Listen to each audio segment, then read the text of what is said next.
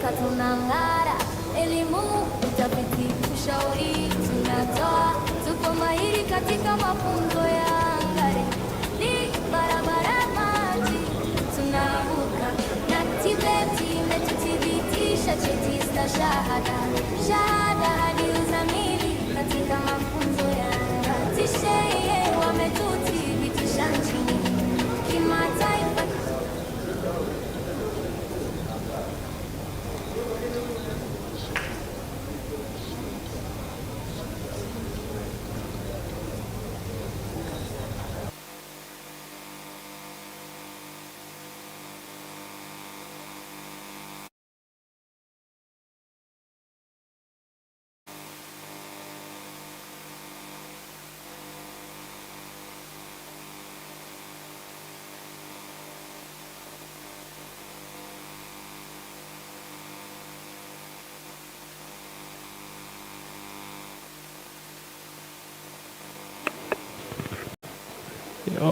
Rusubilo, unasikia? Chini ya Wizara ya Uchukuzi kwa ajili ya kufanya service, lakini pia kufanya conversion, lakini zile kazi zote sasa miradi yote iwe building works kwa ujumla tunafanya hivi registered vizuri, kwa tayari kufanya kazi muda wote. Kwa hiyo zile standards na Mheshimiwa Waziri yes, tuna compete always, lakini sawa nako tulea sisi ni karibuni sana. As we can see, the guest of honor has started the visit on the booth, and shortly after he will be joining us. Thank you. Wetu ambaye ameshamaliza kozi ya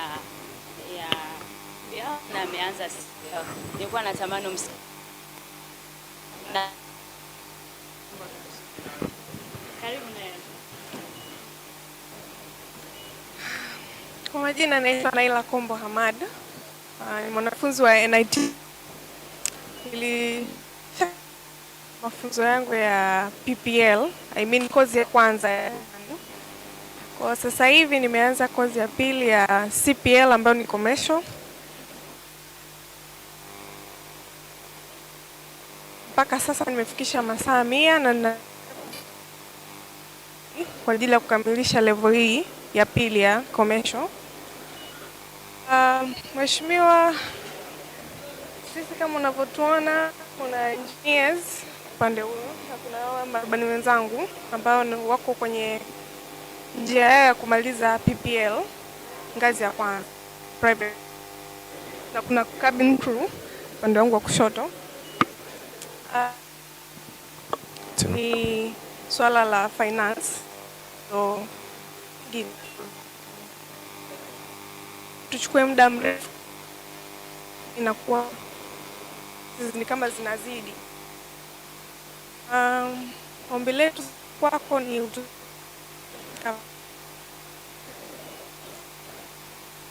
na ada zetu pia, kwa sababu it's a bit expensive.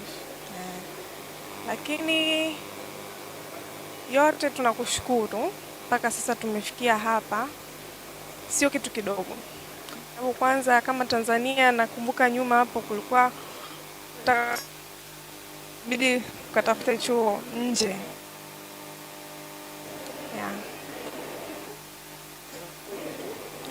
Karibu. Ndio nimeanza CPL.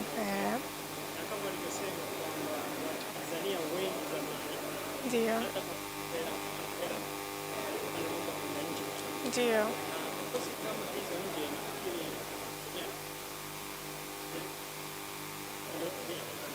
Na sahihi.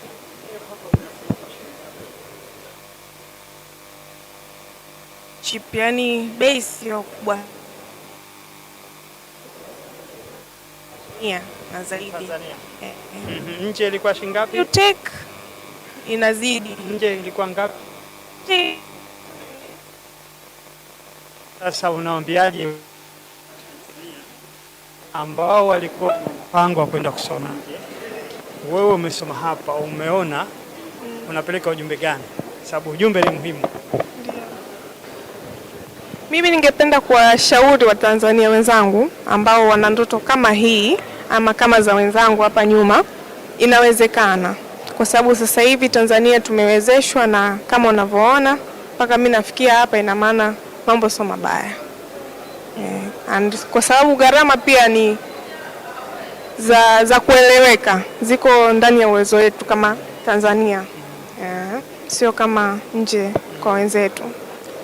Unapeleka ujumbe gani kwa serikali? Najua umeniambia, lakini serikali sasa unaupa ujumbe gani? Sasa unategemea kwanza utaishukuru serikali. Nategemea unaanzia hapo kabla ya kupeleka ujumbe mwingine. Kama mtu ambaye muungwana, unaanzia na kushukuru, alafu unapeleka mambo mengine. Napenda kuishukuru serikali kwa kuanzisha hii program katika chuo cha NIT. Ndege zetu kwanza, it's one of the best duniani. Mimi niliwahi kuatikia shule zingine hapo nje, na ndege zetu ni one of the best. Naweza nikasema ziko kwa wakati huu wa sasa hivi. Lakini pia ningependa kuiomba serikali itusapoti kwenye swala la mikopo na pia ada zetu. Wazazi wetu wanapambana, lakini kuna muda tunarudi nyuma. Na kuna wengine, na imani kuna Watanzania wengine wana ndoto kama zangu, lakini inashindikana kwa sababu ya vitu kama hivyo. Hilo pia liangaliwe. Na ndege pia kama itawezekana ziongezwe. Tumelisikia, lakini mimi nina mawili. La kwanza, sasa hivi unafanya hiyo, unaanza baada ya hatua hiyo unaenda kuomba leseni. Ndio. TCRA unajua kwa regulator. Na leseni haiji leseni tu, lazima pale pana mtihani. Kwa vile ni muhimu kuhakikisha kwamba yale unayoyasoma unayasoma na unaelewa. Ndio. Theory na practical. Sababu kuna watu pale wanaenda wanafanya mtihani mara ya kwanza, mara ya pili wanafeli. Ingawa ule mtihani haukuzuia kufanya mara 5 na 6, unajua? Ni kweli. Na mtihani wenyewe sio kwamba unampa mtu anasahihisha kwa mkono, ni computerized system. Yes. Kwa vile muhimu kuelewa kile unachofundishwa. Hilo la kwanza. La pili, unakwenda kwenye kazi ya kutoa huduma kwa Watanzania au wananchi.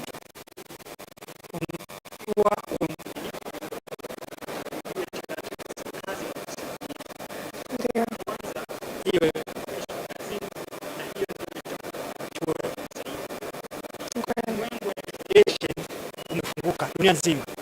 Leo utafanya Tanzania, lakini kesho soko liko.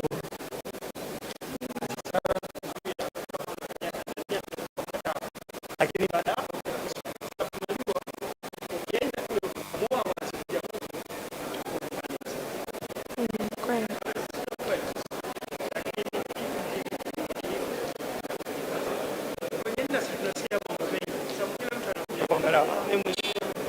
kwa hivi nyinyi mwe mfano mzuri kwa Watanzania wengine sekta yetu. Na ombi lenu tumelichukua kama serikali, tunakwenda kuchakata. Tunajua kozi hizi tofauti, civil engineering ya kawaida, mobile engineering, hizi kozi wenyewe programs au duniani kote ni hali. Hapa ni rahisi kama sema mwenyewe kulinganisha na maeneo mengine. Sisi kama serikali tunachukua changamoto, tunaenda kuifanyia kazi, na tunahakika huko mbele tutafanya kozi yetu itakuwa mzuri zaidi na kwa harama nafuu zaidi. Nashukuru.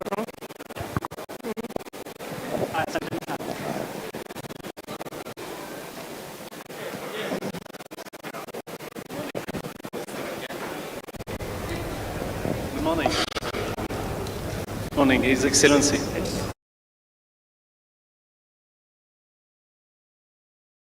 UE company specialized in Mwendo-Kasi BRT transportation, and maybe you have heard about our contract with DART.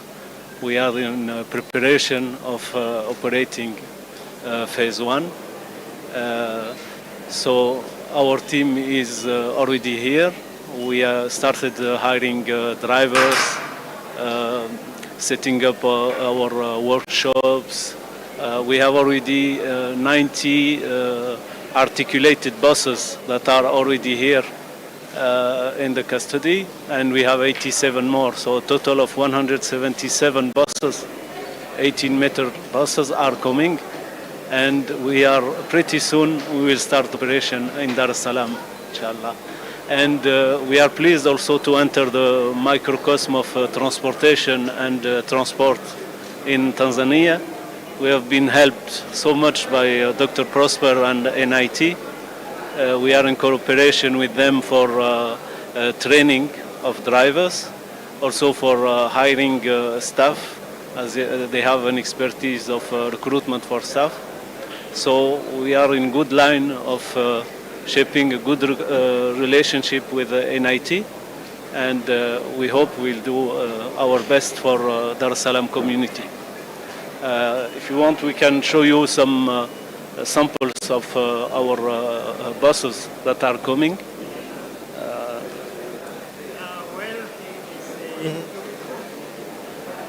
think we have got, we expect a lot of people. Thank you very much. That phase one has a good number of problems. You are saying you had that. Because you're coming on the market, we request you to make sure that we're going to get quality of service. This is exactly why. Time, proper time. Yes. No delay. Delay is very, very good. Yes. Everywhere there will be a delay, there's going to be a problem. So that is important. Quality of service. Customer service. Everybody is got a problem with phase one. But entering you to the market, especially phase one, I know you're going to make a big difference to our people. And we as a government, we are ready. We're going to support you to make sure that we're going to provide a good service to our people. Thank you very much. Thank you for your trust. We are ready. So, just 1 minute to show you how is the production and the shape of the new buses.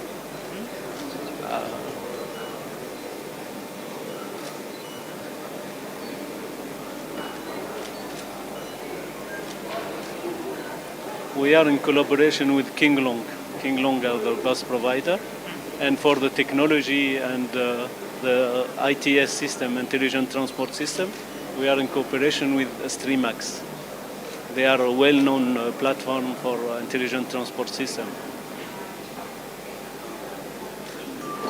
This one is a diesel operated, I guess. Yes, because the contract was discussed at that time with that Future, option. are you planning to go for electrical buses? First for CNG CNG. and electrical. And then Yes. last step will be electrical Yes. bus service, okay. Because when you compare diesel operated and CNG operated, fuel exemption here is very low, and you're going to get more money. Exactly. So if you're going to move more to electrical buses, definitely emission in all of these is going down. So if we've got that plan, that is great for us. We are in line with your vision. Okay, good. That is good. Okay. So if we can go to the Streamax display of...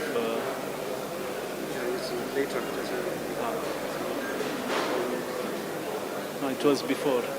You know that that TFT inside. Pass it till the TFT of Streamax. And when you will start the operation? Normally before the end of the year, we expect it. Okay. It is. We think it is in relationship with the phase 3 preparation. It has to be synchronized. Synchronize. Yes.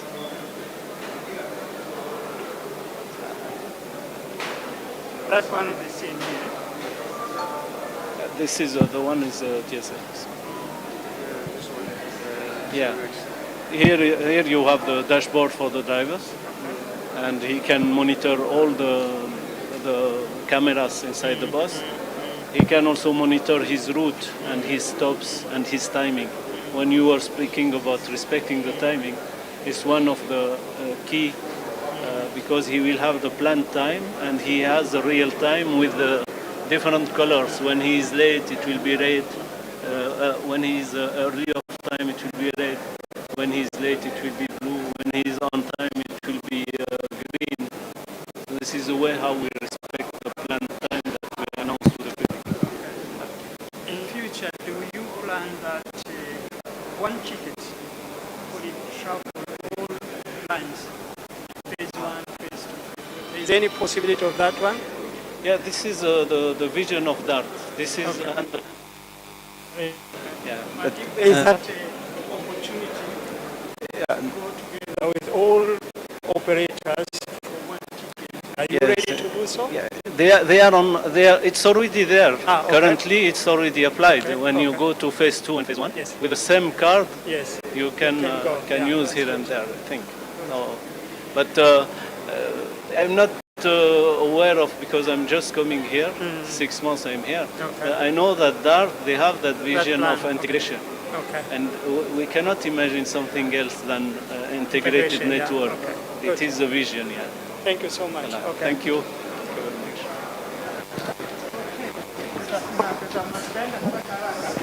Yeah, kimbie. Tuko pamoja bwana. Karibu sana. Sasa naomba niende mbele, muda unaenda. Kuna zawadi. Zawadi hata. Jamani, karibu mheshimiwa.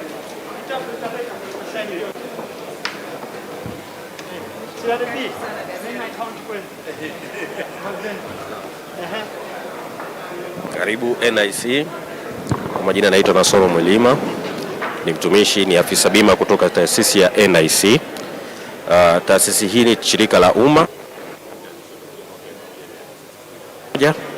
Hii leo tuna operate na tunaleta faida kama gawio kwa mwenye duka ambaye ni serikali ya Jamhuri ya Muungano wa Tanzania. Taasisi hii ina malengo mawili. Lengo la kwanza ni kumlinda Mtanzania kutokana na majanga mbalimbali ambayo anayakumbana nayo kila kukicha. Lengo la pili ni kurudisha faida kwa mwenye duka lake ambao ni serikali. Kwenye lengo la kwanza, taasisi hii inatoa bima za aina mbili. Tunamlinda mwananchi kwa upande wa maisha yake na pia tunamlinda mwananchi kwa upande wa bima za mali na ajali. Kwenye upande wa maisha yake tunalinda pia na pia tunampa faida ya kile ambacho mwananchi atakuwa amekiwasilisha ndani ya taasisi. Kwenye upande wa bima za mali na ajali tunalinda mali zozote ambazo mwananchi atakuwa nazo na anahitaji kuzikatia bima, ili pili ambapo zinaweza zikafanyaje, zinaweza zikamrudisha mwananchi pale ambapo alipokuwa kabla ya changamoto kutokea. Mfano, tuna bima za kulinda dhidi ya moto, kulinda majengo mbalimbali. Bima hizi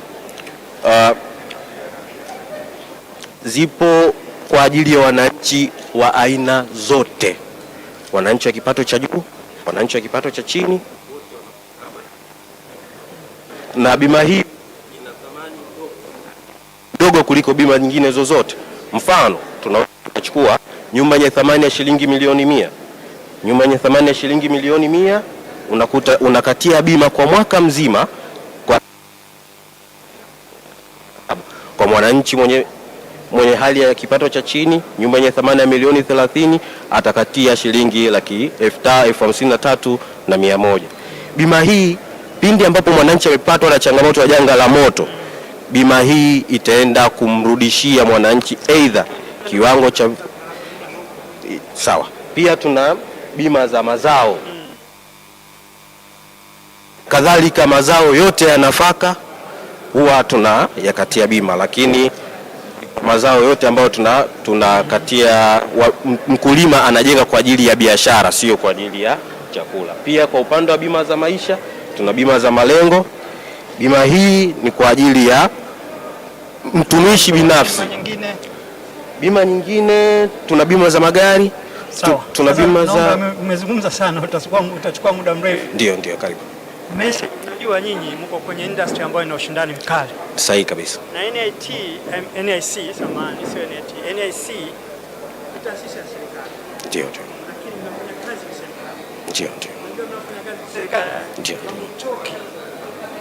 Amua kama aggressive. Na hii market iko very aggressive. Ndio. Mimi nimekaa pale wizarani. Haja mtu mmoja yote. NIC unaambia mheshimiwa tuna package hii na hii na hii. Never. More than 15 years. None. Lakini unakuta private sector nyingine wanakuja naambia mheshimiwa tuna package hii na hii na hii. It's not fair. Ni sahihi kabisa. Hiyo ni message kwenu. It's not fair. Tunaipokea. Waziri 15 years na taasisi imekuwa kabla mimi niko mdogo. Lakini none of the officers waliofika kwangu kunipa hiyo message. Lakini insurance company nyingine zinaleta hiyo message. Sasa mimi kama Mtanzania nitakwenda NIT kwa sababu ni Mtanzania na ni waziri, lazima nipende changu. Lakini at the end of the day watu wengine ambao wanaenda kwa kusukumwa na soko, wanaenda kwenye soko mtu anayafikia. Kwa vile my message, nendeni mtoke nje. Kila la heri. Okay. Asante.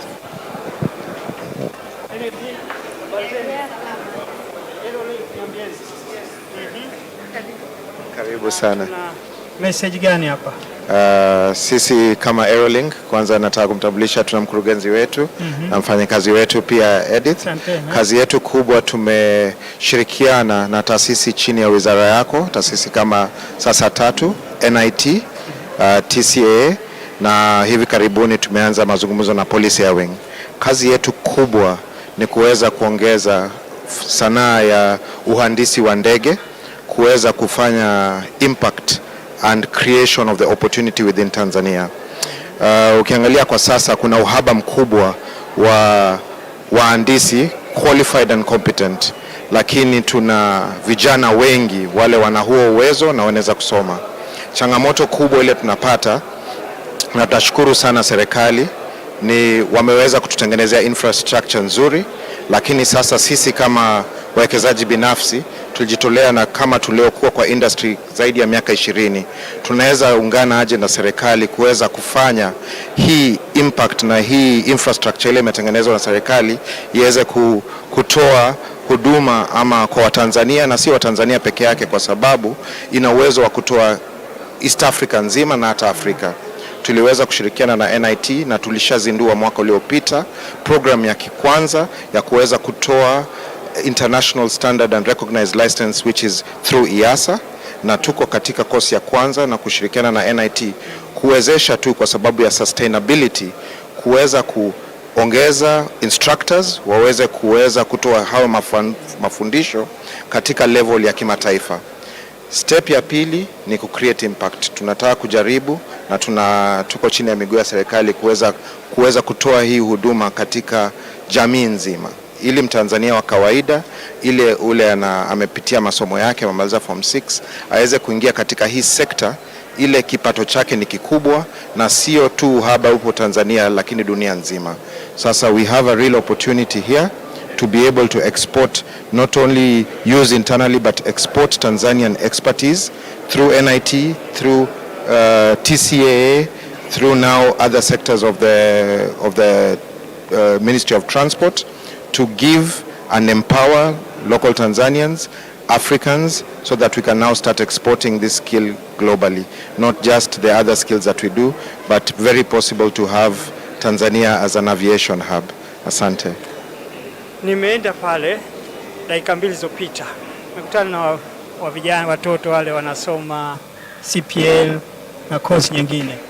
Na kilio chao kikubwa ni kwamba kozi ziko bei juu.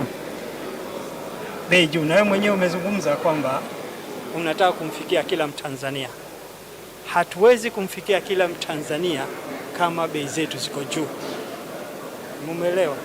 Leo mtoto nikimpeleka India, bei yake ni cheaper kuliko hapa.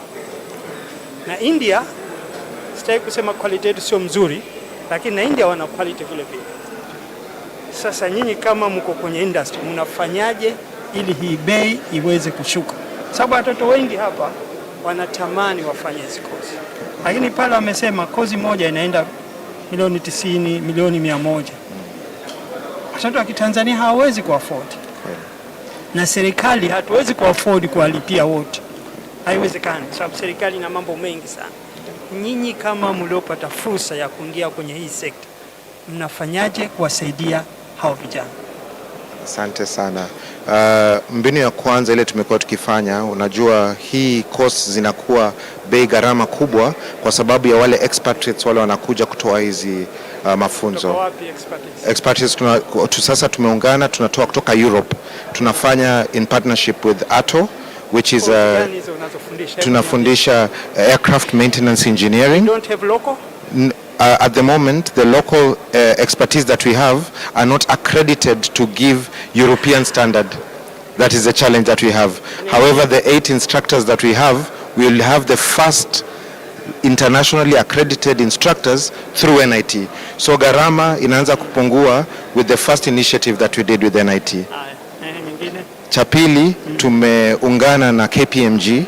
They are structuring our support mechanisms ili tunajua sisi ni technical people. So through KPMG and their structured approach, of which within the next month we'll have finalized our MOU and the contract with them, they will be structuring to be able to get international donors who are looking to develop human capital. So from that, they will take a substantial cost from it. Yeah. Okay. Tumemaliza. Asante sana. Thank you so much. Mheshimiwa Waziri, karibu sana Banda la Mamlaka. Sema utakuwa umeridhika baba? Naam. Usiseme chochote. Ningesema kidogo tu. Kuangalia initiative. Ningesema na nikisema itakuja kuwa shida baadaye. Sababu nitaanza karibu sana Banda la Mamlaka ya Usafiri wa Anga Tanzania. Nasimama hapa kwa niaba ya mkurugenzi mkuu na kwa niaba ya kwenye kofia ya kiti cha mkurugenzi wa chuo cha usafiri wa anga Tanzania. Civil Aviation Training Center.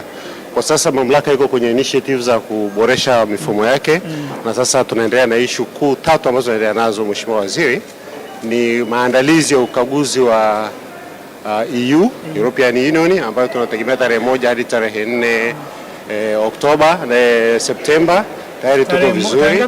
Tarehe 1 mpaka tarehe 4 mwezi wa 9 wanakuja kwa ajili ya kukagua na vile vile tuko kwenye maandalizi ya ukaguzi mkuu wa ICAO USAP tarehe 14 hadi tarehe 27 mwezi April 2027 ni ukaguzi wa taifa. Tunaenda nao vizuri na kingine Mheshimiwa Waziri ni ujenzi wa chuo cha CTC kama inavyoonekana ambao ni mradi wako Mheshimiwa Waziri, naweza nikasema sasa hivi tuko 23.8. Unaenda vizuri. Lakini mategemeo yetu ilikuwa ni 24. Kwa hiyo tuko nyuma kwa 2, 0.2. Na tunaenda vizuri, hatuna changamoto yote. Shukrani za pekee ni kwamba tunatoa shukrani za pekee kwa Mheshimiwa Rais kwa kuendelea kutufadhili kwenye mradi huu. Tuzoe kupitia juhudi zako na wizara yako Mheshimiwa Waziri ndio tumeweza kufanikisha hili. Hatuna changamoto. Tunaendelea kuboresha huduma za mamlaka usafiri wa anga Tanzania. Sasa hivi huduma zetu zote za mamlaka zinapatikana kidigitali kwa Civil Aviation Service Portal. Kwa hiyo hatuna dawati la wateja, kumhudumia mteja. Kwa hiyo mteja hana haja ya kufika kwetu. Sasa hivi huduma zote zinapatikana kidigitali. Shukrani za pekee kwako Mheshimiwa Rais, Mheshimiwa Waziri kwa juhudi zako hususan kwenye mradi na kwa kutusapoti tumeweza kufikia hapo tulipo. Na tunategemea mradi wetu utakamilika ifikapo tarehe 30 Julai 2028. Kwa kifupi ni haya Mheshimiwa. Kwanza tutakuja, siku nyingi sijapita, tutakuja kuangalia progress ya mradi na nimefurahi kwamba umefika 23.8. Karibuni 24. Hilo la kwanza. La pili, tuna ukaguzi. Kuna ukaguzi unaanza 5 Septemba mpaka tarehe 4 Septemba. Ndio. Nataka muelewe umuhimu wa ukaguzi. Msiimbe tu kama ukaguzi. Kaguzi hizi na impact kubwa. Make it or break it. Hiyo lazima ujue. Msipofanya vizuri kwenye ukaguzi ule, maana yake mnajua nini maana yake? Sitaki kusema. Tunajua Mheshimiwa. Na European Union standard zake ziko juu vile vile. Kwa vile kumbuka kwamba kuna 2 ways to make it or break it. Then kuna ukaguzi mwingine wa ICAO. Ni sawa sio? Unakuja. Zamani ilikuwa TCA iko chini ya 63%. Hiyo zamani sijui ngapi. Ilikuwa iko chini, haifanyi vizuri. Ilikuwa 49. Tumefanya, tumefika mpaka 60 na sasa hivi tunafanya vizuri. Hatutaki kwenda kule tulikotoka. Serikali imefanya mambo mengi sana kwenye infrastructure. Imefanya mambo mengi sana kwenye security systems. Imefanya mambo mengi kwenye kutrain watu. Na hivi ndio vigezo ambavyo vinaangaliwa. Sasa nyinyi mkasimamie, tuhakikishe kwamba mambo haya yanafanyika vizuri. Halafu kuwe na teamwork, coordination, kwa sababu wale hawaji kufanya evaluation kwenu nyinyi tu. Wanakwenda airport, wanakwenda kwenye mashirika ya ndege.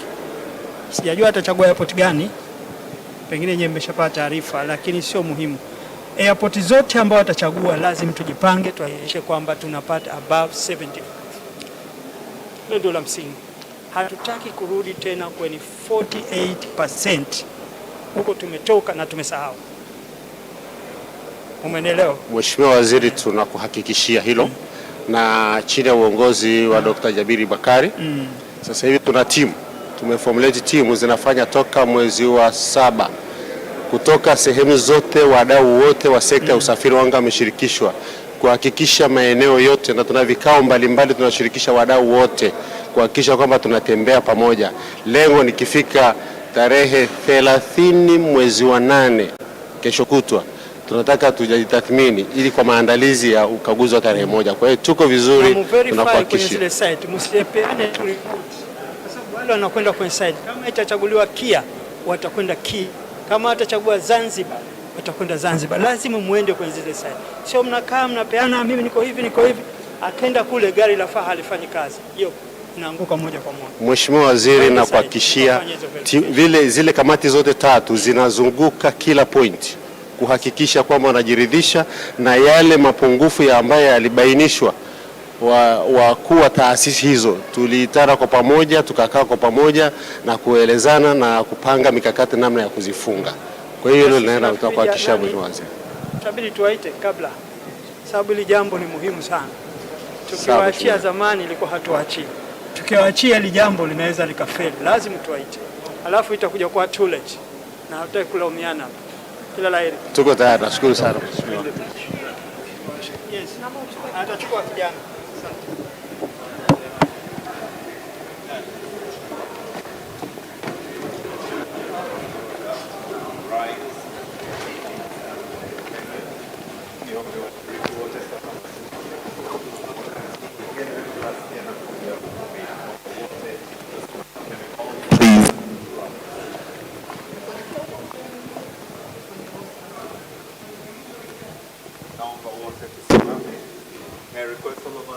Be upstanding. Can we all please rise as the guest of honor is coming into the venue? Let us all clap our hands. DJ, naomba wimbo wa kumwingiza mgeni rasmi.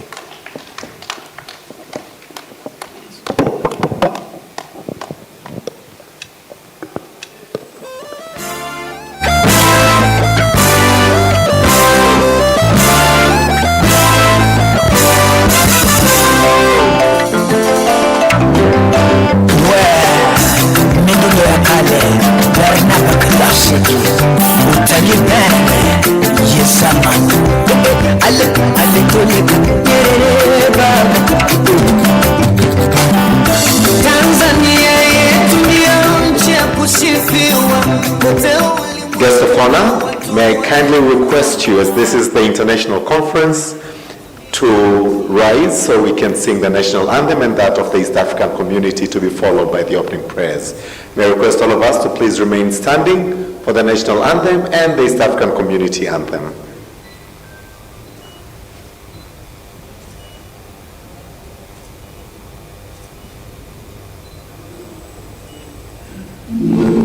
Ibariki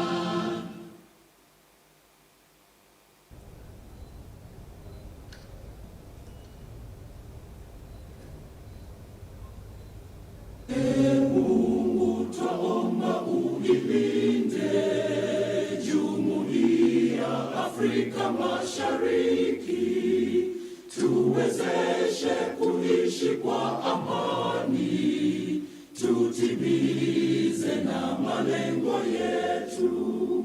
Jumuiya yetu sote tuilinde, tuwajibike, tuimarike, umoja wetu ni nguzo yetu, idumu jumuiya yetu. Can we all please clap our hands as the guest of honor takes his seat? Can we all please take our seats? Naomba wote tuketi.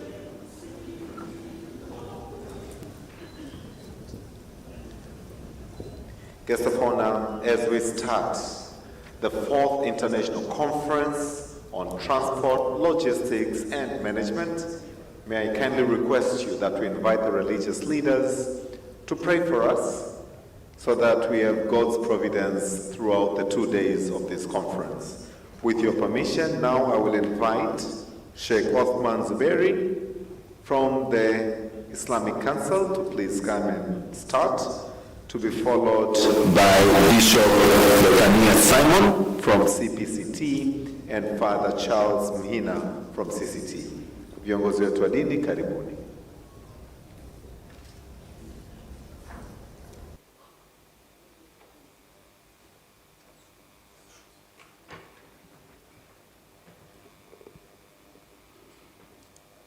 أعوذ بالله من الشيطان الرجيم. بسم الله الرحمن الرحيم. الحمد لله رب العالمين، والصلاة والسلام على أشرف الأنبياء والمرسلين سيدنا محمد وعلى آله وصحبه أجمعين. Ewe Allah, Mola wa haki, muumba mbingu na ardhi na vyote vilivyo kati ya mbingu na ardhi, shukurani na sifa njema ni zako juu ya neema mbalimbali zilizo juu yetu. Tunakushukuru Allah, Mola wetu wa haki uliyetukuka, hata kwa mkutano huu muhimu wa usafirishaji na mambo yanayoambatana na kada ya usafirishaji.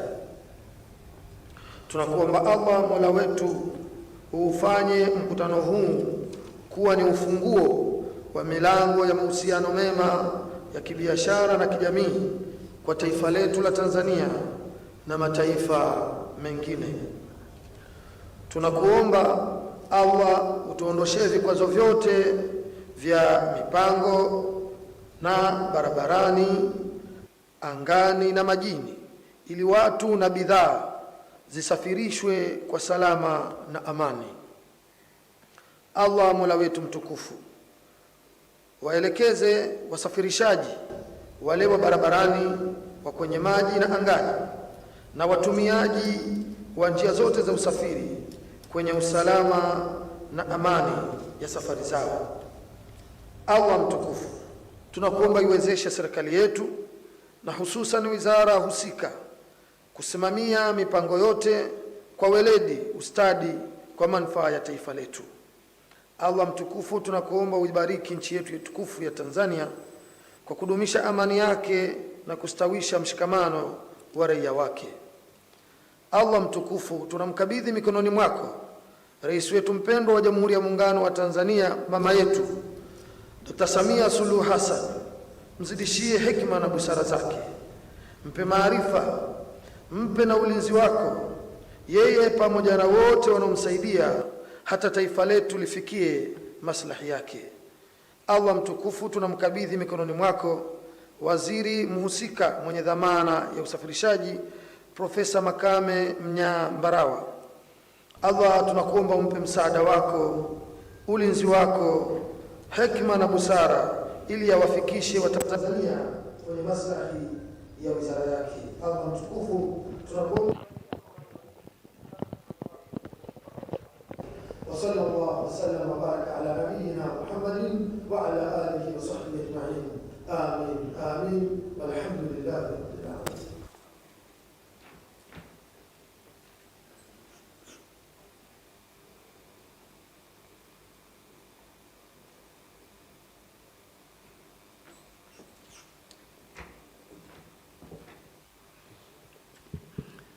Tuombe. Baba Mungu, katika jina la Yesu Kristo, tunakushukuru kwa ajili ya siku hii ya leo. Ni kwa neema yako sisi sote katika kongamano hili la kimataifa ambalo ni kongamano la masuala ya usafirishaji. Ninakuomba Mungu mwenye nguvu, kwa ajili ya kila mmoja aliyofika mahali hapa, katika kujengewa uwezo, kujengewa nguvu na kufanya kwa ubora zaidi, ninaomba ukaweze kumsaidia. Ninakushukuru Mungu kwa ajili ya Jamhuri ya Muungano wa Tanzania, ambayo ni nchi yenye mipaka yake, uhuru wake na utawala wake katika hii dunia. Baba, nchi inajengwa na watu wa nchi hiyo. Tunakushukuru kwa ajili ya rais wetu wa Jamhuri ya Muungano wa Tanzania, mama yetu mpendwa Dr. Samia Suluhu Hassan, kwa jinsi ambavyo anatuongoza katika kuifanya nchi iwe na amani na utulivu na kuendelea kuwa na umoja wa kitaifa.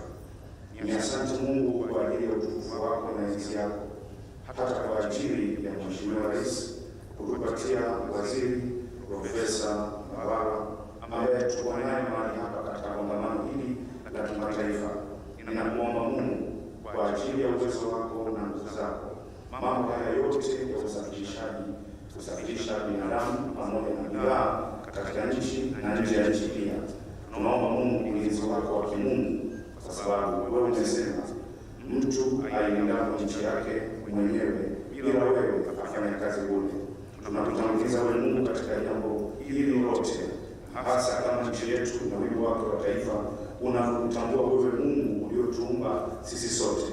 Ninaomba uwasaidie wale wote wanaofanya usafirishaji wa anga, usafirishaji wa majini, ardhini na kila eneo. Wape vipaji na neema na kutumia vyema elimu zao ambazo wameweza kuzipata. Asante kwa ajili ya sekta binafsi za usafirishaji ambazo zimehusika mahali hapa, pamoja na zile za umma pamoja na NMT. Ninaomba neema yako yenye nguvu uwatie nguvu, uwawezeshe ili kufanya vyema kwa ustawi wa taifa.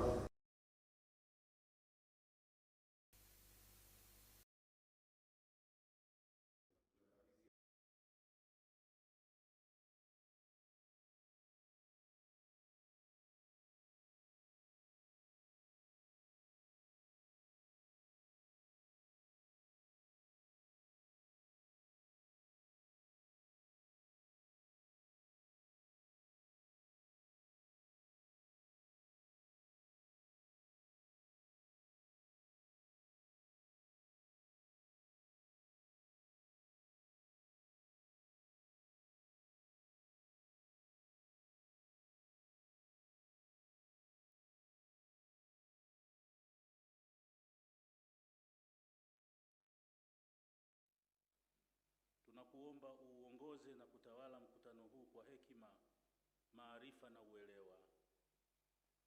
Wabariki washiriki wote, wazungumzaji na waandaaji, ili majadiliano na maamuzi yatakayofanyika yawe na manufaa kwa watu, jamii na mataifa yetu.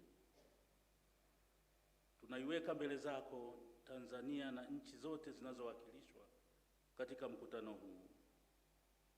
Wabariki viongozi wetu, na zaidi tunamwombea Dr. Samia Suluhu Hassan, rais wetu, na wasaidizi wake. Uwape hekima, uadilifu, haki na moyo wa kuitumikia jamii kwa amani na maendeleo. Tusaidie Mungu kujenga mifumo ya usafiri na usafirishaji iliyo ya kijani, jumuishi, himilivu na yenye ufanisi, itakayowaunganisha watu, biashara na mataifa kwa maendeleo endelevu. Tunaomba haya yote kwa jina la Bwana na Mwokozi wetu Yesu Kristo. Amin.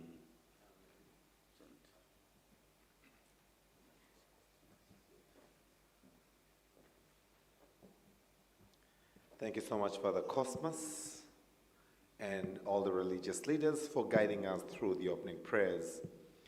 Distinguished delegates, ladies and gentlemen, I'm honored to officially introduce and recognize the presence of Honorable Professor Makame Mbarawa, Minister for Transport of the United Republic of Tanzania. Can we all please put our hands together for our honorable guest this morning? Guest of honor, I'm also honored to recognize the presence of Professor Olingeta Mbamba, Chair of the NIT Governing Council.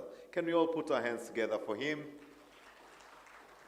At this juncture as well, I would like to recognize the presence of the members of the governing councils. You will all be shortly introduced, but with you, guest of honor, is Engineer Dr. Prosper Mgaya, the Rector of the NIT. Can we all please put our hands together for the host this morning, who will momentarily come to welcome us all and introduce all of us. Guest of honor, this is the 4th International Conference on Transport, Logistics, and Management, which is guided by the theme towards smart, green, integrated, and resilient transport and logistics for seamless connectivity and trade facilitation.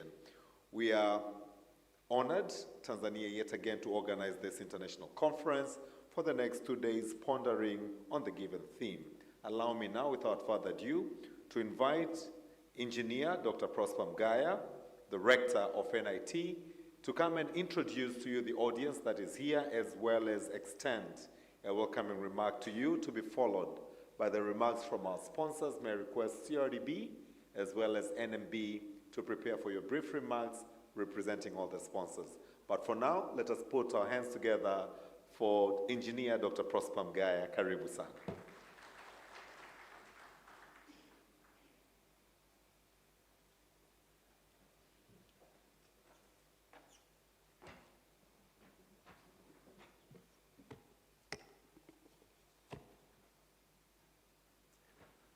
Honorable Professor Makame Mbarawa, Minister of Transport.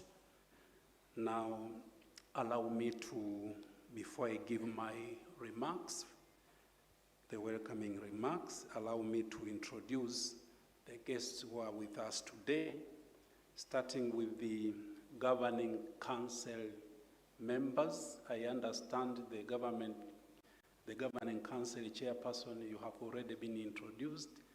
Then I would request humbly the Governing Council members to stand and wave to the participants.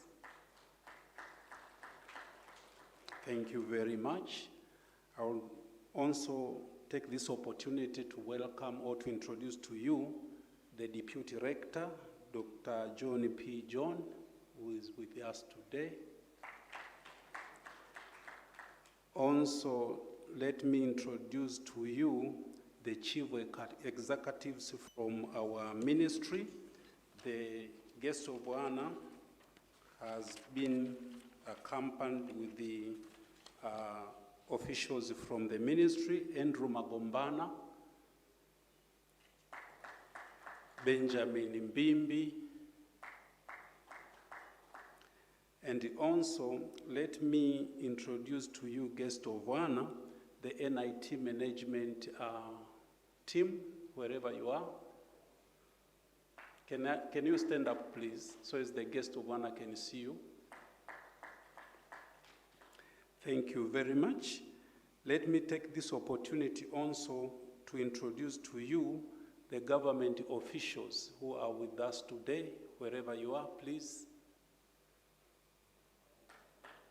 Welcome. Also, let me take this opportunity to introduce to you keynote speakers.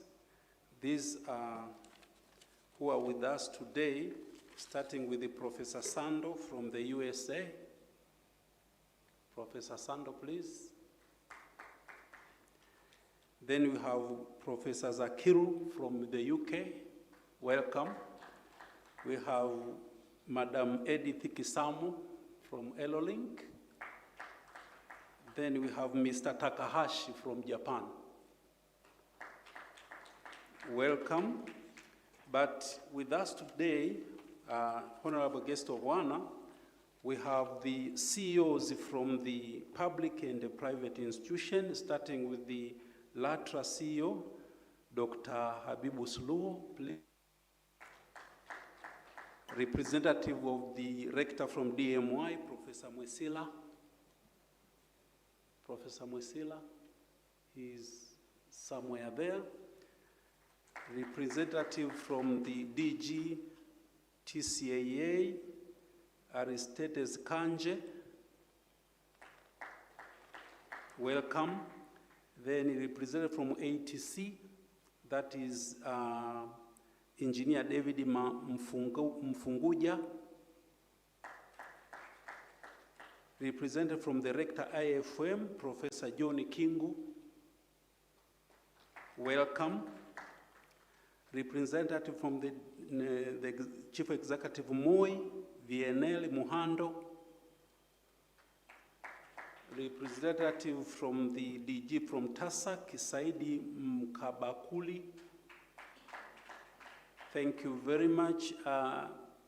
The President of TALTA, that is Association of Transport Professionals, Mr. Mwingila. A representative of the DG, Director General VETA, that is Mahundi, Mr. Mahundi. Thank you, welcome. The representative from DG TPA, Mr. Matilda Edis. Matilda Edis. Then we have a representative from National Tourism College, Leonard Muyunzi. Also a representative from the Vice Chancellor at the University, Dr. Fatma. Welcome. Yeah, we do have the representative from Judiciary, Maulidi Ramadan. Welcome. Then I'm humbly request you, guest of honor, to introduce to you our religious leaders. This is from Bakwata, Sheikh Othman Zuberi. Welcome. From CCT, Father Cosmas Muhina. Then from CPCT, Bethania Simon.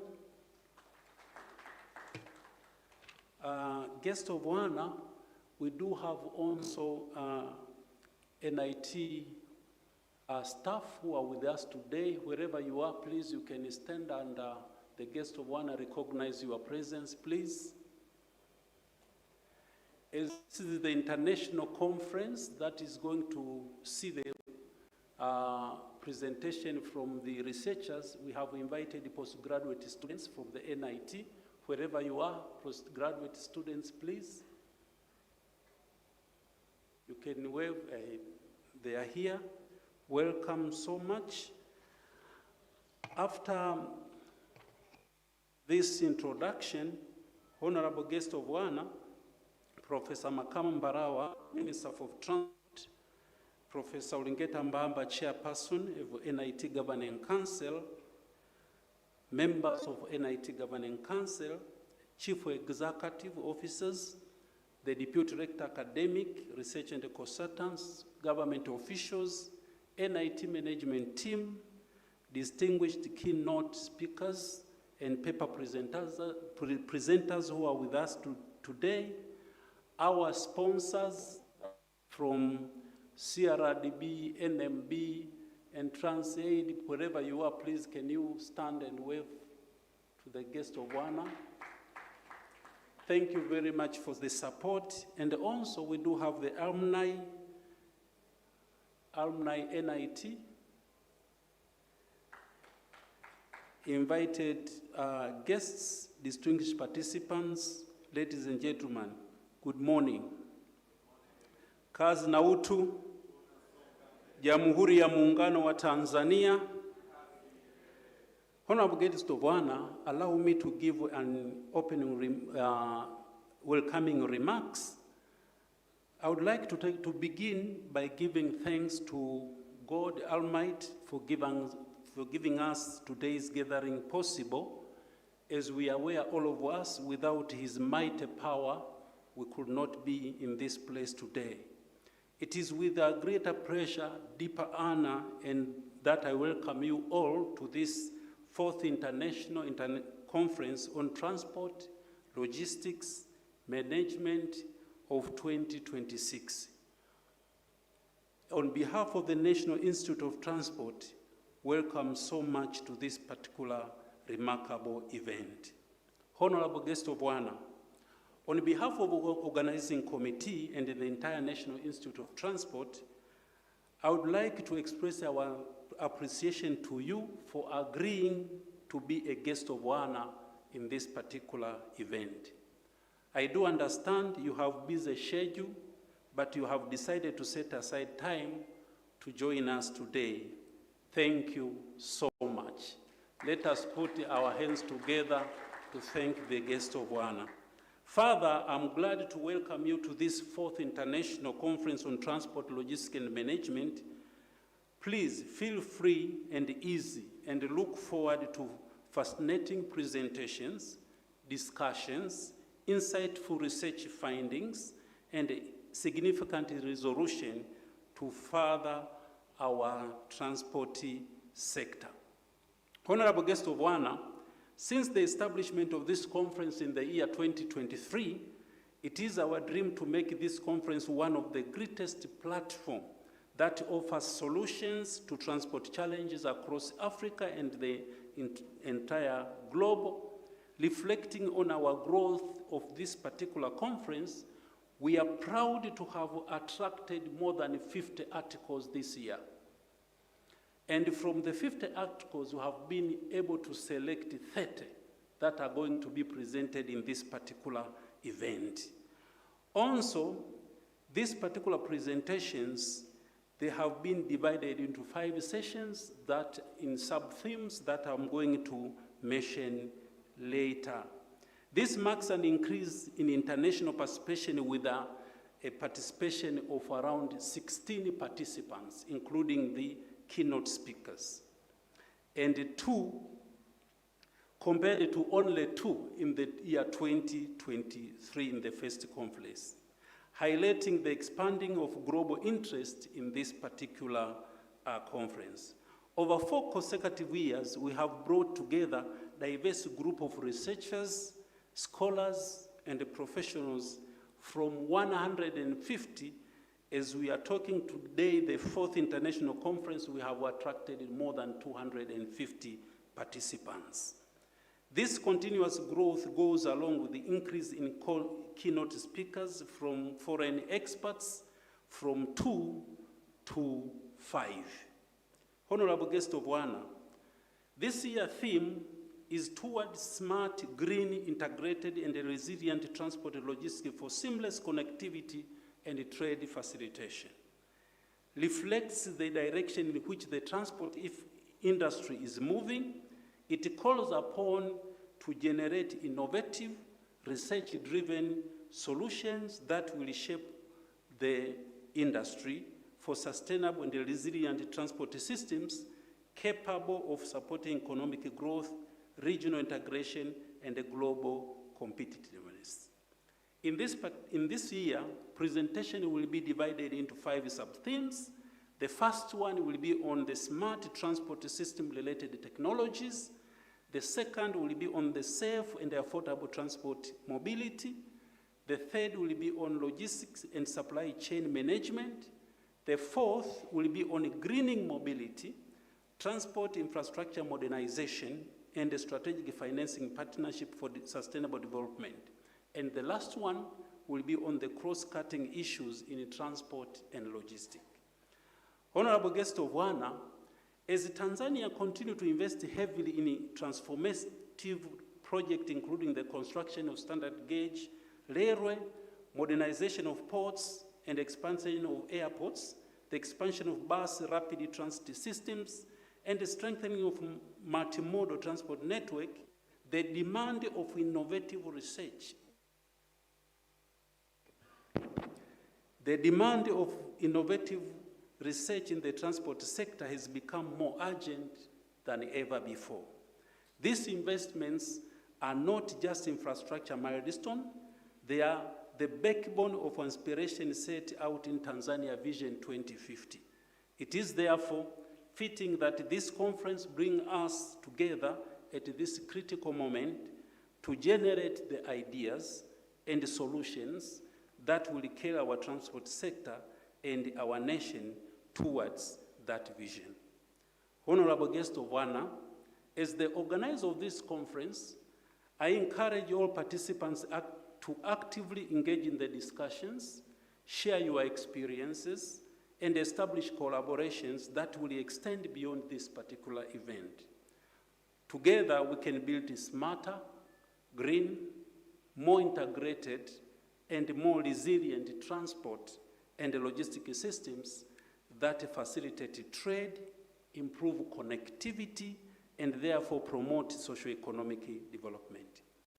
Honorable guest of honor, on behalf of the National Institute of Transport, I wish to extend our profound gratitude to the government of the United Republic of Tanzania under the leadership of Her Excellency Dr. Samia Suluhu Hassan, President of the United Republic of Tanzania, for unwavering support to the National Institute of Transport. Our sincere appreciation goes to our parent Minister of Transport, headed by you, Honorable Minister, Professor Makame Mbarawa, for its continued guidance and support. It is this leadership and the support that has made this gathering possible today, and we look forward to your continued support in the years ahead. Honorable guest of honor, before I conclude, let me take this opportunity to sincerely thank our sponsors for their generous support. We understand that this conference would not be possible without you. Thank you so much.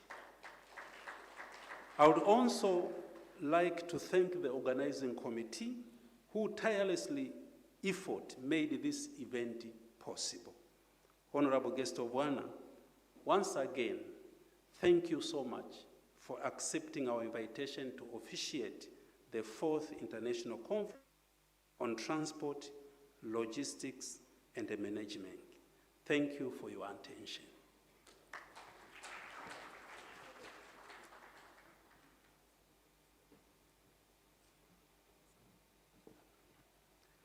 Ameniomba niseme kwa Kiswahili kwa kifupi sana.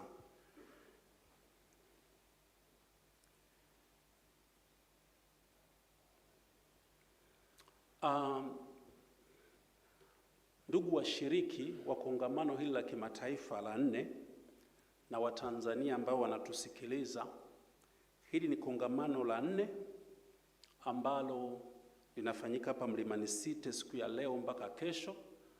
Tunamshukuru sana waziri wetu, Waziri Profesa Makame Mbarawa, kwa kukubali kuja kufungua kongamano letu. Asante sana. Tunafahamu kwamba una ratiba ngumu, lakini umetenga muda kwa ajili ya kuja kufungua hili kongamano letu. Kwa historia, kongamano hili lilianza mwaka 2023 ambalo lilikuwa la kwanza, na lilipoanza lilikuwa na wawasilishaji wa kimataifa 2, lakini tunapoongea hivi leo mwaka huu tuna wawasilishaji wa kimataifa 16 ambao ni maendeleo makubwa sana ya hili kongamano. Na hili kongamano kwa kuwafanya hivyo linaonekana sasa lina image au linaonekana la kimataifa kweli. Na si kwamba hao wawasilishaji watawasilisha jinsi huko waliko. Mmeona wakati nafanya utambulisho, wawasilishaji wengine wamesafiri toka Japan, wengine wamesafiri toka Uingereza, tuko nao mahali hapa. Kwa hiyo hii inafanya kwamba hili kongamano kweli ni la kimataifa. Sasa kongamano la mwaka huu lina mada kubwa au kuu ambayo inazungumzia toward smart, green, integrated and resilient transport, logistics for seamless connectivity and trade facilitation. Tunatamani usafiri uwe usafiri janja, yani usafiri janja unaotumia teknolojia, lakini uwe ni usafiri pia unaoangalia mazingira. Halafu tunatamani huu usafiri uwe una muunganiko.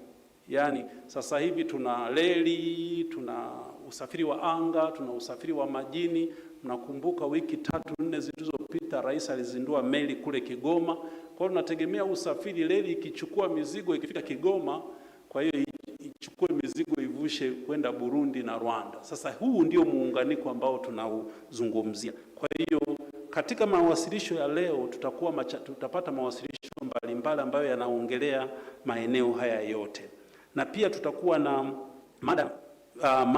mada ndogo 5 ambazo kama nilivyozisema, hizo papers zitaendelea kuwasilishwa katika mada hizo. Tunatambua kwamba uwekezaji mkubwa ambao serikali imewekeza katika kujenga miundombinu ya usafirishaji, lakini hii miundombinu katika uendeshaji inahitaji maamuzi na usimamizi, na hii miundombinu au usafirishaji unakumbana na changamoto mbalimbali, na ni kupitia kongamano kama hili tunapofanya mawasilisho, basi tunajadili zile changamoto, na kufikia hapa tutapata majibu ya zile changamoto, ambapo kwa njia moja private sector pamoja na serikali itachukua yale majibu kwenda kuhakikisha kwamba yanajibu changamoto za sekta ya usafirishaji.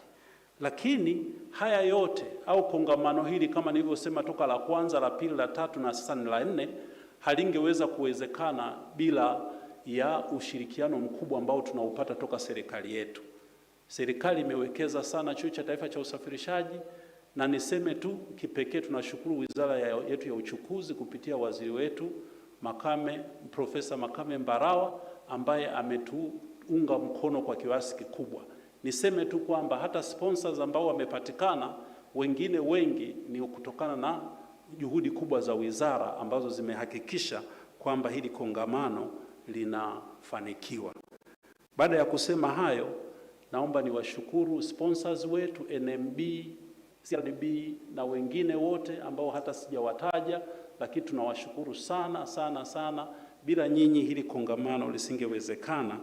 Lakini mwisho nimshukuru tena waziri wetu Profesa Makame Mbarawa kwa kukubali kuwa mgeni rasmi katika kongamano hili. Asanteni sana.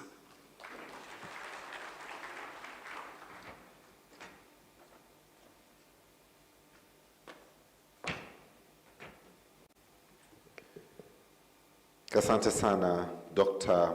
Mhandisi Prosper Mgaya kwa salamu zako za utambulisho na ukaribisho. Guest of honor, allow me now to mention all the sponsors who have actually made this two-day conference a great success, to begin with Transda, TCCA, TPA, TASAC, LATRA, CRDB Bank, NIC, NMB Bank, and Aerolink. Can we all please put our hands together for our sponsors? Before guest of honor, we get a keynote that is going to raise the curtain for the next 2 days. Allow me now to invite representatives from Bank of CRDB and NMB to speak very briefly on behalf of all our sponsors. To begin with CRDB, can I call upon the representative from CRDB Bank?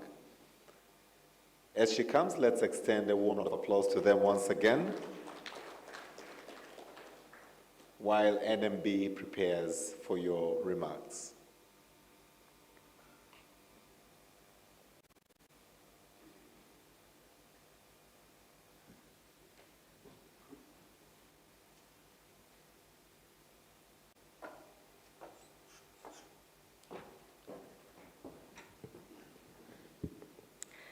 Honorable Minister, distinguished guests, ladies and gentlemen, my name is Susan Schumer. I'm the head of government business representing CRDB. Allow me to use our slogan, Ulipo? Good, so we have CRDBians in here. Honorable Minister, CRDB Ulipo Tupo is a slogan which we normally use and live on it. And that's the reason why we are here today in this international conference on transport, logistics, and management.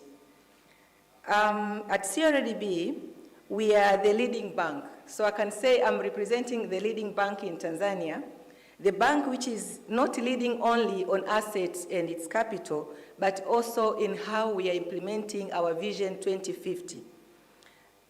Honorable Minister, CRDB has strategically structured itself to make sure that we are implementing the Vision 2050. And on that one, I'll just touch on the sustainable unit, whereby we have the unit dedicated for sustainability to provide green climate funds and to make sure that we are also touching.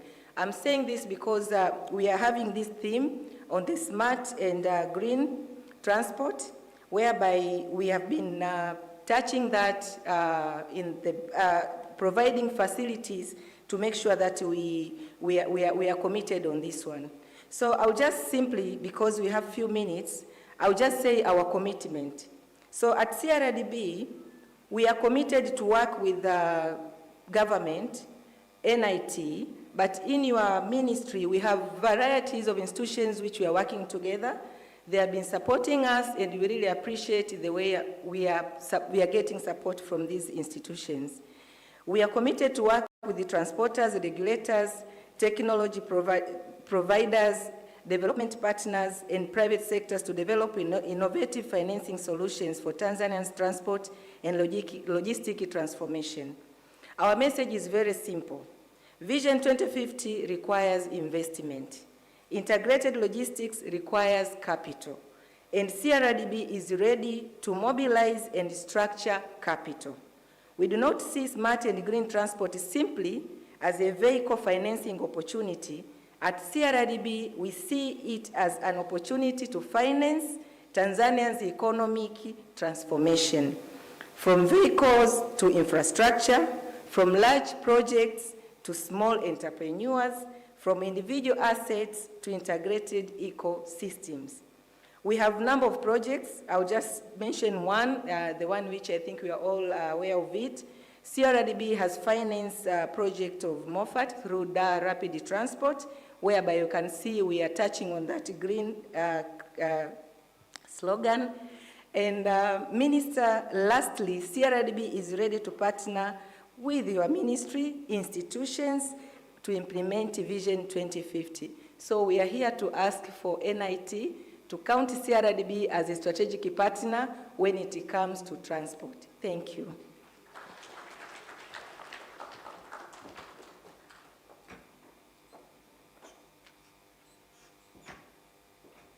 Can I invite NMB, as we remain grateful to CRDB for your support and your commitment. Let's give once again a round of applause to CRDB, and as we welcome NMB.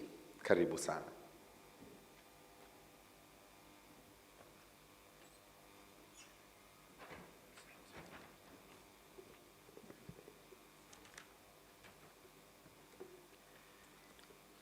Mheshimiwa Profesa Makame Mbarawa, Waziri wa Usafirishaji, Engineer Dr. Prosper Mgaya, Mkuu wa Chuo cha NIT, Profesa Fabian Savuli, Chuo Kikuu cha USA, viongozi na wageni waalikwa, mabibi na mabwana, Jamhuri ya Muungano wa Tanzania. Kwa niaba ya benki ya NMB, napenda kuwashukuru viongozi wa taasisi ya taifa ya NIT kwa kutualika na kutupatia fursa ya kuwa mmoja wa wadhamini wa mkutano mkuu huu wa kitaifa kwa usafirishaji na usimamizi. Tunajivunia kuwa sehemu ya jukwaa hili muhimu linalowakutanisha watafiti, watunga sera, viongozi, sekta binafsi na wadau wa maendeleo kwa lengo la kujadili mustakabali wa mfumo wa usafirishaji na ugavi nchini Tanzania, Afrika na dunia kwa ujumla.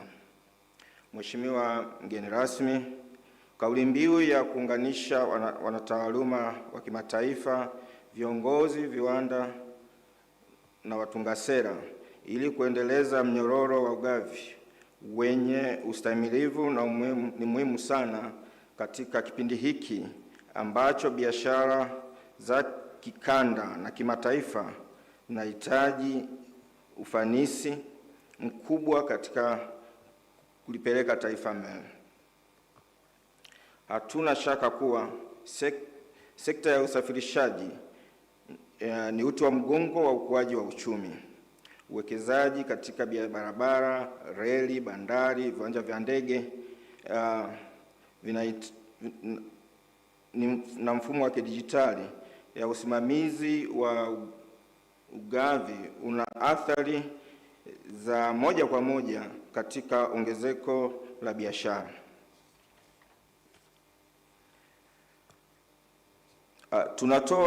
Sisi kama NMB tunatoa ufadhili wa miradi ya miundombinu na usafirishaji unaowezesha kampuni na taasisi kutekeleza miradi mikubwa yenye mchango wa moja kwa moja katika ukuaji wa uchumi. Tunatoa pia masuluhisho ya trade finance ikiwemo letter of credit, guarantees, suluhisho nyingine zinazowezesha biashara za kuvuka mipaka kufanyika kwa usalama, ufanisi na kuaminika zaidi. Aidha, katika kuenenda na kasi ya mabadiliko ya teknolojia, NMB imeendelea kuimarisha suluhisho za kidijitali na malipo ya ukusanyaji wa mapato. Mheshimiwa mgeni rasmi, NMB inaamini kuwa thamani ya kweli ya taasisi ya kifedha haipimi kwa ukubwa wa mizania pekee, bali kwa mchango wake katika kubadilisha maisha ya watu na kujenga uchumi wa taifa. Kila mradi na miundombinu unaofadhiliwa katika biashara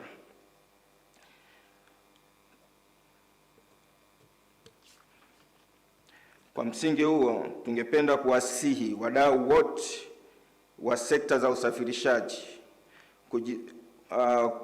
logistics na ugavi kuona NMB kama zaidi ya benki. Tuone kama mshirika wa kimkakati utakayewezesha kufikia malengo ya 2050. Mwisho, tunapenda kusisitiza kuwa NMB Bank itaendelea kuwa mshirika wa maendeleo ya Tanzania kwa kuifadhili miradi ya kimkakati, kusaidia ukuaji wa biashara na kuchochea ajira na kuimarisha uwezo wa taifa letu kujenga mustakabali wake wa nguvu zake wenyewe. NMB, karibu tujenge kesho pamoja. Asanteni sana.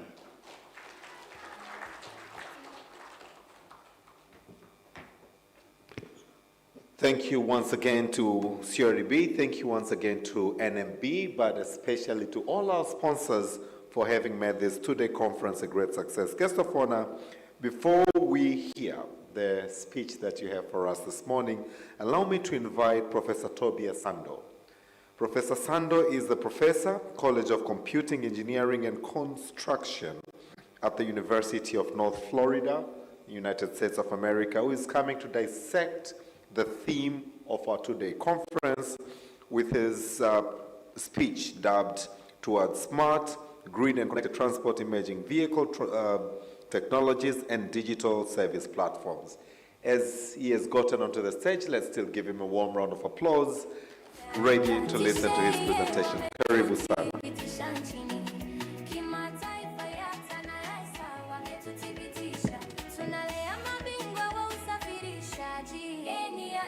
Safari ya mafanikio, chuo cha taifa cha usafirishaji NIT, kituo cha ubora Afrika tunang'ara, elimu, utafiti, ushauri tunatoa, tuko mahiri katika mafunzo ya angare.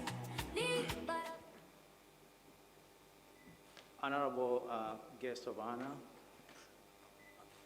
Professor Makame Mbarawa, distinguished guests, government leaders, industry partners, my fellow academicians, students, ladies and gentlemen, good morning. I consider it a privilege and great pleasure to be invited to give this keynote speech and kick off this two-day meeting that calls us to have a dialogue and an intellectual discussion on the theme towards smart, green, integrated, and resilient transport and logistics for seamless connectivity and trade facilitation. In today's presentation, I want to touch on two aspects of this theme: green and seamless connectivity. When you talk about green transport, we talk about transport systems that have less emissions, that use efficient energy, that move towards cleaner sources of energy that make sense to our country. And when you talk about seamless connectivity, it's about the movement of goods and services in a way that is affordable, dependable, and also predictable. So in today's presentation, I'll start by introducing the issue that we have of dependence on oil to power our vehicles that we use for transportation.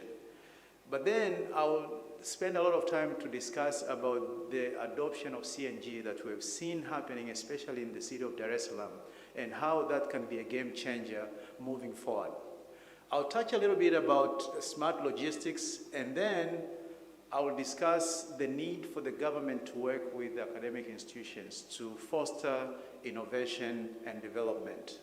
I always have aspirations of what the transportation system needs to look like, and I will share some of my aspirations of what I would like to see in the next few years and as we go towards a 2050 vision that we have for this country. And I'll finish with a few final remarks.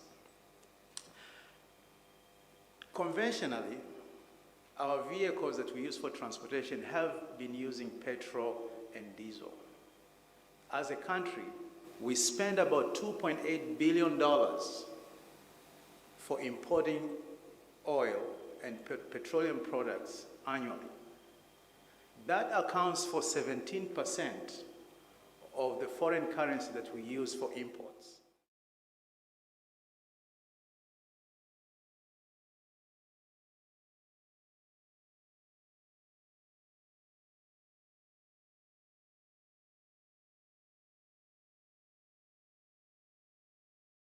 On oil is therefore not only an environmental opportunity, but it's also an economic opportunity. Fortunately, in Tanzania, we have our own natural gas resources. As a country, about 2 decades ago, we embarked on a project, a flagship project, that constructed this gas pipeline, natural gas pipeline from Twara to Dar es Salaam. And now we have a source of power that we can use as fuel for our vehicles. So if you look at the numbers, we now have about 20,000, north of 20,000 vehicles, most of them being border, that use natural gas. And according to EWURA, in the last 1 year, the consumption of CNG for vehicles has almost doubled. And if you think about government institutions, DIT has been one of the major institutions that are supporting this transition. They account for more than 60% of the conversions. Now, there are economics that involve CNG conversion. First, the costs of converting your vehicle to CNG ranges between 800,000 T shillings to 2.4 million, depending on the size of the vehicle and the cylinder size. But also, it's interesting to know that this CNG comes with a lot of benefits. Now, this is where CNG becomes attractive. For smaller vehicles, the fuel costs savings of close to 80% can be realized if you compare to petrol. Now, if you think about return on investment for high mileage vehicles, such as Bolt vehicles or vehicles that drive at least 50 kilometers per day, the return on investment, the payback period of less than 6 months have been reported. So I know NIT has recently joined this CNG conversion market. I don't have the numbers yet, but the participation of NIT in this market is important because it expands our capacity to support CNG adoption. Now, public transit is also involved in this movement. Now, if you think about new transport vehicles, if we have a new fleet of buses, we don't have to do any conversion. We can buy CNG buses from the beginning. And as a matter of fact, that is already happening with that. The system is moving from predominantly diesel fleet towards CNG, while electric buses are also being considered in future phases. Now, if you look at the Mbagala route, we have more than 150 buses that use CNG that have been deployed. Now, if you live here this afternoon, if you go towards Ubungo, you'll see a lot of buses parked and filling at that filling station that is next to this building. So you can see that now we're moving from diesel to CNG and ultimately towards electric mobility. Now that transition is not limited to Dar es Salaam only. As a matter of fact, Zanzibar is also moving towards electric buses, and they're taking a lead in what we call transit e-mobility. Now, time has come for institutions to pay attention to CNG adoption because it's poised to be a game changer. Now, if you look at the numbers, CNG adoption is now moved beyond the experimental phase, and now we have more than 20,000 vehicles, most of them being border-border, plus hundreds of CNG buses that are using public transport and hundreds more planned in the near future. This technology has reached a scale that deserves national attention. Now, at that scale, we can produce meaningful environmental benefits. So it has been estimated that if we have a 10% shift to CNG, we can reduce greenhouse emissions by about 5%.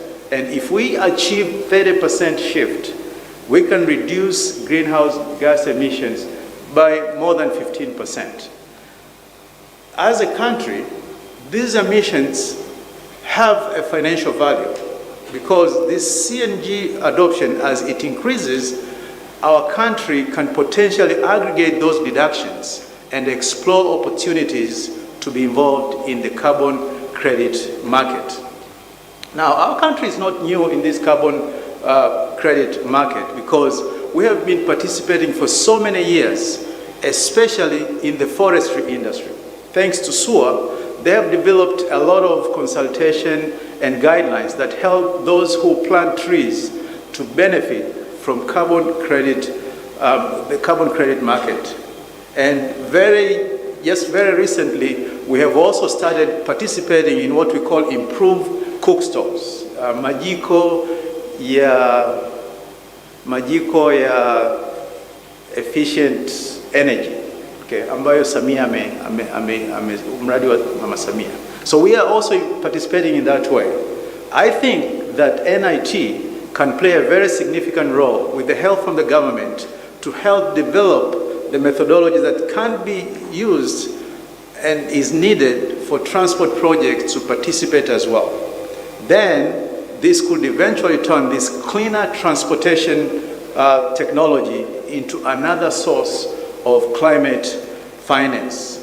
Now, this technology comes with a lot of barriers, but I want to mention two barriers that are very important: infrastructure and public awareness. And maybe today I need to focus on infrastructure because of time. So if you think about infrastructure, we need CNG filling stations, and where are they located? So the infrastructure remains highly concentrated in Dar es Salaam. So we have about 17 active CNG stations, and most of them are in Dar es Salaam. That makes it increasingly practical in Dar, but very difficult for long distance travel. Now, this map shows the concentration and the distribution of these CNG stations within Dar es Salaam. And you can see, as the fleet grows, even within Dar, we need to strategically locate stations at these major corridors so that we can serve the community better, and eventually expand this network so that it can connect our major cities. Electric vehicles also face an even greater challenge when it comes to infrastructure. We currently only have a few of them, although TANESCO has announced major rollout plans, but we still don't have that many charging stations in our country. So whether you're talking about CNG or electric vehicles, infrastructure has to grow together with the vehicles, and that's still a challenge. Now, I want to shift gears a little bit and talk about smart logistics, because this is also evolving and we have a chance to also get involved.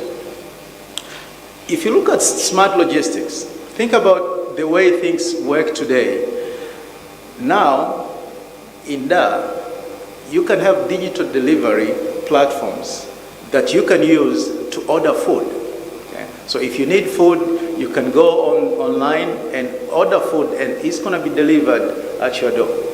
That's smart logistics because it reduces unnecessary trips, it's more efficient, and it connects those restaurants and producers of food. It gives them opportunities to make more business. And that's a good thing about technology. Now, this has also been expanded, and you see it in groceries and also medicine. For the longest time, we've been using buses to transport things from other regions, from one region to another. Nowadays, there are apps that you can use, and you can request a transportation of your goods from one region to another. What is missing, though, is connectivity between different modes of transportation. It will be good if we have a way, or if we have applications and systems that can go from end-to-end connectivity. That means that the package should be traceable from the manufacturer or seller all the way to the customer's door through one connected digital system. If I order dagaa from Mwanza, I should be able to just use one system, and that dagaa there will be a call to maybe a border to go to somebody who is selling dagaa, and they'll take it all the way to an office of a bus service in Mwanza, and then the bus will take it to Dar es Salaam to their office, and then there will be another call to get one of the boarders to come and take it to my door, end-to-end connectivity. And that will make seamless transportation, especially for people who need delivery from other regions. That's something that can be done, and it's something that we need to start working on so that we have this seamless connectivity from point A all the way to point B. For that to happen, though, we need to have a rigorous and comprehensive national physical address system. Now, we have a system called NAPA that the government has been working on, where we have more than 12 million addresses that have been digitized. It's a challenge for us as academicians to see how we can use this system to geocode these locations and to find a way of creating navigation systems that we can share or we can sell to those who will need to develop this kind of system so that we can have other people use this system that the government have created. Now, as far as transportation is concerned, green transport is not only the only thing that we need to think about. We need to think about better logistic management. So things like expanding the dry ports, or improving address systems, or using intelligent traffic management centers that DART is just about to establish. All this is an opportunity for us as academicians to start consuming that data and find innovative and best ways to use that data to make seamless connectivity and to help improve the efficiency of our transportation systems, reduce unnecessary trips, and help us advance transportation in this country. Now, this brings us back to the Tanzania's 2050 vision. Now, what I have on the screen here, these are some of the keywords that you will find in the Tanzania's 2050 vision. Now, these are keywords related to transportation, and for the transport system that we need to build for 2050 has to be cleaner, has to have low carbon, has to be more energy efficient, digitally connected and multimodal and affordable. In other words, green plus connected will build the Tanzania's transport future. Now, as we gather here today, let's remember transport is not simply about moving people and goods. It's about connecting livelihoods, providing opportunities, enabling commerce, and at the end of the day, we need to create a system that is just not a good transportation system, but a world-class transport system if we want to become a regional transport hub in East and Central Africa. At the end of the day, we as academicians and industry partners have to work together to make sure that we see these things come to pass. Now, before I finish, I like to give these wishes, and these are things that I aspire to see our transportation system. And I mentioned a few last year, but I want to, pick it from there and show a few things that I would like to see. Number one, I know people don't like to use BRT because they think it's not convenient, it's not as comfortable, but I dream of the transit system where we'll have a very good transport mode, BRT, where this will be a mode of choice that not only those who cannot afford their own personal vehicles, but everybody will use this as a mode of choice because it's going to be efficient and comfortable. And we've already started seeing this when it comes to SGR. Right now, not that many people will take a bus from here to Dodoma. A lot of people, if you're going to Dodoma, you most likely use SGR. As a matter of fact, a lot of people, if they are going to Mwanza, they board into SGR all the way to Dodoma, and then they take a bus to Mwanza because the system is reliable, and it's good, and it's comfortable. And at the same time, there are people now the affluent passengers who will actually decide to take or prefer train over flying. Why? Because we have a reliable ground transportation system. And that's something that we want to see with the BRT and other systems that the government is producing. And I always say, in my lifetime, I'm looking for a day where I can live in Dar very early in the morning, have breakfast in Dodoma, and be in Mwanza for a late lunch. And I'm looking for a day that transportation from Dar to Kigoma won't be a nightmare. And I think that day will come when this entire corridor of the SGR is complete. And again, one of the things that I really, really get bothered with is the mess that we have on Mandela Road. So many trucks, some have nothing to do with that. Okay, they come here, they're transit trucks, they come to pick some packages from the port, but one of these days, I think with Kuala Dry Port, we should be able to offset a lot of this congestion because they won't have to come to Dar. So I'm looking for a day when Kuala will be used to offset a lot of congestion that we have on our roadways, especially in the Mandela Road. And one of these days, even for those that have to come to Dar, hopefully one of these days we'll have a truck appointment system where we won't have trucks idling between Buguruni all the way to Kurasini. They will have a staging area, and then they will be going to the port by appointment. And those are digital systems that can be created that can help a lot in easing traffic in the city. Now, I'd like to take this opportunity actually to thank the government through its institutions, because I've seen the way they support, the government supports educational programs at NIT. There's a lot of effort that has been taken by the government to help DIT produce the workforce that is needed to run the transportation system. One thing that I would like to see is more support in research. I hope that the government will take an initiative to work with COSTECH and NIT and other institutions so that we can have innovative ideas and research that is homegrown, that can help us build a better transportation system. And to close, I'd like to close with this statement. The digitization of transport and logistics is not a question of if, it's a question of how fast.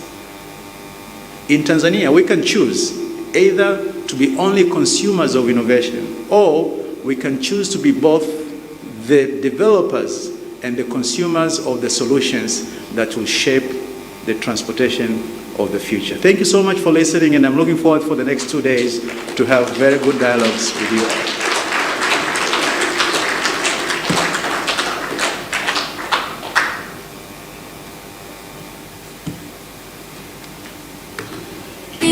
kisha cheti stashahada, shahada hadi uzamili katika mafunzo ya. Can we once again extend a warm round of applause to Professor Tobias Sando? Thank you, Professor, and guest of honor. I'm sure you'll agree with me as you're leading this sector that we are on a very positive trajectory towards Vision 2050. This has been well demonstrated, well explained through this presentation. Allow me now, guest of honor, to invite to the podium Professor Olingeta Mbamba, the chair of the NIT Governing Council, to give his remarks and then extend an invitation to you for your speech. As he comes, let's give him a warm round of applause. Karibu sana.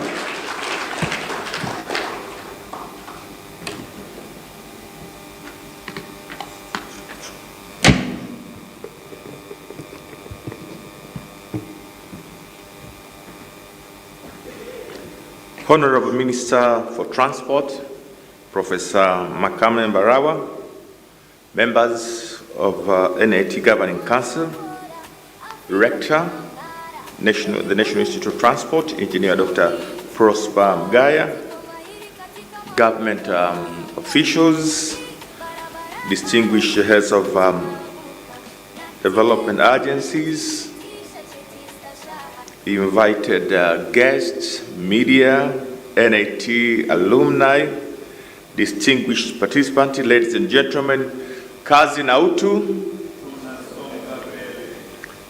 Guests of honor, allow me first and foremost to express my sincere gratitude to the Almighty God for His abundance, grace, and blessings, which have enabled us to gather here today in good health for the 4th International Conference on Logistics, Transport, and Management 2026. On behalf of the Governing Council of the National Institute of Transport, it's my honor and privilege to warmly welcome you, Honorable Professor Makame Mbarawa, Minister for Transport, to this important occasion. We are deeply grateful that despite your demanding schedule and numerous national responsibilities, you have graciously accepted our invitation and found time to officiate this conference. Your presence is a testament to your unwavering commitment to advancing Tanzania transport sector.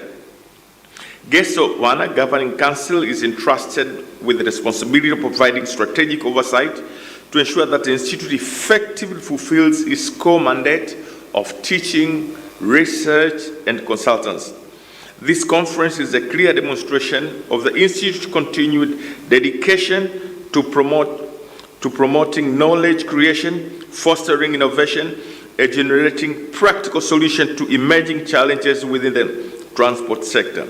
The Council remains steadfast in providing the strategic direction necessary to strengthen the Institute's capacity and ensure that it continues to contribute meaningfully to the Tanzanian socio-economic transformation, regional integration, and the realization of National Development Vision 2050, as well as the broader regional development aspirations.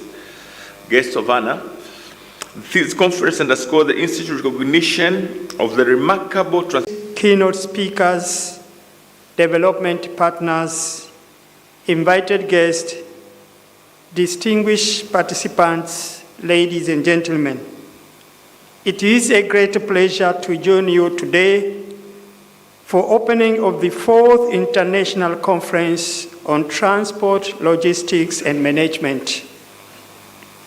On behalf of the government of the United Republic of Tanzania, I warmly welcome all of you to Tanzania. We greatly value your participation and encourage you to use this conference to build the partnerships that will continue well beyond this gathering. Distinguished participants, ladies and gentlemen, transport is much more than moving people and goods. Transport is an enabler of economic growth, trade, industrialization, and regional integration.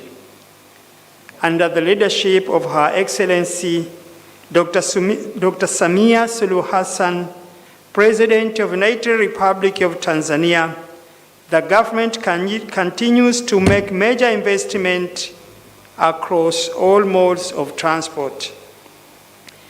This includes the development of standard gauge railway, expansion and modernization of ports, strengthening of Air Tanzania Company Limited, expansion of the bus rapid transit system, improvement of roads networks, modernization of transport in our major lakes, and development of maritime transport and the blue economy.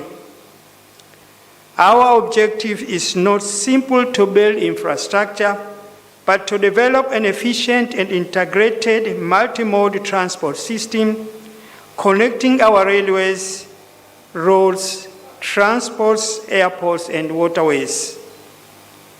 Through these investments, Tanzania is strengthening its strategic position as a transport and logistics gateway serving Eastern, Central, and Southern Africa. However, building infrastructure alone is not enough. We must ensure that our infrastructure performs efficiently. We must reduce logistic costs, shorten cargo transit times, improve safety and reliable, embrace technology, and provide better transport services to our people and businesses. The real value of infrastructure lies on economic opportunities it creates. Ladies and gentlemen, this year's conference theme, Toward Smart, Green, Integrated, and Resilient Transport and Logistics for Seamless Connectivity and Trade Facilitation, is therefore both timely and relevant.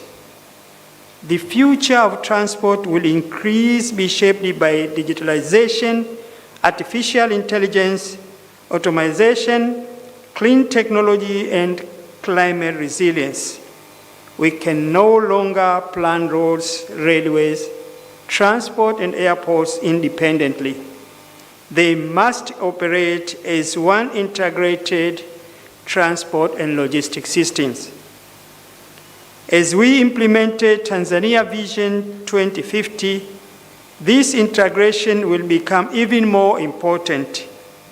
Our ambition to build a competitive, industrialized, and knowledge-driven economy will require efficient supply chains, competitive logistics, sustainable urban mobility, and strong regional and international connectivity. Transport must not simply respond to economic growth, it must help drive that growth. Chairperson, distinguished participants, ladies and gentlemen, this brings me to the important role of research. Research should not remain confined to academic journals and conference proceedings. It must help government industry to solve real problems, improve policies, reduce cost of transport, strengthen safety, and guide investment decisions. I therefore challenge researchers participating in this conference to provide practical solutions to the challenges facing our transport sector today. Help us improving the efficiency of our port and railway system. Help us reduce logistic cost and cargo transit time. Help us improve transport safety, and help us build a transport infrastructure that is resilient to climate change. This is very, very important. Research must ultimately translate into action and measurable results. Chairperson, distinguished participants, ladies and gentlemen, I wish to commend the National Institute of Transport for successfully organizing this international conference for 4 consecutive years, and its continued contribution to transport education, research and professional development. Hongereni sana NIT. Institution nyingi zinafanya mwaka mmoja, mwaka mwingine hawafanyi, wanafanya miaka miwili, wanafanya baada ya miaka mitatu, lakini nyinyi continuously for 4 years mmekwenda hili jambo. Hongereni sana. I congratulate the NIT Governing Council, management and staff, and I also thank our development partners, keynote speakers, researchers, and all participants for supporting this important initiative. As we deliberate during this conference, I encourage you to focus not only in identifying challenges, but also on developing practical and implementable solutions. It's very, very important, that one. The success of this conference should ultimately be measured by the policies improved, partnership created, innovation developed, and transport challenges solved. Let us work together toward a strong transport system that is smart, green, integrated, resilient, and competitive. A system that moves people efficiently, moves cargo competitively, and moves our economy forward.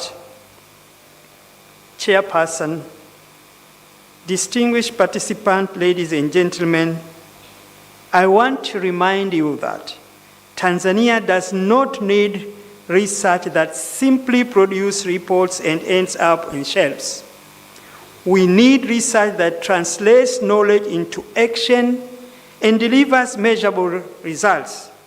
That is, lower logistic costs, safer transport system, more efficient port and railways, faster movement of people and goods, and a stronger Tanzania as a transport, logistic, and trade hub for Eastern, Central, and Southern Africa.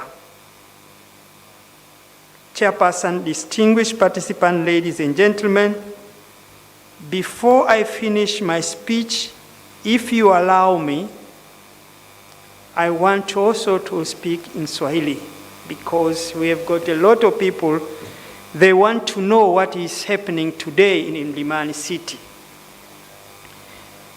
Kwa hivyo, mkuu wa chuo cha usafirishaji pamoja na mwenyekiti wetu wa board, washiriki wote wa mkutano huu, mabibi na bwana, nina furaha sana kuungana nanyi leo katika ufunguzi wa mkutano wa 4 wa kimataifa wa usafiri, usafirishaji na management.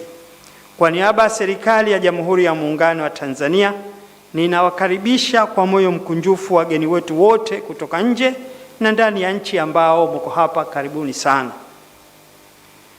Ndugu mwenyekiti, washiriki wa mkutano huu, usafiri sio tu suala la kuhamisha watu na mizigo kutoka sehemu moja kwenda sehemu nyingine.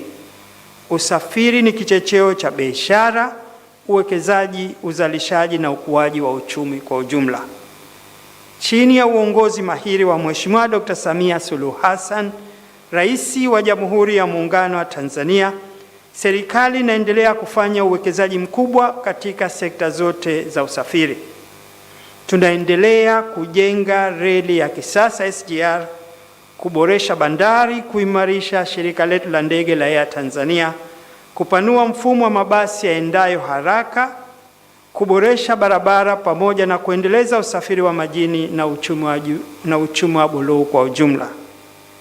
Lengo letu si tu kujenga miundombinu pekee, tunataka kujenga mfumo mmoja wa usafiri uliounganishwa ambapo reli, barabara, bandari, viwanja vya ndege na usafiri wa majini vinafanya kazi kwa ufanisi kama alivyosema profesa hapa muda mchache uliopita. Kwa kufanya hivyo, tunaendelea kuimarisha Tanzania kuwa kitovu muhimu cha usafirishaji na usafiri katika Afrika Mashariki, Kati na Kusini. Lakini kujenga miundombinu peke yake kama nilivyosema haitoshi. Tunapaswa kuhakikisha miundombinu hiyo inafanya kazi kwa ufanisi inapunguza gharama za usafirishaji, inapunguza muda wa mizigo kufika sokoni na inaboresha usalama na huduma kwa wananchi wetu wanaotumia usafiri hapa nchini. Thamani halisi ya miundombinu ni fursa ya kiuchumi zinazozalishwa. Unaweza kujenga miundombinu nyingi, lakini bila kuzalisha fursa za uchumi haina maana. Kwa vile lengo la serikali ni kujenga miundombinu hii kuhakikisha tunazalisha fursa nyingi za uchumi kwa Watanzania. Ndugu mwenyekiti, washiriki wa mkutano, mabibi na mabwana, kauli mbiu ya mkutano huu inayolenga kuwa na mifumo ya usafiri iliyojanja, rafiki kwa mazingira, inayounganisha na wahimili changamoto, inaendana moja kwa moja na mwelekeo wa serikali yetu. Dunia inabadilika kwa kasi. Teknolojia za kidijitali, akili mnemba, automation na mabadiliko ya tabia nchi vinaendelea kubadilisha namna tunavyopanga na kuendesha mifumo ya usafiri. Tunapoelekea katika utekelezaji wa dira taifa ya maendeleo mwaka 2050, tunahitaji mfumo wa usafiri unaosaidia Tanzania kuwa na uchumi wenye ushindani, viwanda, biashara na uhusiano mzuri na masoko ya kikanda na kimataifa. Usafiri haupaswi kusubiri uchumi ukue. Usafiri wenyewe lazima uwe kichocheo cha ukuaji wa uchumi nchini. Ndugu mwenyekiti, ningependa pia kusisitiza umuhimu wa utafiti. Utafiti unaofanywa usiishie kwenye makabrasha, machapisho ya kitaalamu au kwenye mikutano ya kimataifa. Utafiti unatakiwa utusaidie kutatua matatizo halisi yanayotukabili hasa kwenye sekta ya usafiri na usafirishaji. Utusaidie kupunguza gharama za usafirishaji, utusaidie kuboresha ufanisi wa bandari na meli pamoja na reli zetu, utusaidie kuongeza usalama wa usafiri hapa nchini, kutumia teknolojia mpya na kujenga miundombinu inayoweza kuhimili athari za mabadiliko ya tabia nchi. Teknolojia hii na research tusaidia ama utafiti kujenga miundombinu ambayo itahimili changamoto zote za tabia nchi ambazo zinaweza kutokea hapa nchini. Hiyo ndio itakuwa faida kubwa ya utafiti tunaofanya. Kwa hivyo, ninatoa wito kwa watafiti kutumia mkutano huu kuleta mapendekezo yanayotekelezeka na yenye matokeo yanayopimika. Ndugu mwenyekiti, washiriki wa mkutano huu, mabibi na mabwana, mafanikio ya mkutano huu yasipimwe kwa idadi ya washiriki au mada zitakazowasilishwa pekee. Yapimwe kwa suluhisho zitakazopatikana, kwa sera zitakazoboreshwa na changamoto za usafiri zitakazopatiwa ufumbuzi kwenye utafiti huu ambao utawasilishwa hapa leo. Ndugu zangu, tujenge pamoja mfumo wa usafiri ulio salama, wenye ufanisi, uliounganishwa na wenye ushindani. Mfumo unaosafirisha watu kwa ufanisi, mizigo kwa gharama nafuu na unaosukuma uchumi wetu kusonga mbele kwa kasi ya kisasa.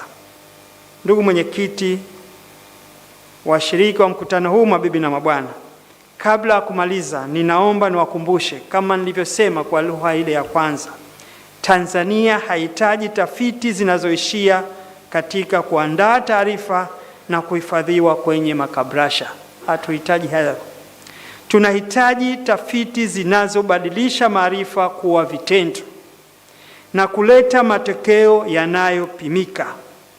Tunahitaji tafiti za kupunguza gharama za usafirishaji na lojistiki, kuimarisha usalama wa usafiri wetu, kuongeza ufanisi wa bandari na reli zetu, kuharakisha usafirishaji wa abiria na mizigo, na hatimaye kuimarisha Tanzania kuwa kitovu muhimu cha usafiri, lojistiki na biashara kinachohudumia ukanda wote wa Afrika Mashariki, Kati na Kusini.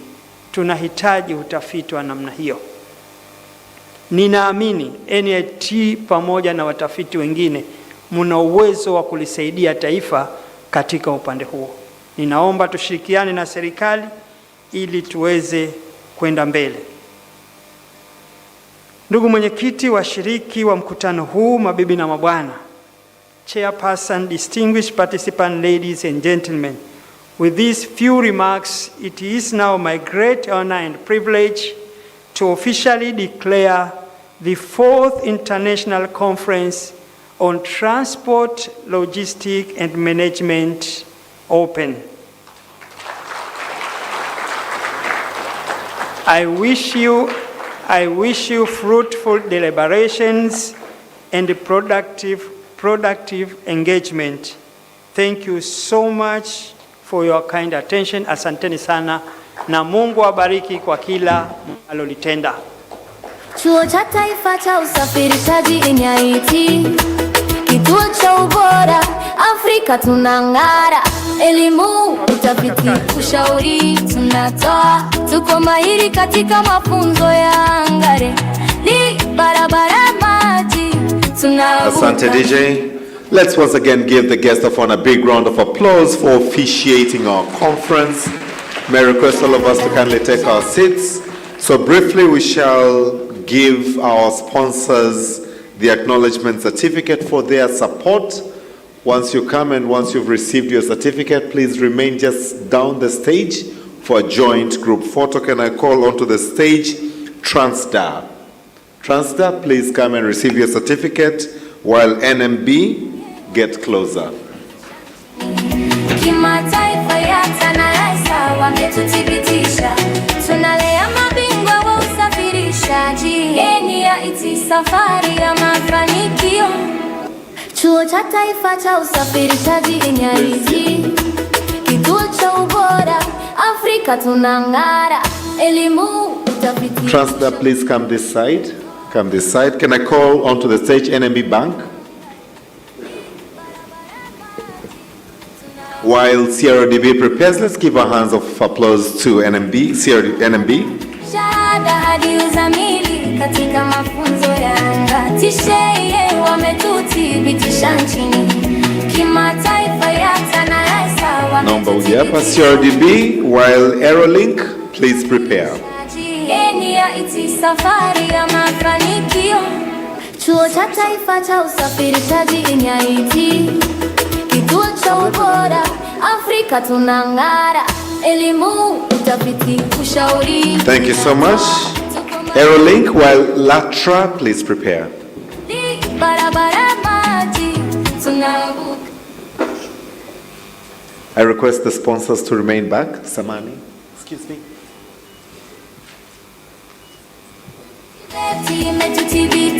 LATRA, while TCAA prepares. TCAA. Tisheye wametuthibitisha nchini. Kimataifa ya TANARASA wametuthibitisha, tunalea mabingwa wa usafirishaji. NIT, safari ya mafanikio. Chuo cha Thank you so much. Taifa cha Usafirishaji. I call upon TCAA, while TASAC, please prepare. Afrika tunang'ara. Elimu, utafiti, ushauri tunatoa. Tuko mahiri katika mafunzo ya angare. Ni barabara maji tunavuka. NACTIVATE imetuthibitisha, cheti cha shahada. I call upon TASAC, while TPA prepares. Tisheye wametuthibitisha nchini. Kimataifa ya TANARASA wametuthibitisha, tunalea mabingwa wa usafirishaji. TPA, while NIC prepare. Chuo cha NIC. Taifa cha Usafirishaji NIT, kituo cha ubora Afrika tunang'ara. Elimu, utafiti, ushauri tunatoa. Tuko mahiri katika mafunzo ya angare. NIC, can I call upon NIC? And finally will be the NIT Company Limited. Shahada NIT Company Limited, please prepare. katika mafunzo ya anga. Tisheye wametuthibitisha nchini. Kimataifa ya TANARASA wametuthibitisha, tunalea mabingwa Asante, and finally NIT Company Limited. mafanikio. Chuo cha Taifa cha Usafirishaji NIT, kituo cha ubora Afrika tunang'ara. Elimu, utafiti, ushauri tunatoa, tuko mahiri katika mafunzo ya ngare.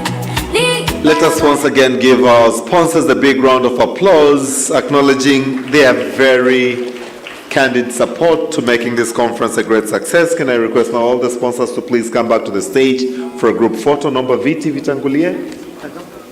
Mataifa ya Tanzania wametuthibitisha, tunalea mabingwa wa usafirishaji. NIT safari ya mafanikio, chuo cha taifa cha usafirishaji NIT, kituo cha ubora Afrika tunang'ara, elimu utafiti. So the first photo is taken with the sponsors. May I request the governing council? The governing council. Nam, tunaweza kuzima hii screen au kuweka darker background.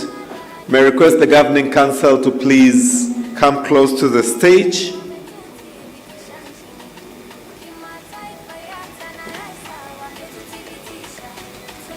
May I request representative from the ministry as well as the head of government institution to follow after the governing council. Asante, naomba tutashikia mkono wa kushoto. Let's exit through our left hand side.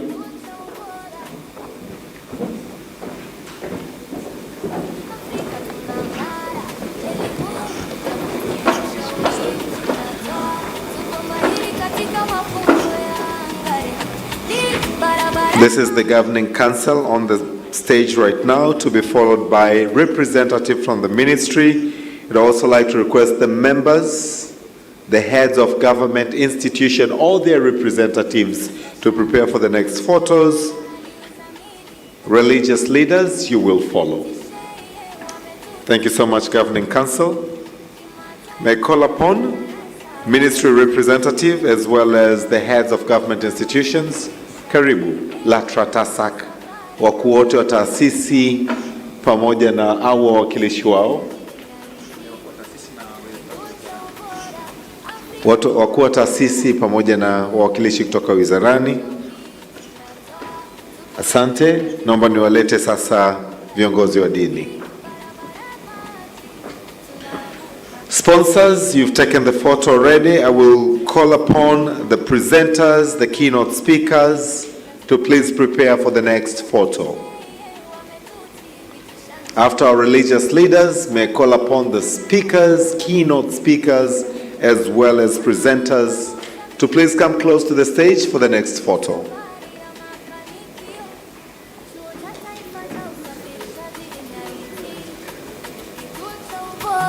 Asante sana. Presenters, keynote speakers, please welcome onto the stage for the next photo, which will be followed by the NIT management. NIT management, please prepare. Kindly take a note right after the photo session.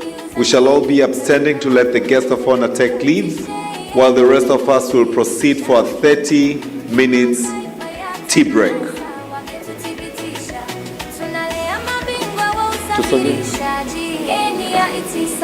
Sogea mbele pia. Chuo cha taifa cha usafirishaji NIT, kituo cha ubora Afrika tunang'ara, elimu utafiti. NIT management, please come closer. Tuko mahiri katika mafunzo ya ngare. Barabara. Thank you very much, our distinguished speakers. We look forward to your content. As I call upon the NIT management to be followed by NIT students, postgraduates, as well as the pilot students present.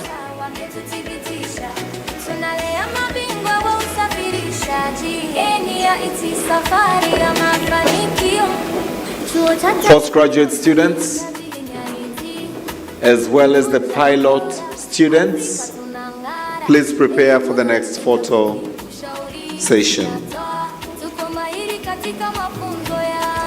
Tuje mbele, tusisimame nyuma ya wenzetu. Stage yetu ni kubwa sana.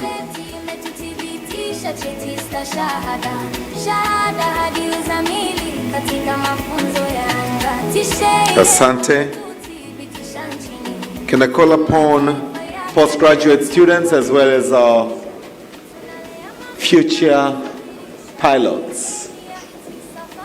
Naomba tuanze na hawa marubani wetu wajao, alafu postgraduate students mtafuata.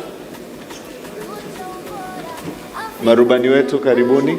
Elimu, utafiti, ushauri tunatoa, tuko mahiri katika mafunzo ya angani. Ni barabara maji tunavuka, na TVET imetutibu. Ipangeni vizuri basi. Njoo, safi kabisa. Katika mafunzo ya angani, tisheye wametuthibitisha nchini. Asante, naomba sasa niwalete wanafunzi wa postgraduate, karibuni, tushuke huku. NIT alumni, are we present? Alumni? Can I see by the show of hands the alumni present? Is it just the two of us? Please come closer to the stage for the next photo after the postgraduate students.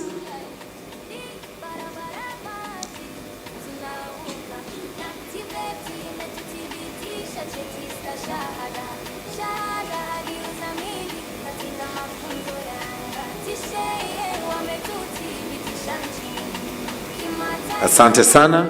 Can I call upon the alumni, NIT alumni?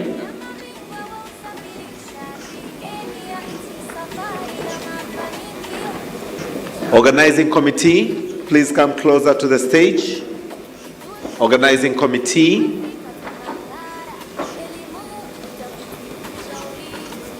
Ngoja kidogo, kuna bwana alumni mmoja. Karibu. Organizing committee, naomba tuchangamke kidogo. Where tea will take place, we shall exit through the door on the right, my right, which is your left. We shall walk straight down the aisle. The restaurant or where tea is served is on the right hand side. And please take a note that tea break will be 30 minutes.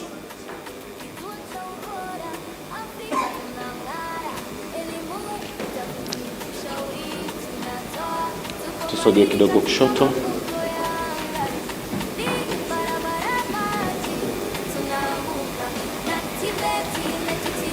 Distinguished participants, for a great job done by this committee. Let's give them a big round of applause as we appreciate them putting up this conference, as the guest of honor said, consecutively for the 4th year. Truly grateful for all your efforts. Ushers, picha ya mwisho. Ushers wapo? Naomba tuje tupige picha ya mwisho chap, tuweze kumsindikiza mgeni rasmi. Ushers. Ushers. Tushangamke kidogo. So we shall exit through the left, the door on your left. Proceed all the way to the end of the aisle. There are doors there. The canteen, the place where we're going to take tea, is on the right hand side. You shall be given a coupon at the entrance, and with your coupon you will be served the brunch. Asante sana. May I request all of us to please rise now. Let's once again put our hands together for the guest of honor. Naomba DJ wimbo mzuri sana kumsindikiza mgeni rasmi sasa. Ushauri tunatoa, tuko mahiri katika mafunzo ya angani. Ni barabara maji tunavuka, na TVET imetuthibitisha cheti cha shahada hadi uzamili katika mafunzo. Asante DJ. Let's come back at 12:30. Let us now proceed for brunch. Naomba turudi saa 6:30. It's now a healthy break. All the way to the end on the right hand side, tea and snacks are served. Karibuni sana, you're almost welcome. So those who already have the coupons, please guide us and lead us. Those who already have the coupon, please start, as the rest of us will follow behind you. Thank you. DJ tuendelee.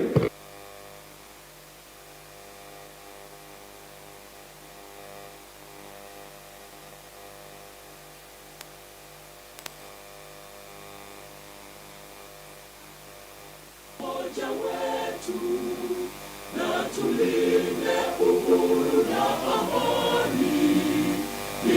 zetu na desturi zetu.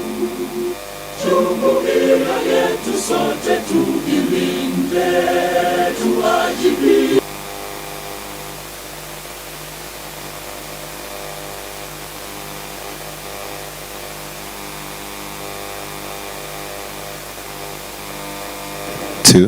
Please take a note, tea break is only 30 minutes. So let us catch up while we are having our brunch. Let's come back at 12:30.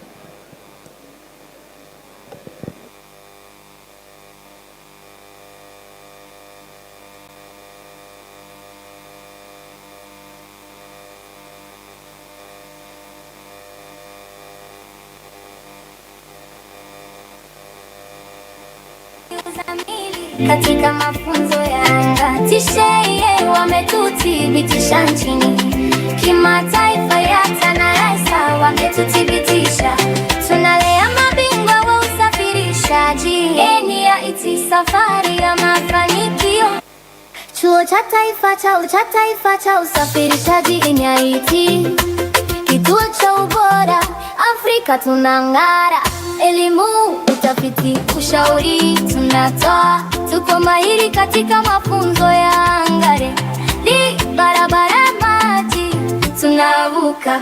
NACTIVATE imetuthibitisha, cheti stashahada, shahada hadi uzamili katika mafunzo ya anga. TISHE wametuthibitisha nchini, kimataifa ya TANARAISA wametuthibitisha, tunalea mabingwa wa usafirishaji. NIT, safari ya mafanikio.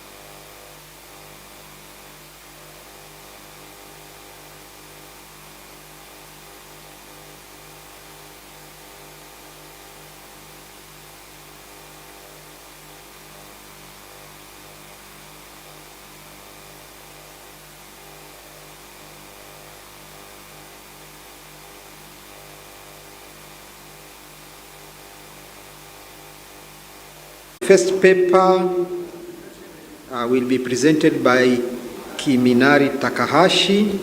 It's titled Evaluating Mobile Device GPS Data for Urban Transport Planning in Developing Countries, Case Studies from Vientiane LOPDR.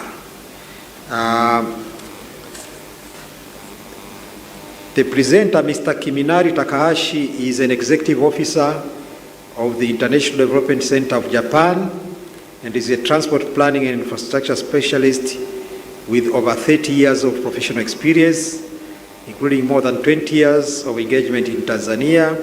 His work has covered transport policy, urban transport plan, road infrastructure, and the like. And he has served as chief advisor and transport planning specialist for various national projects. Actually, he was including the Dar es Salaam Urban Transport Master Plan. We were talking before the session that we worked together during the first Urban Transport Master Plan for Dar es Salaam. And he has been engaged in many other projects. So without wasting much time, I would welcome Mr. Kiminari Takahashi. You have the floor, Mr. Takahashi. Yes.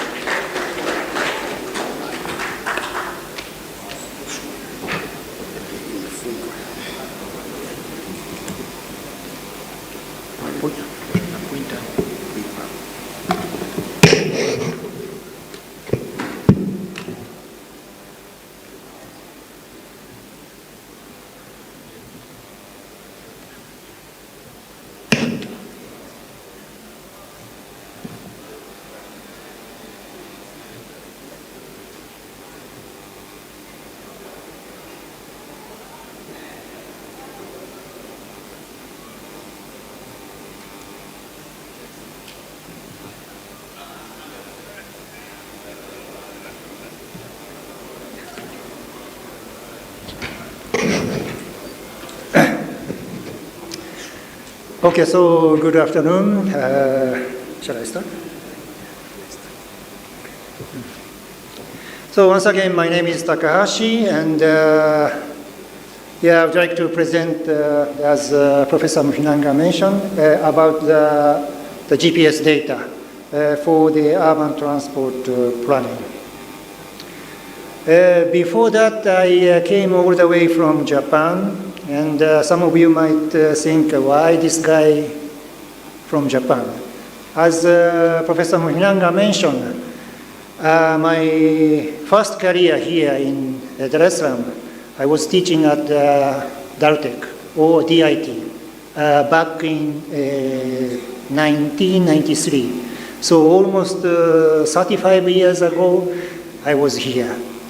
Then after that, we worked together for preparation of the Urban Transport Master Plan, 2007. Also, 2010, I was also studying the New Bagamoyo widening project, supported by JICA. Another one is flyover, the first flyover in Tanzania. That is the Tazara. Then also I did the study on the Arusha Horili, which is underway under the Ministry of Works, and that's why I'm here. So today, taking the case study from Lao, I would like to briefly explain this one.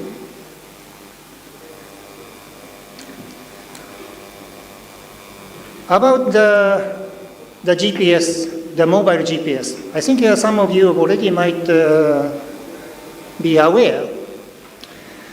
When you download the application to your smartphone, so you just click and then accept to download. But if you carefully read the clauses, that clause clearly mentions the location data can be shared with the third party. So your smartphone, while you are using the application, is censored and monitored with your location. So that's what we use as the base information. So that is how to collect the GPS data. So this is the research background. So as Dar es Salaam already experienced, there's a rapid urban growth and traffic congestion still emerging and getting worse and worse.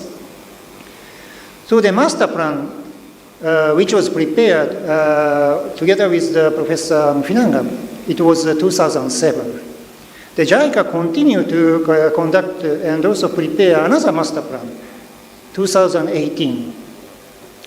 always this master plan is outdated, and there is no way to upgrade or revise the master plan. Number one, as the challenge of the conventional survey, master plan survey mentioned, it is very expensive to conduct the conventional traffic survey. So if you are the transport engineer, you know what kind of the transport survey required for the preparation of the master plan.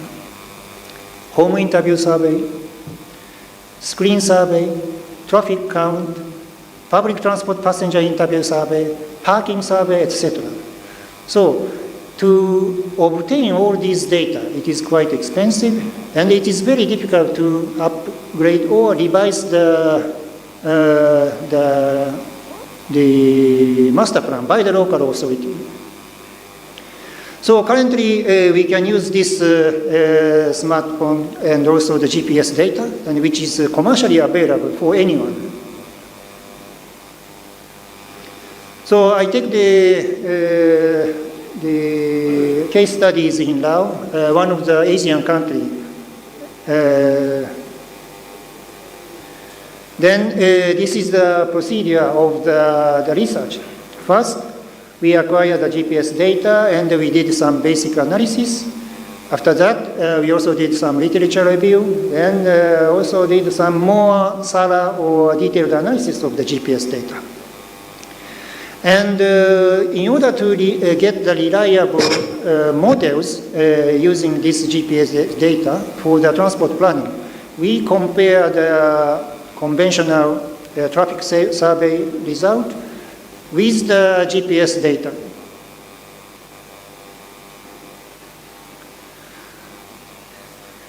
So first step is the acquisition of the GPS data.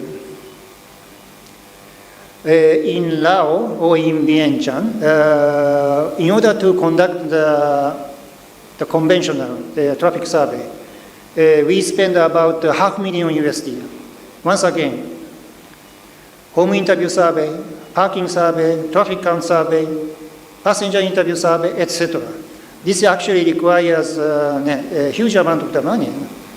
Even in Dar es Salaam, back in 2007, 2018, it is actually the JICA spend this amount of money just to collect the trip information. So on the other hand, as you see the GPS data, so you can acquire a huge amount of the data from the private company. So we spend only less than 5,000 USD to collect the 3-year consecutive data, in total 9 months. Again, to compare with the conventional traffic survey result. So in Laos, especially in Vientiane, where the population is not so much, about 600,000 people staying in Vientiane, the capital of the Laos. So when we buy this is GPS data, so we obtain about 25,000. You think this is a bit small, but it actually represents at least 4% or 5% of the population in Vientiane.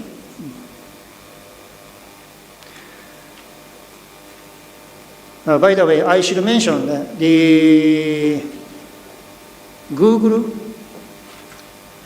maybe you use the Android, or Apple, they actually also have this kind of the information, but they will not sell because they are using their own business and their own purpose. So only for those who download any application, this application have the contract with these companies and selling this information to those companies. So that's why the number of the devices acquired from the commercial sale is about 4% the maximum. So we actually in the previous research, we did some modeling to define the trip from the GPS data. Then we, together with Dr. Nyaki, we proceed to characterize these trip information from the GPS data. So the first question is how many devices required to represent the population of the either mobile user or a trip maker.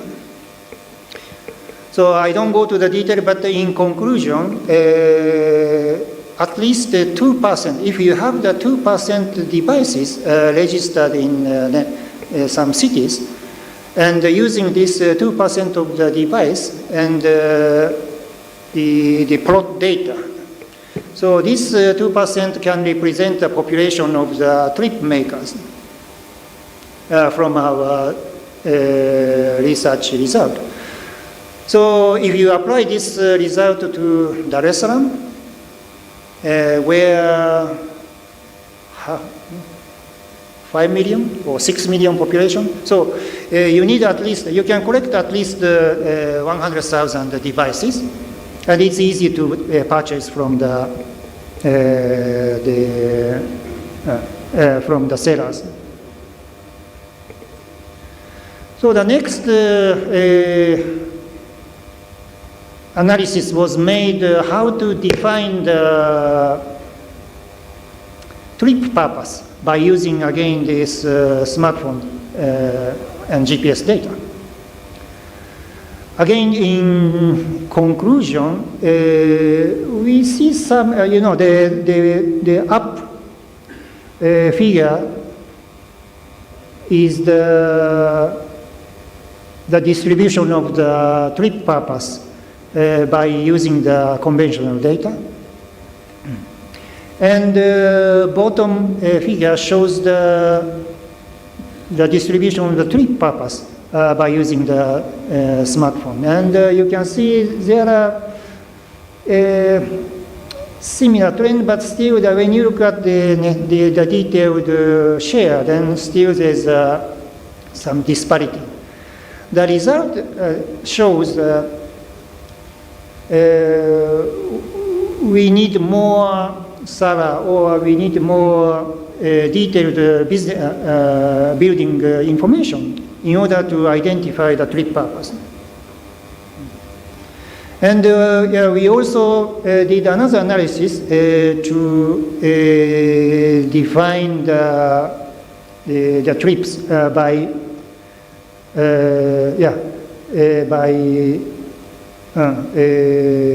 showing this design line or OD matrices. Again, as a result, the benefit of the GPS data actually can show more business trip purpose. You know, the conventional the survey, the interviewee or interviewer or interviewee goes to the home and interview to the interviewee and asking, what time did you travel?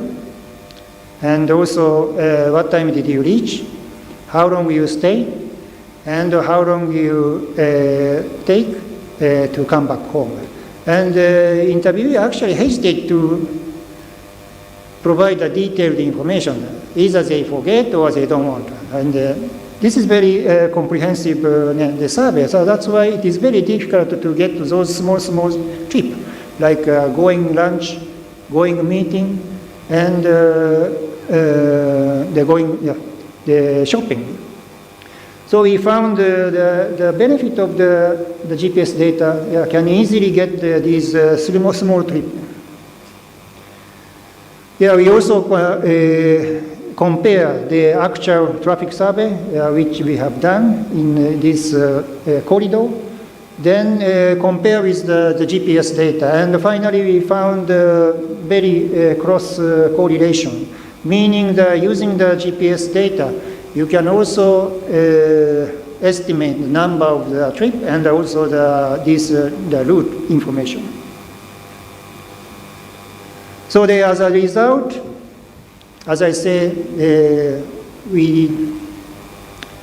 in the conventional survey, we spend $500,000 at least to prepare the trip information. On the other hand, you can spend less, 100 times less to get the trip information from the GPS. And also the benefit is, as I say, you can get the small trips from the GPS data. But the challenge we found is there's some errors of the positioning, and which also result in the difficulty in identifying the trip purpose. So what is the lesson learned, and also they are applying to the restaurant. So we got a small budget, and we would like to continue apply this methodology to the restaurant, probably this year. Then also, it's not only the GPS data which you can use, but you can also use maybe someone from TANROADS. They have an automated loop coil traffic information. And also, if it is LATRA, then LATRA also have the GPS data for all the commercial vehicles, including Boda Boda. So all these data, that never be used for the planning purpose, but now it is the time to use these data, essential data, and a lot of data for the planning of the urban transport or even the national transport in order to alleviate the traffic problem, and also in line with this slogan, smart, green, integrated transport. Thank you very much.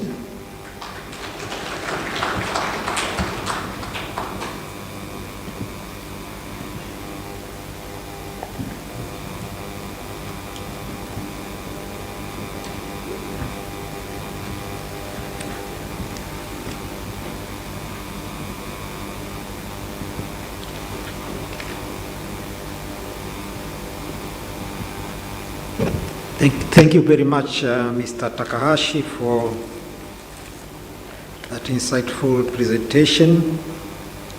GPS is a wonderful technology. It has made navigation very easy for us. It can tell you exactly where you are. If you are stuck in a traffic jam for 45 minutes, it will tell you you are here for 45 minutes. Unfortunately, you want to know why you are here for 45 minutes, but that is what it can tell you. So, ladies and gentlemen, please join me in thanking Mr. Takahashi for the presentation. Our next presentation is on a very interesting topic that is on everybody's lips, that is AI, artificial intelligence, and it will be presented by Dr. Sarwat. I hope she's around. Yes, can you come in front, please? So Dr. Doreen Sarwat is a lecturer in the Department of Computing and Communication Technology at NIT. She received her PhD in Computer Science and Technology from University of Science and Technology, Beijing. Her research interests include artificial intelligence, intelligent transportation system, autonomous systems, cybersecurity, and the like. She has authored more than 26 peer-reviewed publications, and she also serves as a reviewer for heading international journals and conferences. Dr. Sarwat, the floor is yours. I don't know. Somebody to assist in launching her presentation, please.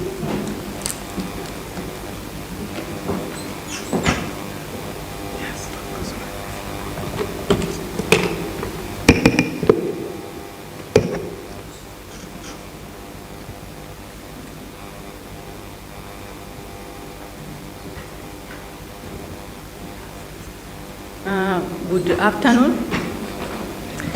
My name is Dr. Doreen Sarwat from NIT, and I'm here to present our paper, which is titled AI Ready Traffic Data Engineering Framework for reusable ITS analytics in data-scarce urban environment.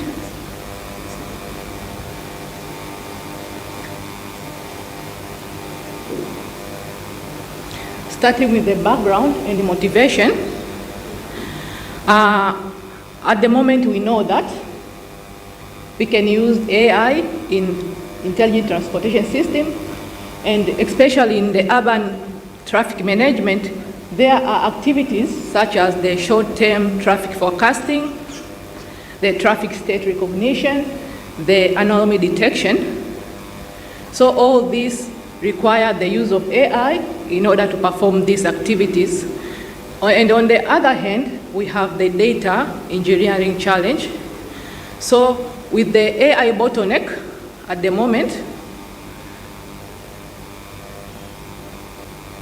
there exists a challenge before model training occurs. So this leads to limited or fragmented traffic observation, the repeated task, specific data preparation, and as well as limited reuse of engineered data across application. So the current problem is that the specific IH pipeline often reconstruct data preparation and analytical configuration. This limits the systematic reuse of the traffic data representation. So now, what motivated us is that we needed to have reusable AI-ready traffic data representation, and this is needed so as to support different ITS tasks. In terms of the research gap, at the moment, according to ITS research, already it covers the data acquisition and integration, addressing the road networks, the sensors, the GPS, the multimodal data, etc. And also, there is coverage on synthetic and augmented data, and also the AI-based traffic analytics, which addresses the forecasting, data, traffic state analysis, and anomaly detection. So the gap remains in the integration between these three. So now we know that these existing studies, they address the individual component. So just less attention has been given to the end-to-end data engineering framework that can produce a reusable AI-ready representation and then be able to evaluate its usability across the ITS tasks. So the gap which we addressed in this study is the end-to-end data engineering framework, which can achieve the reusable AI-ready traffic presentation for different task visibility evaluation. Hence, our objective was to design and evaluate the end-to-end traffic data engineering framework, which can create an AI-ready representation for different ITS tasks in the data-scarce urban environment. So from this objective, we had three contributions.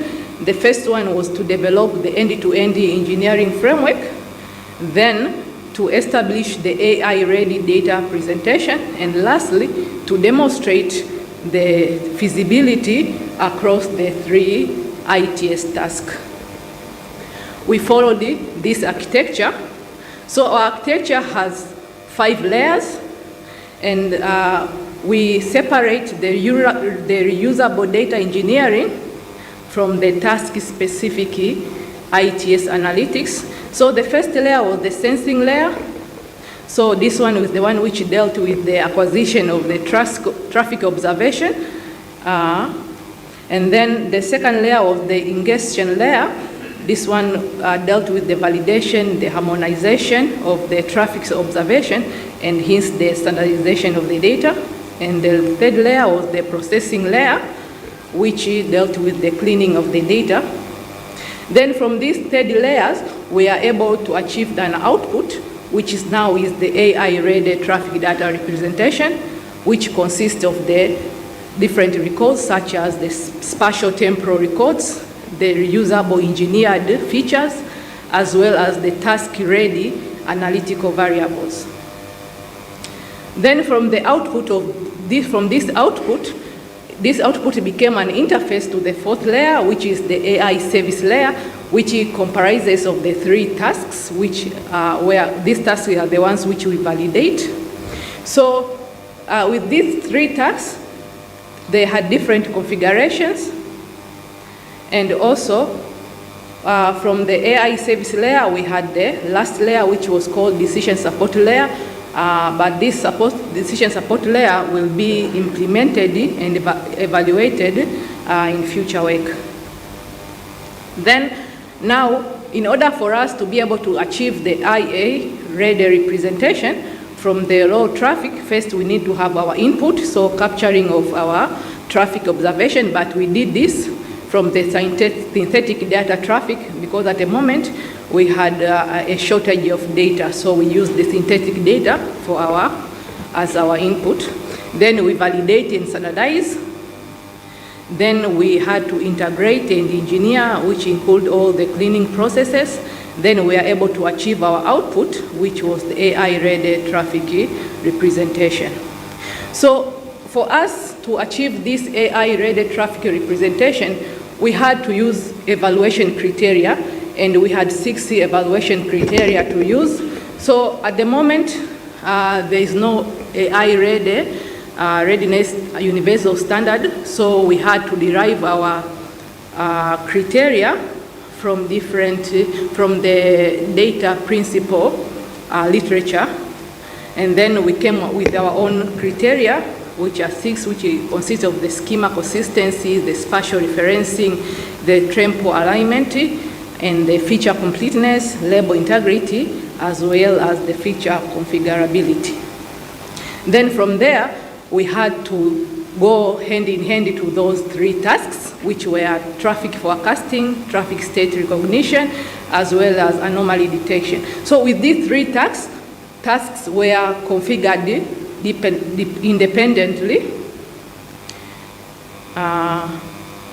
from the synthetic data. Then we can say that from here we can have the AI-ready representation, and it can be shared, but the predictors, the targets, the models, and the evaluation matrix will remain task-specific. In terms of experimental design, we considered controlled evaluation setting, and then we considered a RESLAM road network from the OpenStreetMap. We only used the 300 road segments. It means we considered those primary, secondary roads. We considered the motorway, the truck roads. And then for the generation, we had to use the rule-based and probabilistic traffic generation. And we used 2 days for simulation, and with the interval of 5 minutes. So in the total, we were able to obtain the 172,800 observations. So from there, with AI-ready representation, we had to use the standardization and validation. And at the end, we were able to obtain only 67 engineered features, which we used for validation. And we had 168,900 usable observations. So in terms of validation, for the task of forecasting, we had to use the 5 minutes ahead by using 1 hour historical context. With the traffic state recognition, we considered the 3 classes, either is it a free flow or moderate flow or congested flow. And in terms of anomaly detection or incident detection, we only used 10% of the controlled observation synthetic anomalies. Means we had to inject these anomalies, only 10% of it. Then in terms of experimental protocol, we had to use 3 machine learning models. We considered the decision tree model, the random forest, and the XGBoost. We used this because at the moment they are well recognized, and then at the same time, they are tabular leaning baselines compared to the rest. And then For the validation, we had to, for the recognition and anomaly tasks, we had to use 8F20, like 8F for training, then 20 for testing sample. And then for the forecasting, we had to use the chronological split, meaning that earlier observation were used for training, then those later observation we used then for testing. And then we had to maintain the leakage, and then we had to do this by excluding the feature targets and in those target defining variables. So we use different metrics for these different tasks, such as accuracy, balanced accuracy, R square, etc. So now, with what was reused across these 3 ITS tasks, so the shared AI-ready traffic data representation is what was reused between the tasks. And then we had only 67 engineered features, but now coming to individual tasks, these 3 tasks were configured independently, and each one had its own output. This output came from the synthetic data set, and then the target were as follows. We had the vehicle count at current time t plus 5 minutes as our target for the traffic forecasting. Then for traffic state recognition, our target was either is it a free, moderate, or congested flow. And for anomaly detection, we had is it either abnormal traffic or is it anomalous traffic. So here we can claim that the reuse was at the engineered representation level, but each task was configured independently. So in terms of results, starting with the first task, which was the forecasting, traffic forecasting, we can see that from our line graph, our task was the 5-minute ahead vehicle count forecasting, and you can see that between the observed vehicle count and the predicted vehicle count, you can see there is a slightly change. So we can say that this AI data representation was able to support the 5-minute ahead vehicle count forecasting. So we use the 5-minute, which is the short term for forecasting. But we also tested what if we use 15-minute ahead or 30, 60, but results also were the same.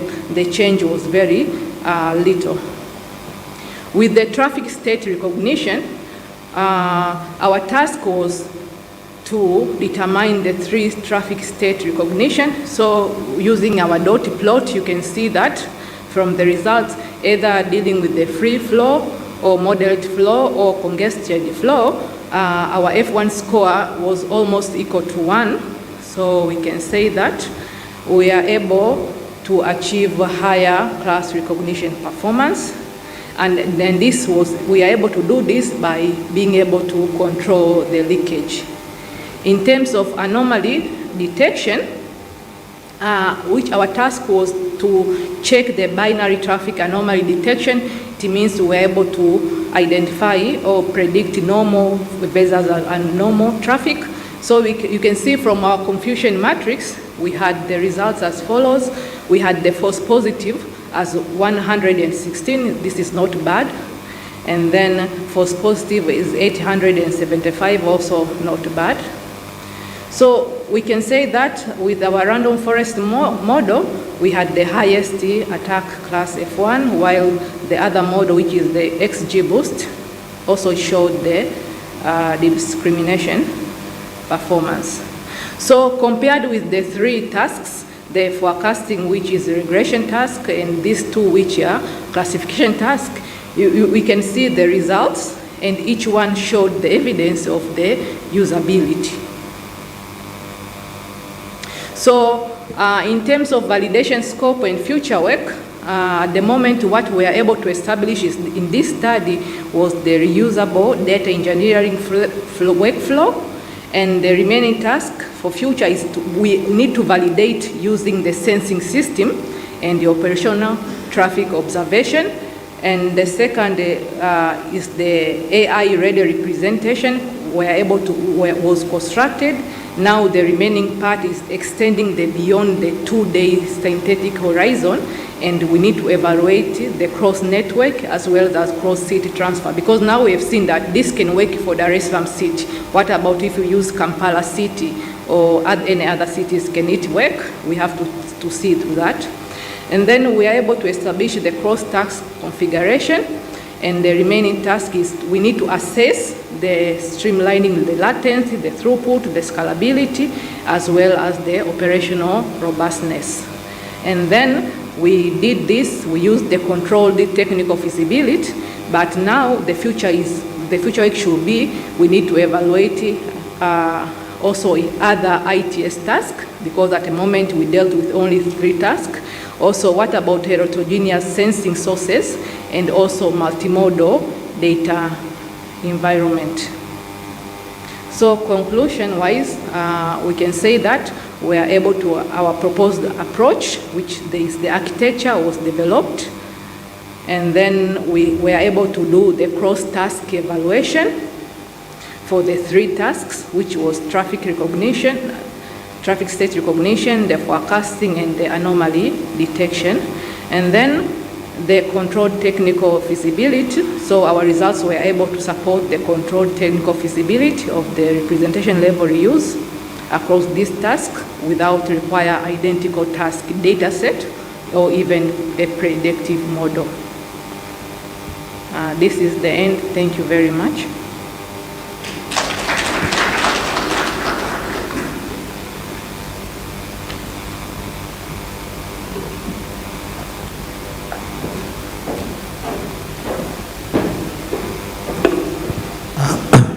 Thank you very much, Dr. Sarwat.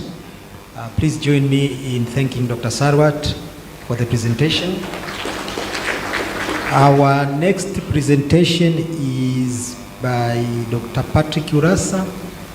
Yeah, can you come in front? The presentation is titled Automation of Train Driving in Open Railway Networks.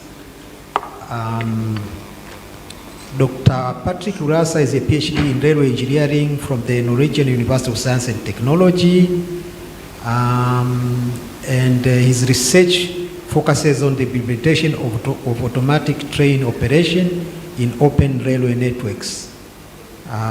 He has published many papers in various international conferences and international journals. So, Dr. Patrick, the floor is yours.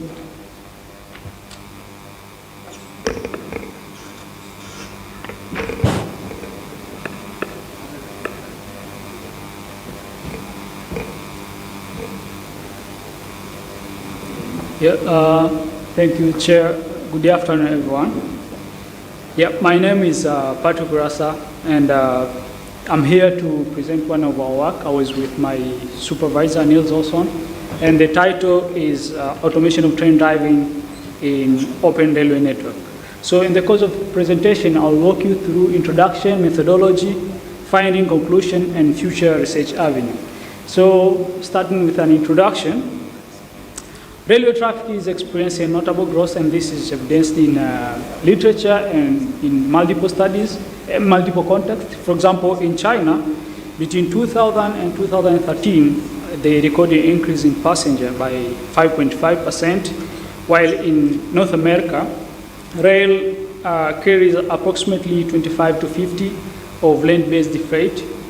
And according to European rail agents, in 2015, passenger demand grew by 5.8. And this is example of railway station, which is evidenced in many contexts, even in our railway. And with that, more passenger, higher demand, create pressure in railway capacity and operation. So which eventually trigger the need for more efficient railway operation. So what is needed to be done? We need to have a cost-effective way to counteract the situation. And someone can say maybe building new infrastructure or expanding the existing one. But that's not really cost-effective, because building new infrastructure or expand the existing one It's both time consuming and also it's expensive. So with that in mind, European Union funded different projects that aim to use digitalization and automation. The purpose is to come up with a high capacity, flexible and reliable railway network. And within these projects, EU-funded projects cover various areas such as train driving, train supervision, traffic management system, and so on and so forth. So in this particular presentation, I'll walk you through train driving automation. And there's 3 technologies here involved in train driving automation. That is automatic train operation, remote train operation, and driver advisory system. So automatic train operation is a technology which assists the driver in driving activity. And from lower level, for example, grade of automation 1, this GOA 1, it's assist the driver. But in higher level, like GOA 3 and GOA 4, it's even replace the driver from driving. And another technology is remote train operation, where the train is equipped with a necessary component which enable it to be driven from a distance location. And last technology is driver advisory system. This is a technology which advises the driver on how to drive in an efficient manner.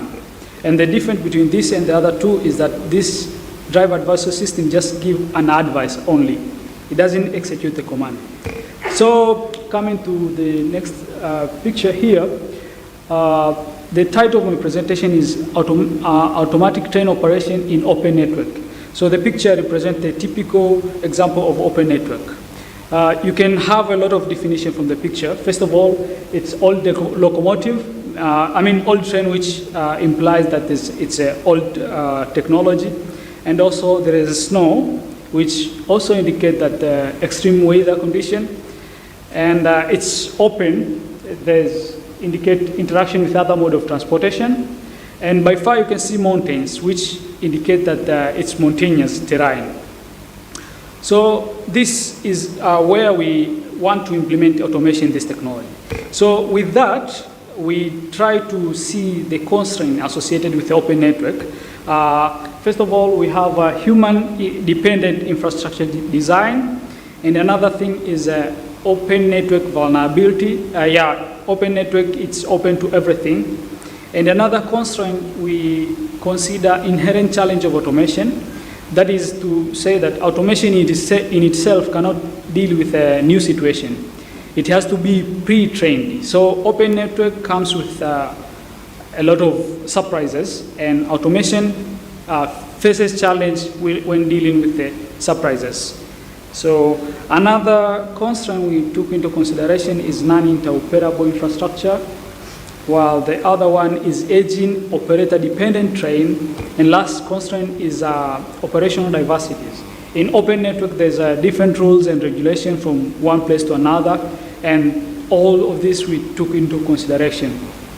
The purpose is to come up with the automation for all open rail network context. And to implement the automation, driverless in this kind of technology, it's a very big leap. So what we did is we came with a stepwise implementation, and we believed that remote train operation is the technology which is suitable in that stepwise implementation, because it's retained driver is still in a control loop. In the methodology, we did have 3 research questions, and we use approach of we use a socio-technical system where we have a technology, people, and process. And research question number 1 address technology part. Research question number 2 address people part, and research question number 3 address process part. And in terms of philosophical stance of the study, we were pragmatist. And now, we categorize our study into 3 sections: technology, people, and process. And here I'll just walk fast a bit. And now we use the research onion metaphor to kind of unfold how research was conducted. So now I'm peeling off the onion to see the inner layer of the research. And then the most important part here in this research layer is this last part here, where technique and procedures, where it's most visible part in doing research. And in technology part, we use systematic literature review, while in people part, we had interviews train drivers to ask them about their opinion, perception, and what do they see about the automation. And in process part, we had a questionnaire, survey, which we distribute questionnaires, and we had a field testing and some observation. So now we are entering into interesting part, and we organize our finding in terms of addressing research question. So research question number 1 was, how do different railway infrastructure enable or limit implementation of train-driven automation in open railway networks? And this addressed technology part. We focus on all 3 technologies. And here I will only discuss about European Train Control System, ETCS, and Chinese Train Control System, CTCS. So in simple terms, this research question was asking how signaling system enable or limiting automation. So what we discover is that signaling system were designed with human operation in mind. It was human-centered design. And then high automation system comes with the minimum human intervention. So you have, this one is human design centric, and then this one reduce human involvement. So this kind of create integration challenges. So what is needed to be done is to have like a specific operational and technical adaptation.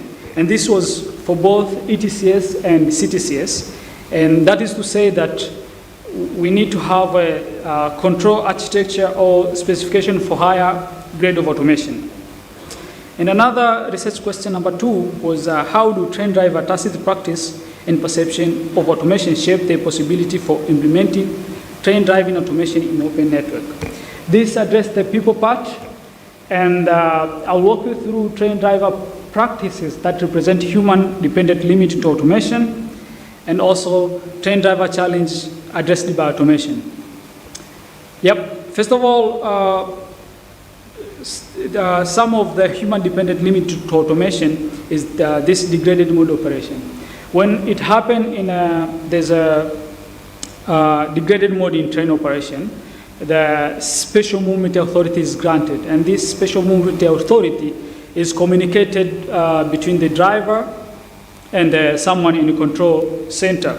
So with automation, without human on board, it means this will be challenged to address this, this movement authority to be granted. And another thing is adjustment. In open network, because it's open in nature, train can hit anything. Like for example, in Norway, where you have large wild animal, train can hit wild animal and damage some of the components. So you need someone to just fix a bit and to let the journey continue. So with automation, this will have a challenge. Another thing is evacuation, and the train driver, they're responsible for evacuation and crowd management. So we thought like if train driver is not there on board, who will be responsible for crowd management in case of anything? Another thing is first aid to passengers. Train driver, they are medically trained to assist the passenger in case of anything, and also they are responsible to coordinate the emergency call, calling the police, or coordinating the ambulance and those kind of stuff. Another thing is localization. Train driver is responsible to tell you where you are, and for example, if you have stopped it, the reason why you have stopped it, because it's somehow annoying when you have stopped it and you don't know why you have stopped it. Another thing is G-force sensation. In winter time, in winter, train driver, they are using the G-force sensation to gauge how much they brake or how much they accelerate, because when there's leaves on a truck, you kind of having difficulty in having a traction. So train driver use the G-force sensation. They kind of feel how much they brake and how much they accelerate. So with this sensory feedback, we don't have it currently integrated into automation. So we will have challenge in addressing that.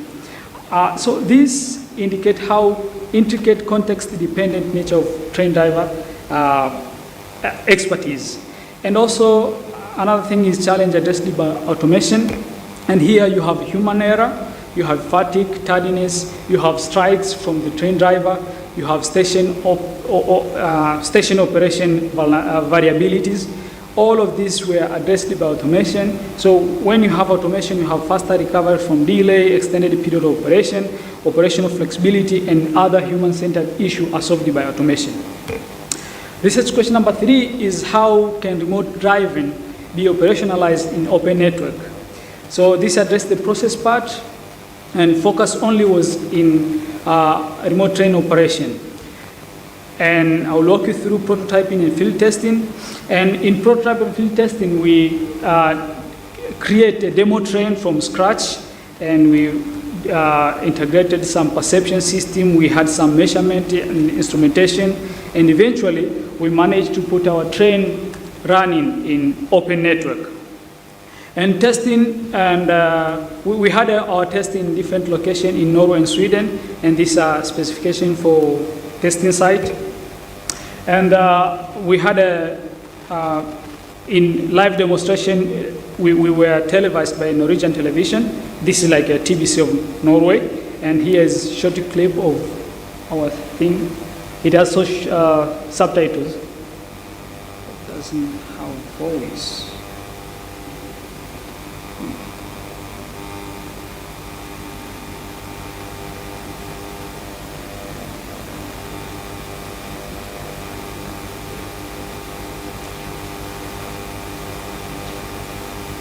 Yeah, I'm sorry about the voice.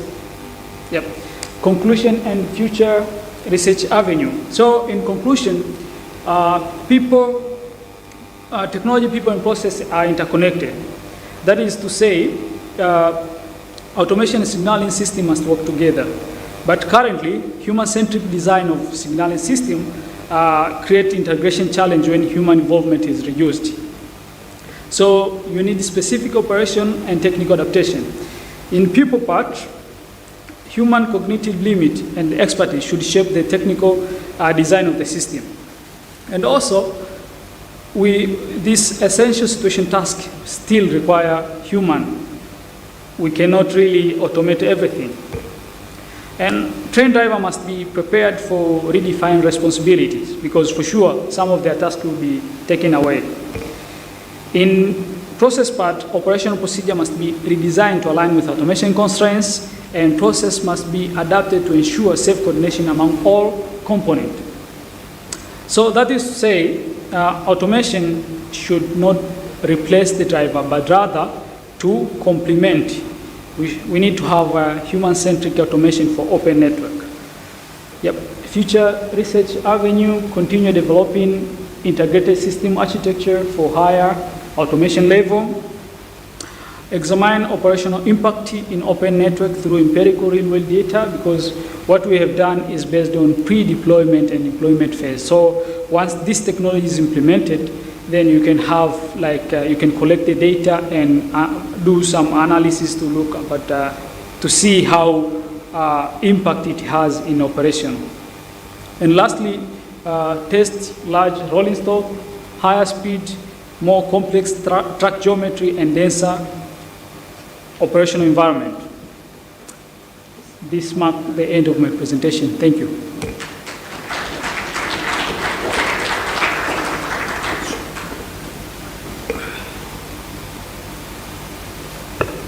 Thank you very much, Dr. Urassa. I think the audience has already appreciated your presentation even before I said anything. It's very interesting. Driverless trains. It's good that such innovative and breakthrough technologies are presented to experts like this audience. I was just thinking, we Tanzanians love the SGR train, as the keynote speaker has said. But I was just thinking, you go to the train station in Dar es Salaam, SGR, and it's full, it's about to depart. People are happy and are waiting to depart towards Morogoro, Dodoma. and you announced that this train is driverless. I was just wondering how many people will rush out of the train immediately. So, Dr. Urassa, thank you very much. Now, our next presenters will be online. We are starting with paper number 404, Ionis Ionu from Florida Atlantic University. Team, have you set up the... Mr. I'm sorry if I mispronounce your name, Ionis Ionu. Are you ready? Can you hear us? I think I can barely hear you, but can you hear me? Can you hear us? Can you hear me?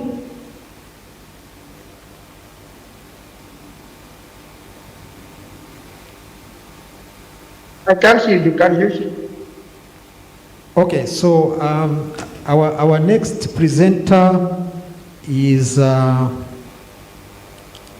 I said, I'm not sure if our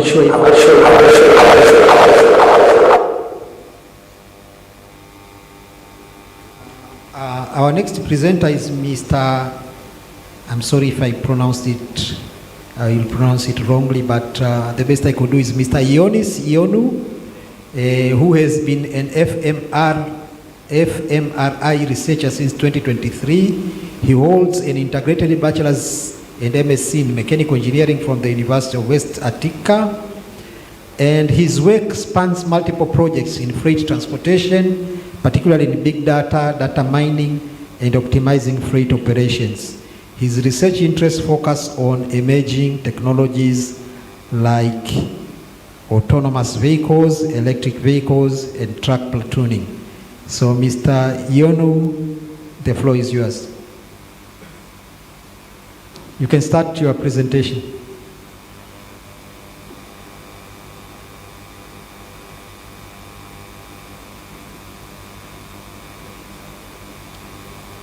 Okay, I hope you can hear me. I will start sharing my screen. Give me a minute.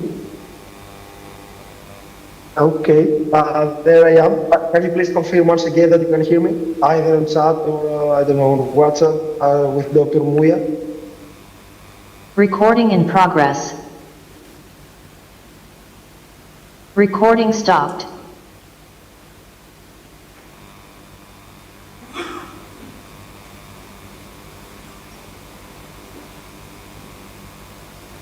Okay, nice. I think you can hear me. So we'll start proceeding, and I will start my presentation. I hope you can see it in full presentation mode. Hello, everyone. My name is Yannis Ioannou, and I'm currently pursuing my PhD at the Florida Atlantic University. I really appreciate the opportunity for having us here presenting our research. I would like to start with the title of our presentation. The title of our presentation is Optimizing Rural Healthcare Accessibility. Evaluation with AI-driven gravity radiation modeling under data availability limitations. During our today's presentation, I will walk you through our introduction, problem statement, selective literature review, case study methodology, results, conclusions, and some associated benefits with this research. First of all, I would like to share some data, some information related to the rural counties in the United States. As you can see from the map on the right-hand side, roughly 18% of the US population currently resides in these rural regions. This accounts for more than 60 million people. Populations there tend to be older on average with limited healthcare and mobility options. That's associated with the concern we have with their accessibility quality. Also, there are some infrastructural concerns in that regions. We have sparse transportation networks and longer travel distances, while limited public transit availability is also evident. There are some technology gaps as well. There is limited deployment of connected automated vehicles because of the problems associated with infrastructure readiness, and also some, let's say, issues with poor broadband and cellular coverage restricts even more the utilization and implementation of intelligent transportation systems. As of the current situation, there is growing federal and state focus on enhancing accessibility in rural mobility, and there are many incentives, mainly financial, from the US Department of Transportation, trying to invest and improve the accessibility in these areas. The concept of accessibility in general is something that has been long established in transportation planning literature as a fundamental measure of evaluating the extent and the quality of interactions between development patterns and the transportation systems that serve them.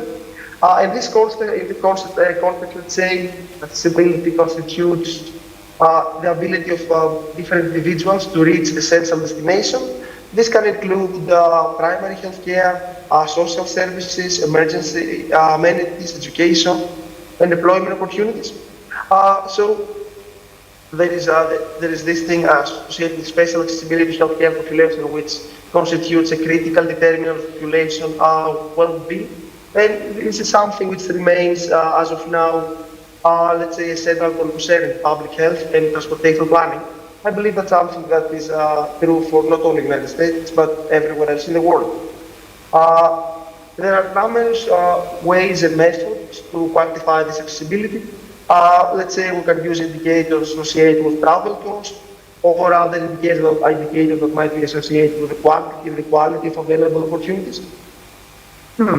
However, let's say in a macro level analysis, population flow has been proven to constitute a practical and, let's say, intuitive method for estimating access to services. So for that, we have two main methods. Method number one is the well-known gravity model, which draws, let's say, an analogy to Newton's law of gravitation in order to approximate risks. And also we have the radiation model, which is utilized in order to, let's say, more realistically consider any intermediate opportunities and the impact that they might have to the actual travel. So the problem statement which motivated this research was that access to healthcare facilities is essential and should be considered as a fundamental right in modern societies. And what we found out was that over the past couple of decades, healthcare accessibility has garnered increasing attention, particularly in addressing the geographical and physical challenges faced by populations in those remote and undeserved areas. So evaluating healthcare accessibility constitutes, as we said, a complex task, which becomes even worse if we consider the fact that most of those regions, there is an absence of detailed mobility data, which are required in order to be integrated in both geographic and which are required in order to integrate both geographic and population characteristics. So moving forward, we would like to present some, let's say, selective literature regarding the different approaches that have been implementing from similar research papers. As you can see, we have divided the selective literature review, let's say, in two segments. Segment number one are the gravity-based models. We have research from Tanser et al. 2006, which actually implemented, let's say, a pure gravity model, while more recent studies, they have utilized, let's say, gravity-based models, such as the well-known two-step floating catchment area. Additionally, as we said, there is this radiation model, which has been introduced back to 2012. And that was introduced as a stochastic, let's say, approach to model local mobility decisions by capturing the influence of those, let's say, intermittent opportunities, which might have an impact on travelers' destination choices. And also, we thought that what we can do, what our contribution can be, is that we can utilize those two methods, not in isolation, but we can combine them in, let's say, a hybrid framework. And the reason why we want to do that is because normally we have those OD matrices, which might be associated with, let's say, let's say, great computational burden. So for that, we have to do something in order to, let's say, implement, let's say, a more heuristic approach. So without having the need to actually check all of those OD pairs, to have, let's say, a better guess on which pairs we should focus. And in order to reduce the computational burden, but still maintain some good approximation quality. And also, in order to do that, we wanted to test our method in multiple resolution approaches. So as we move from coarser to finer resolution approaches, the problem associated with this is that the size of all the matrix can increase. So for that, the computational burden can increase. And we thought that if the proposed hybrid gravity radiation framework is not enough, what we can do is that we can utilize some machine learning techniques in order to enhance the predictivity performance of this framework by, let's say, performing a high parameter tuning, as we can see in later slides. So for our case study, we selected the state of Florida because FAU is a university which currently operates in the state of Florida. FAU stands for Florida Atlantic University. We received funding to conduct this analysis for the state of Florida and to explore if there are any healthcare accessibilities and healthcare accessibility issues and how we can resolve them, which can be part of a future project. So as of now, the first part was to analyze, let's say, the static data we had from the state of Florida. As you can see from the map on the top right corner, we have the population distribution. As you can see, those areas with lighter color code constitute those so-called rural areas of opportunity, while the other areas with, let's say, darker color codes are the main metropolitan areas such as Miami, Tampa, Orlando, and Jacksonville. So what happens, the population distribution is exactly what happens, as you can see on the bottom left map with the hospital distribution. Of course, as you can expect, because of the population distribution, there are more hospitals located next to the big metropolitan areas, while there is not a sufficient, let's say, number of hospitals in those rural areas of opportunity as has been identified by the state of Florida. As we said, we are going to utilize this hybrid gravity radiation framework. So first thing first, we have to actually use initially the gravity model.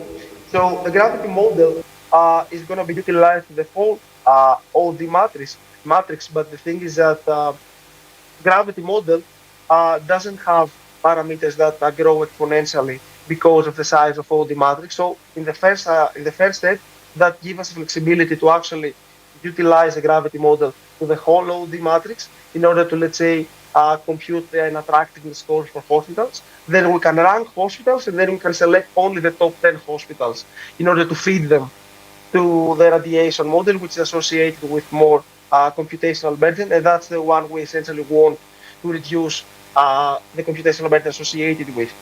As you can see from the formula, which is well known, what we need is the original population, hospital attractiveness, which in our case was the bed number in those hospitals, and then the distance decay function between the origin centroids and hospitals.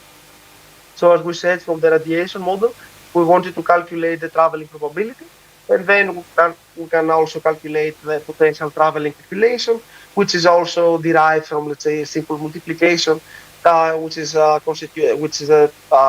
includes the traveling probability times the population at origin. So for that, as we said, instead of having the whole OD matrix, we can utilize only the top 10 most attractive hospitals for each destination, which, as you can see later, reduces the computational cost. And in this formula, we also have to take into account the intermediate opportunities calculated as the sum of hospital attractiveness within, let's say, the radius based on the geodesic distance between the origin and destination pairs. And as we said, the next step is to actually incorporate machine learning. So for that, we selected the random forest and XGBoost. There is nothing novel with the algorithms. It's just, let's say, an exploration of which algorithms might fit better this training process.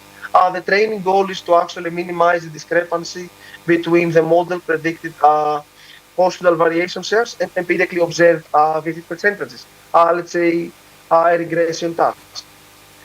So some results associated with this one. First, this matrix here demonstrates the performance of this hybrid framework in regards of correlation and R-square results. So as we can see, we have the first realization is that steeper decay functions consistently produce strong linear correlations and R-square values greater to 0.94%. While what we saw was that as spatial resolution increases, our hypothesis was correct. because as we increase spatial resolution, the model more accurately captures the spatial interaction between the origin population and destination attractiveness. So that's something important because, as we said, increasing the spatial resolution, moving towards finer spatial resolutions, is associated with higher computational burden. As you can see, we have more than 10 million residential parcels. If we go in that level, more than 6,000 census tracts and more than 70 counties in the state of Florida, while we have more than 500 healthcare clinics incorporated in the dataset we received from the state of Florida.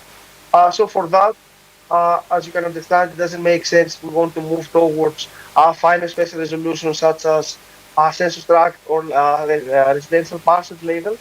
It doesn't make sense to have to check, let's say, the whole OD matrix. And also it doesn't make sense to make, let's say, a random guess and say, okay, we're going to exclude all of those pairs that might be outside of an X miles radius, because this X miles radius is not, let's say, substantiated or backed from any results or any other, let's say, finding. It's something that we can use just to facilitate our research, but there is no any, let's say, official guideline that says, okay, don't consider hospitals or don't consider pairs outside, let's say, 50 miles radius. So the way we did incorporate machine learning was, let's say, in this machine learning-based hyperparameter tuning framework, which we use Optuna in order to optimize the core parameters. The core parameters we identified from this radiation model was the origin population, which was influenced, as you can see in the top right corner, from this alpha parameter. Then the impact of destination attractiveness, which was influenced by this beta parameter, and then impact of intervening opportunities by this gamma parameter. We found out that XGBoost outperformed random forest, especially in the log scale. XGBoost achieves the highest exploratory power, which is associated with an R-square value of 0.93.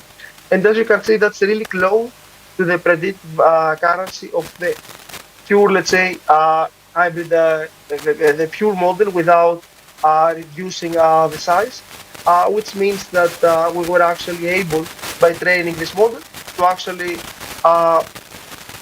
end up having similar results without losing much of the predictive accuracy. As you can see in this map, which is like the overall idea of the travel cost associated with the residents in the state of Florida, as we said, we have those rural areas of opportunity. As you can see, let's say, in this map with darker color codes, or like, let's say, red color codes, you can see those rural areas of opportunity which actually experience higher travel burden, travel cost in order to travel to the coastal with the highest traveling probability. Also, we can say that in both census tract level and parcels level analysis that were associated with greater precision compared to coastal resolution, which highlights the need for solutions that are going to reduce the computational burden, but still be able to maintain high approximation quality.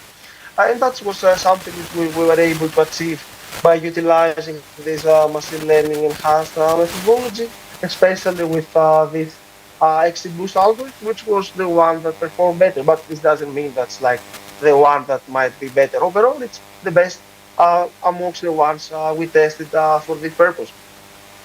So let's say some benefits associated with this one is that we were able to provide a scalable methodology that enables large-scale healthcare accessibility assessment without the prohibitive computational burden associated with finer spatial resolutions, such as the ones associated with parcel and residential tracts level analysis.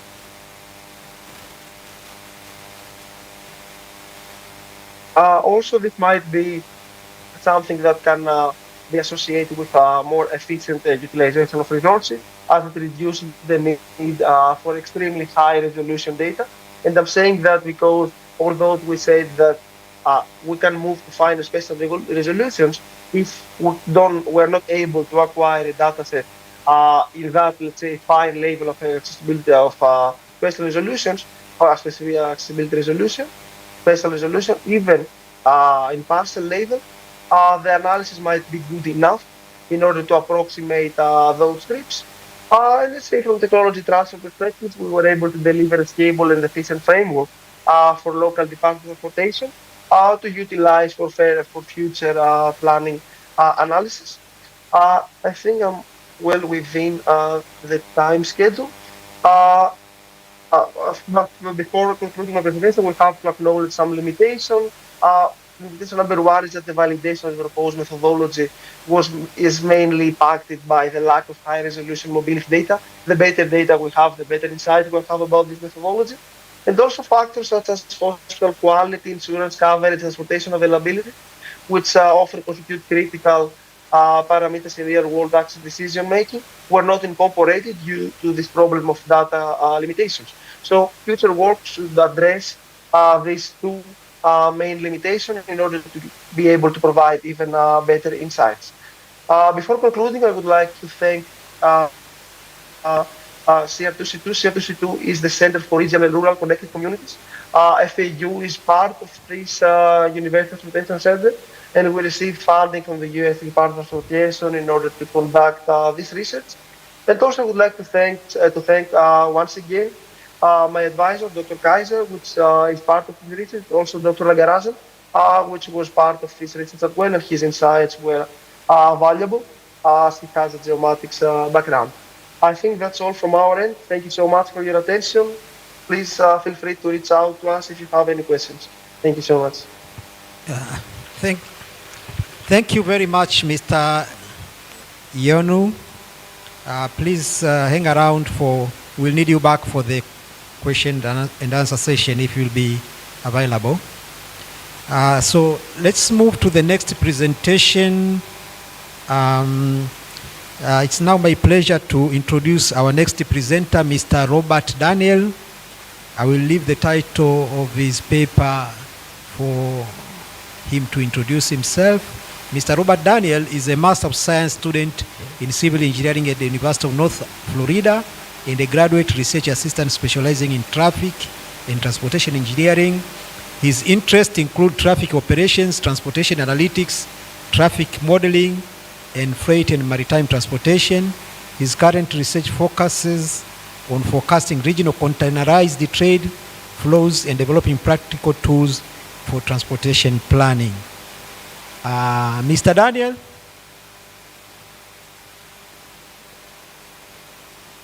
Can you hear us, Mr. Daniel? Yeah, yes. Hello? Hello? Hello? Can you hear me? Yes, I can hear you. Okay, are you ready? Yes, I'm ready. Okay, you can start your presentation. Okay, thank you. Okay, let me go ahead and share my screen.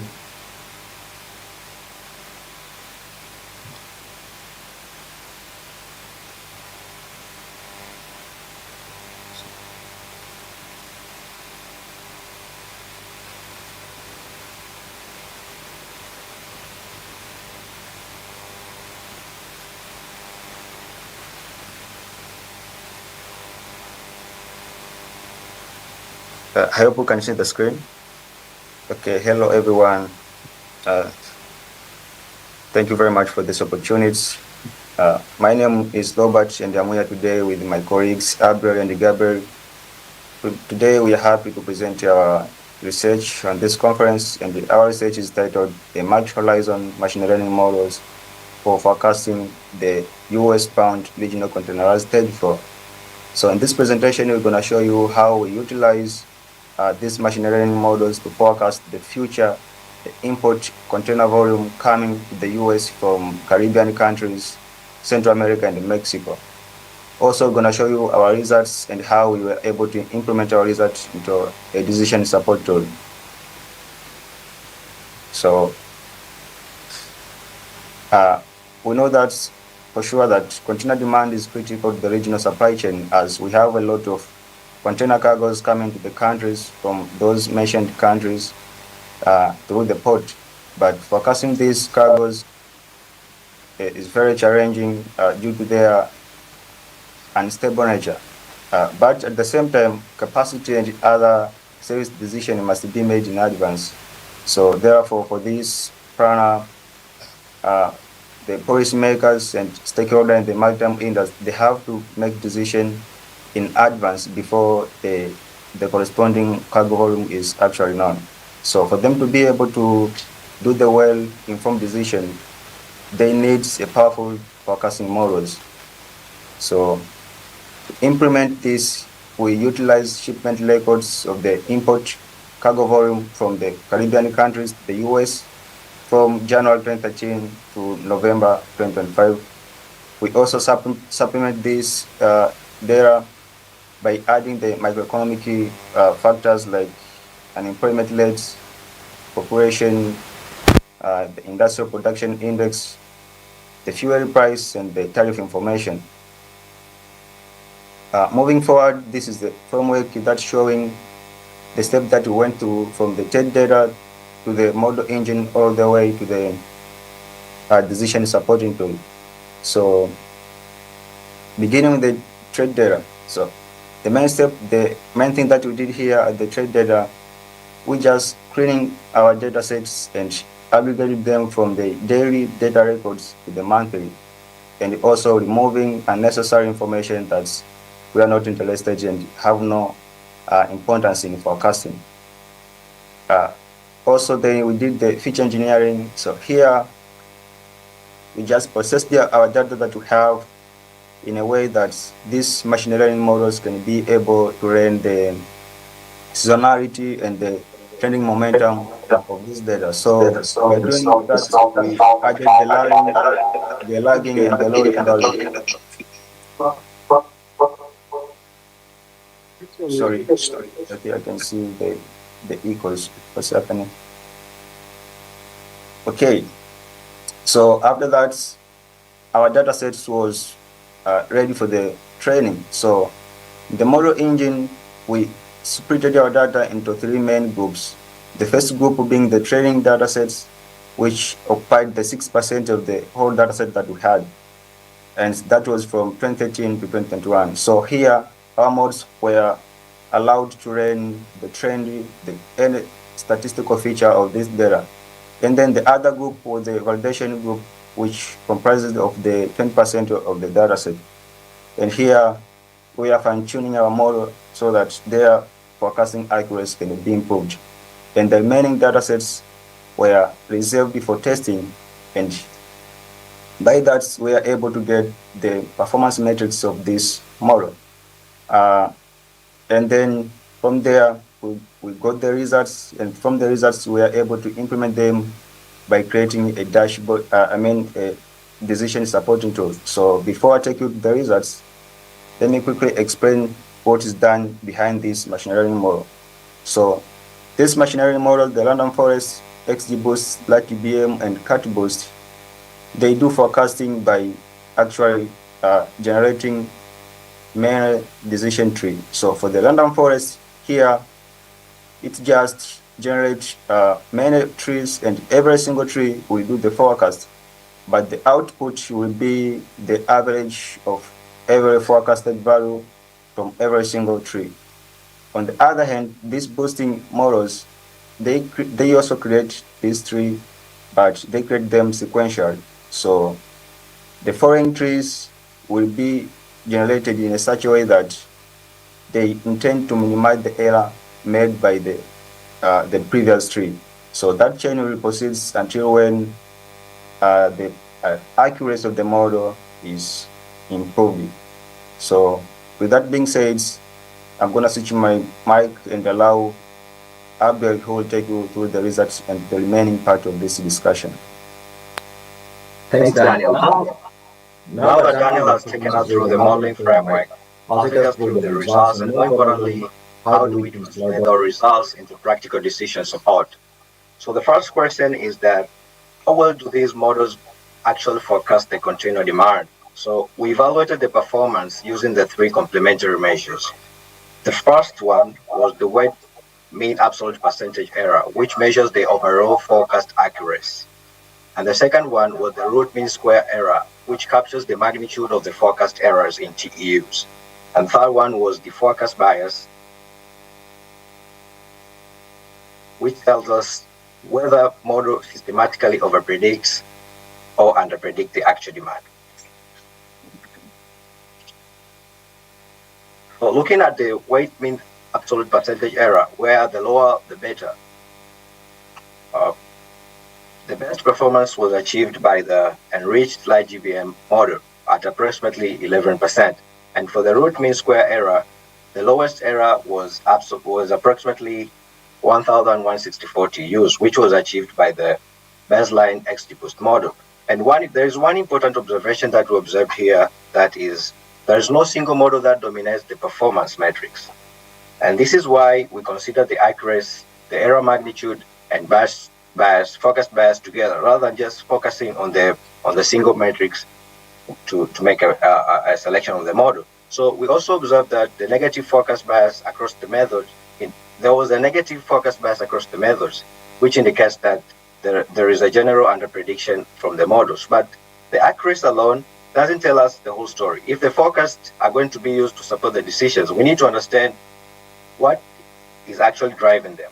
And this brings us to the model explainability. And here, we use the Sharpe values to estimate which variables contributed mostly strongly to the prediction from our enriched models. So the first thing that stands out here is the dominance of the historical container volume patterns. So we've seen from the XGBoost model and the light GBM models that the rolling mean of the TUs was the strongest predictive attribute, and followed by the TU lagging features.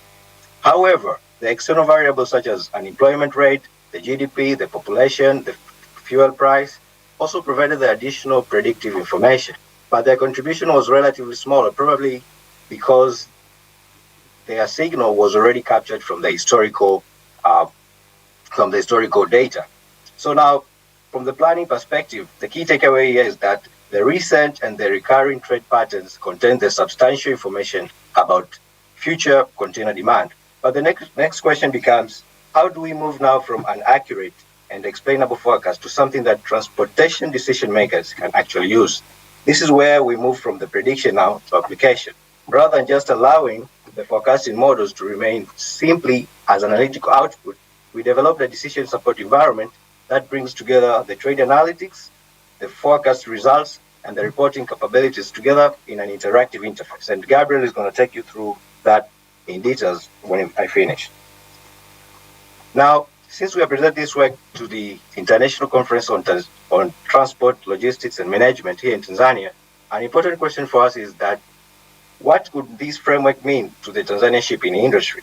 Although we have seen that most of the data that we have used, they are bound on the US regional container trade. So we believe that the broader value of this research extends more beyond that specific market, because we believe that the fundamental for making decisions in the shipping industry is the same. The shipping decisions needs to be made today about, for example, how the capacity to deploy, how frequently to provide the service, how to plan the network, while the future cargo demand remains uncertain. So we are not suggesting that the US results themselves to be simply transferred to Tanzania, but what we believe is transferable is the forecasting and the decision support framework. And that process begins with understanding the future cargo demand. So if the historical Tanzania trade data can be used to anticipate the future container volumes, operators can gain earlier visibility into what demand may look like in the coming month. And this is what we call the cargo demand forecasting. But knowing the future alone is only useful if we can translate that information into operational decision. For example, if we expect, let's say, the demand to increase or to decrease during a particular period, that information can support the decision, let's say, on sailing frequency, the vessel capacity, and even the equipment requirements. And once we begin to connect the demand and capacity, we can take the analysis one step further from individual services now to the broader network. So combining the expected demand with factors such like voyage distance, the capacity utilization, operating costs, the same framework now can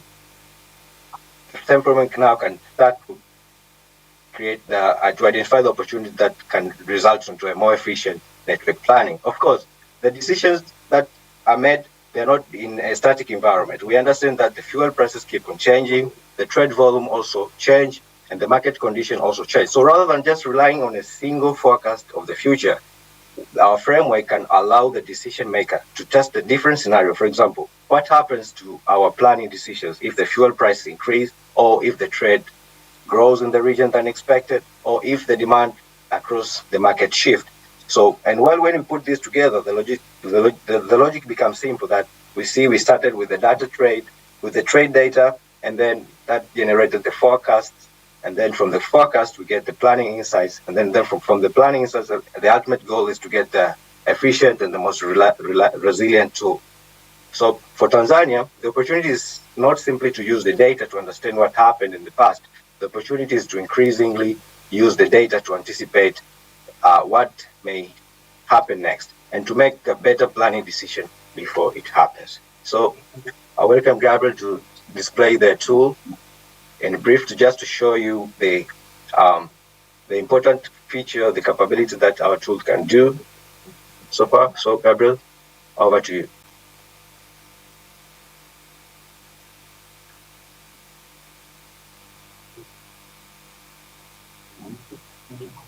Gabriel?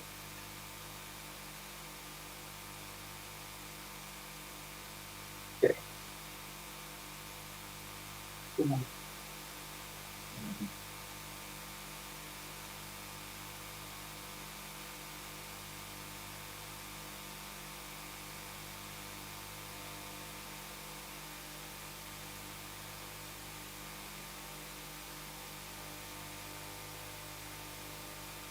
All right, thank you.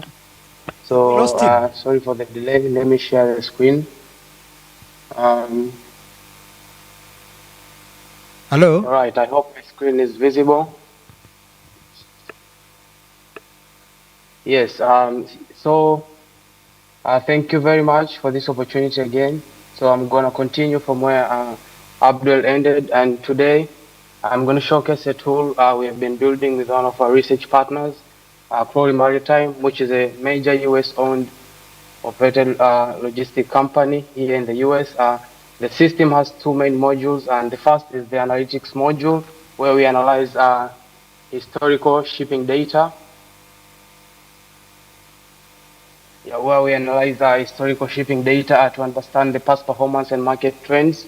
And the second one will be the forecasting module, where we'll use that historical information to predict the future shipping activity. I'll begin with the analytics module and briefly explain what each chart tells us. We'll start with these summary cards, which show the total container volume, the market share, the number of costs, the services, carriers, and commodities in the selected data.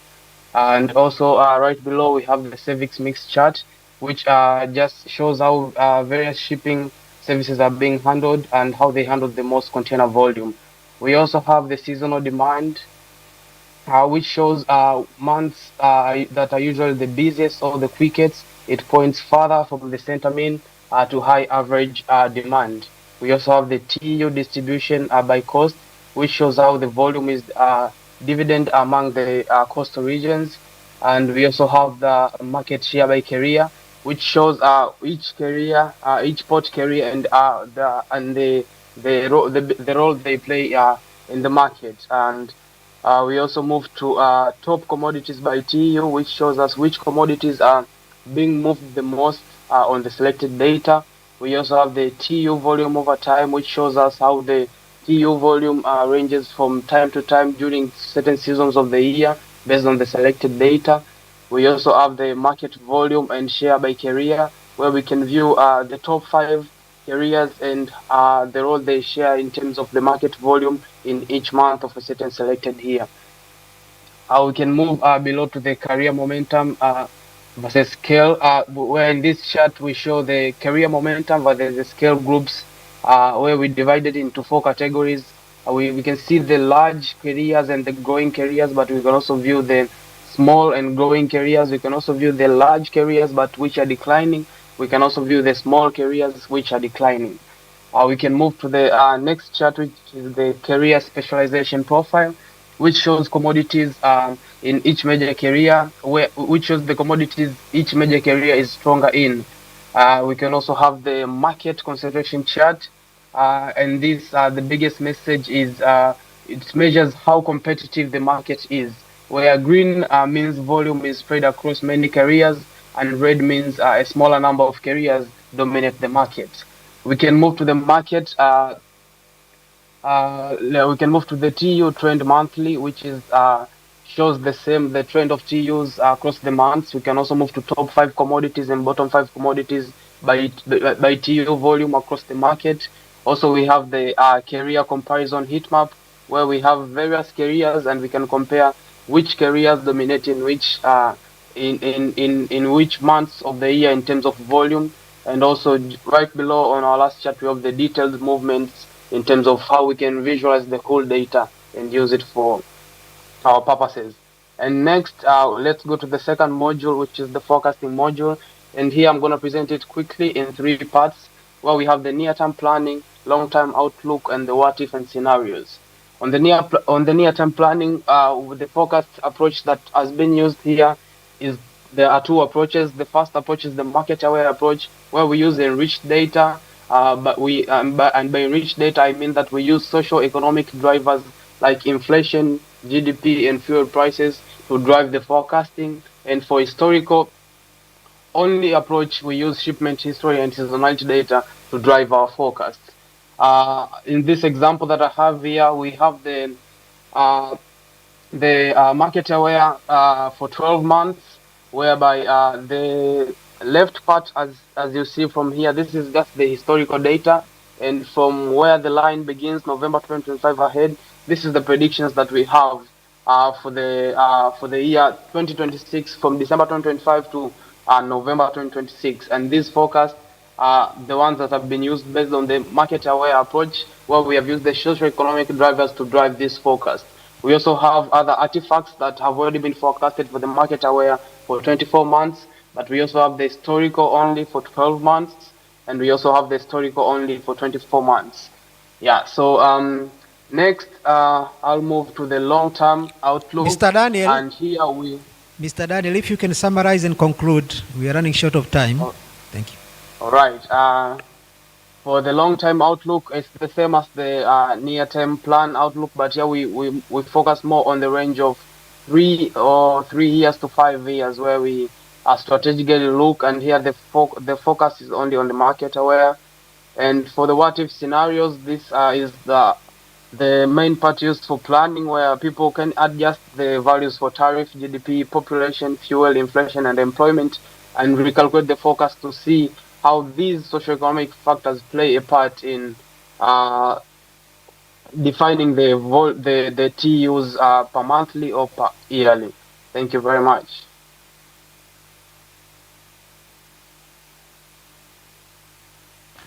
Thank you very much, Mr. Daniel. So please stick around, because at the end of this session, we'll have a live Q&A interaction. So we are heading towards the last presentation of our session, which is a keynote speech on a very currently popular topic, artificial intelligence applications in transportation engineering in the United States. And hopefully, audience will learn something for Tanzania as well. And our keynote speech presenter is Professor Priyanka Alur from Florida International University. She received a doctoral degree in civil engineering from Clemson University in 2010. Her research focuses on transportation safety, traffic operations, intelligent transportation systems, connected and automated vehicle technologies, and transportation system management and operations. So she has many research grants, and she has co-authored over more than 250 journal and conference papers. Dr. Priyanka Alur, are you around? Yes, sir, I am. It's online. Oh, okay. Thank you very much. You have 25 minutes, but we are running really short of time. If you could squeeze your presentation within 20 minutes, we'll also appreciate. So you can proceed. Sure, thank you, definitely. Yeah. Okay, perfect. I'm assuming you can see my screen and you can hear me well?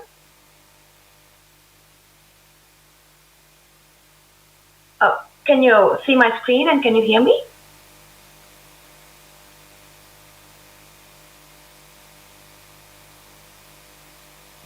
Yes, we can Can I hear you. stop? Yeah, we can see it and we can hear you. Sorry.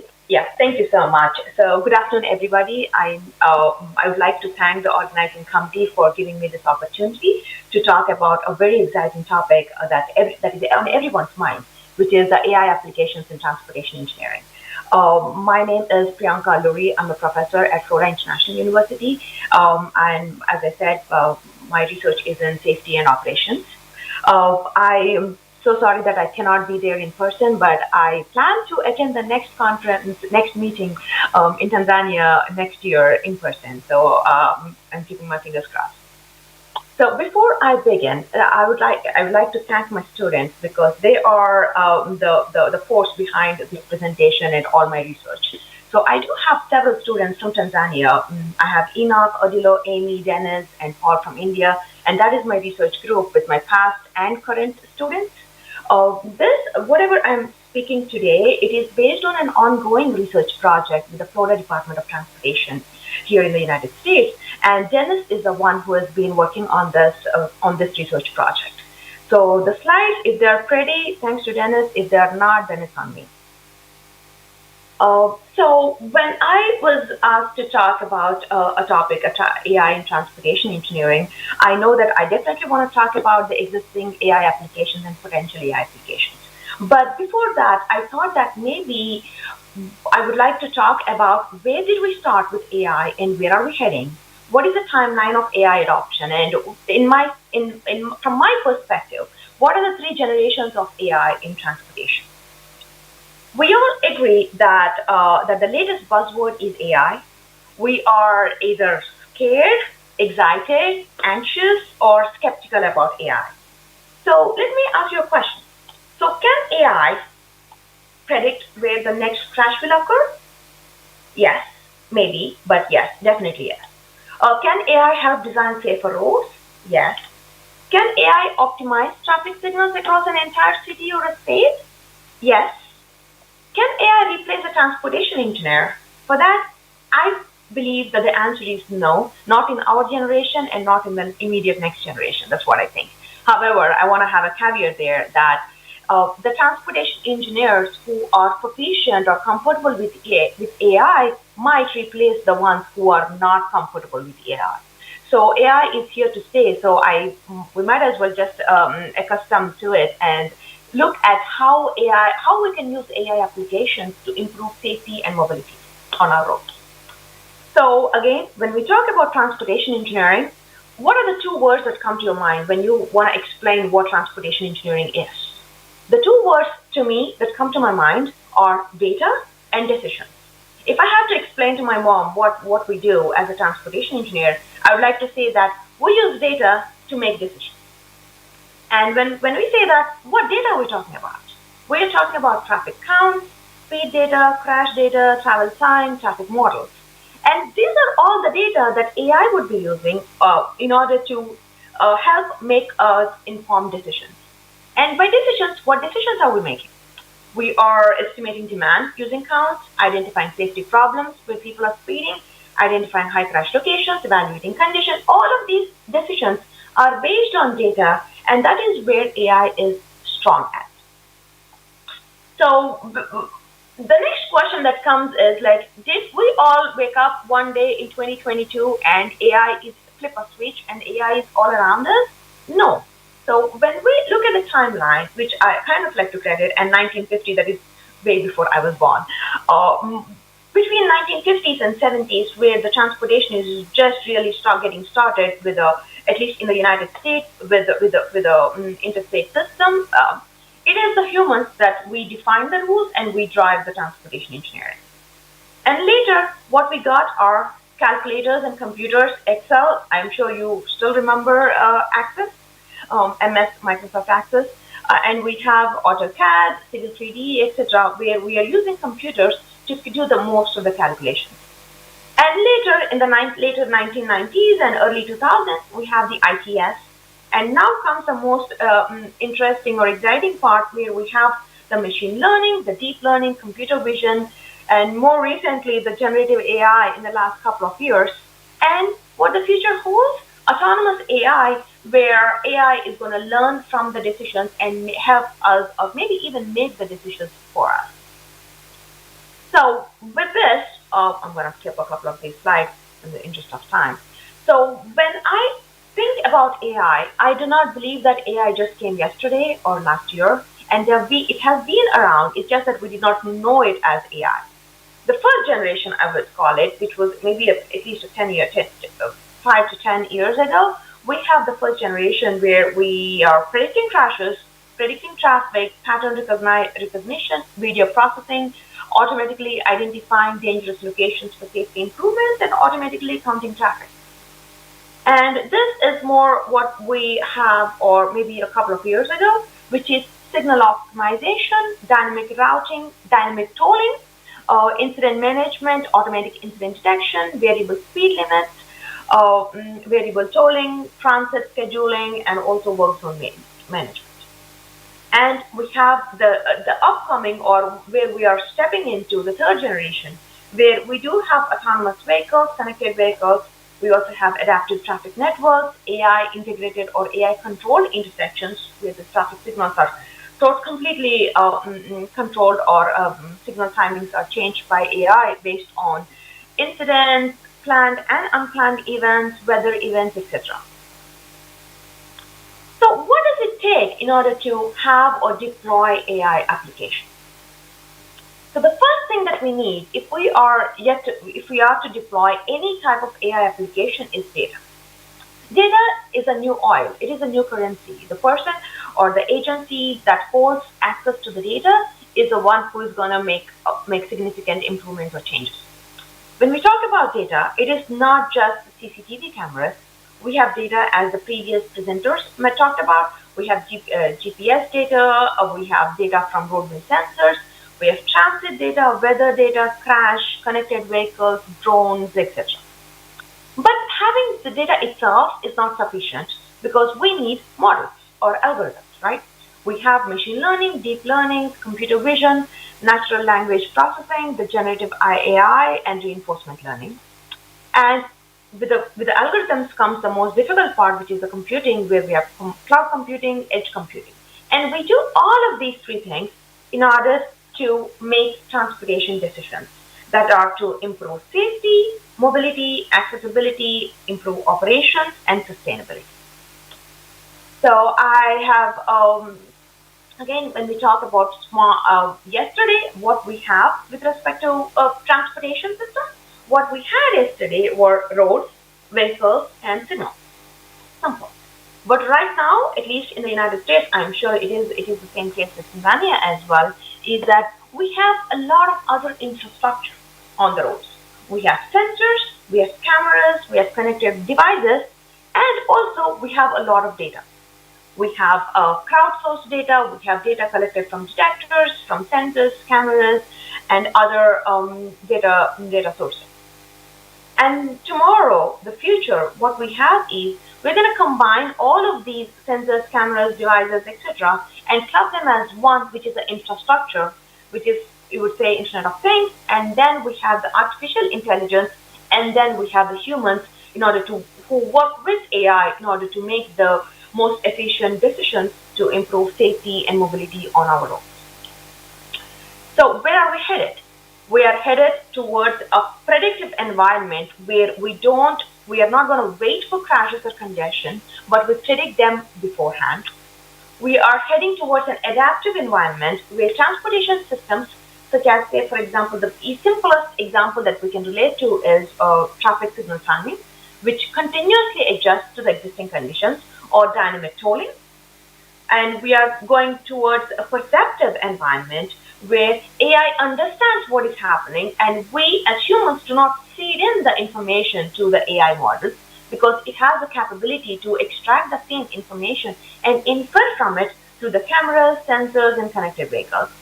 And also next, we have the generative AI, where AI becomes an engineering co-pilot who works alongside the engineers. And finally, we have autonomous AI, which moves from recommending decisions to actually taking action. So, again, I've provided a little bit of background about AI and where we were and where we are headed. But in the next few slides, I'm going to quickly go over some of the existing AI applications in transportation engineering. As I mentioned, this is a part of a funded research project, and one of my students was actually from Tanzania, Dennis. He was working on this. What we did was we surveyed all the state departments of transportation, all the 50 states, to identify if there are any AI applications that they're using in transportation engineering. And in the next few slides, I'm going to quickly talk about these applications so that you can start thinking about how these applications could be deployed or adapted to Tanzania. The first application is a wrong way alert system. This alert system, what it does is it prevents head-on crashes caused by drivers who are going the wrong way on an interstate or a freeway or a highway.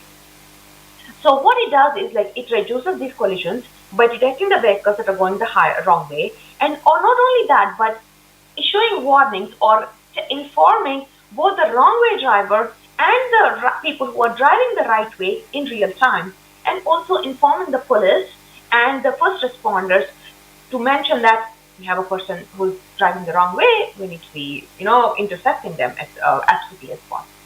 And the AI technologies are like computer vision and anomaly detection. We do have an asset management which was being deployed by Hawaii DOT. What it does is to track, evaluate, and maintain roadway infrastructure, like the pavement, signs, pavement markings, guardrails, etc., so that to make sure that they are in a serviceable condition. For example, we have millions and millions of miles of roads, of lane miles in the United States. For example, in Florida alone, we have about, 2 million local miles of roads. So it is almost next to impossible to keep track of which pavement markings, which signs on which roads need improvement or need to be serviced or repaved or remarked, right? So what Hawaii is doing is like it is using the aerial images from the satellite images and computer vision in order to identify locations where the roadway infrastructure such as pavement, signs, markings, guardrails need improvement or need to be replaced.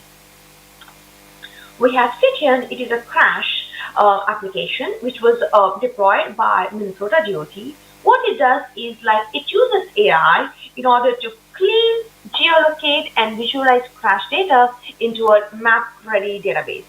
I'm assuming, again, I've never been to Tanzania, but my students, they work on crash databases or crash records from Tanzania, and I believe that this application would be very apt and adaptable to the roads or crashes in Tanzania, because data cleaning and geolocating is quite resource intensive. We have utility mapping, which is a very interesting AI application, which is not really transportation related core, but it helps with the transportation for the transportation sector, which is using AI to map the subsurface utilities to support traffic safety by identifying the underground utilities, so that when you have a bulldozer coming to dig up the ground, they know where the underground utilities are and where the work zone risks are. Again, this is also a part of the data acquisition and data maintenance part, and IODOT is working on, is using this technology, this AI application. We have AI-based decision support system. Along the interstates in the United States, several agencies focus on integrated corridor management, where the goal is to improve the safety and operations on these limited access facilities, and also reduce the travel time, reduce the congestion. So what Tennessee has been doing is like it has been using AI, the multi-agent reinforcement learning and machine learning, in order to use or to deploy the lane control signs, RAM meters, or dynamic tolling to make sure that the traffic runs smoothly and safely on these corridors. This is not a statewide deployment per se. It is just on one corridor, I-24 corridor. They call it a smart corridor because it is equipped with all the sensors that we can think of, and it is in Tennessee. We do have an automatic incident detection. This is being deployed in Georgia by Georgia DOT. where the agency is using computer vision and CCTV cameras to automatically detect an incident.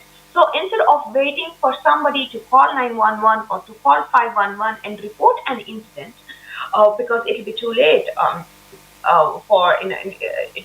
to send some police or some EMS, emergency medical services. So what in Georgia, what they're using is they're using real-time camera feeds from CCTV cameras to identify and detect incidents automatically and act on them. We have in Florida, this is one is in North Carolina, we have the real-time intersection performance monitoring, where the one exciting thing about this application is that in North Carolina, they are using this AI traffic signal optimization across over 2,500 signals. Imagine the scale and scope of this project, where almost over 2,500 signals in North Carolina are being optimized using AI.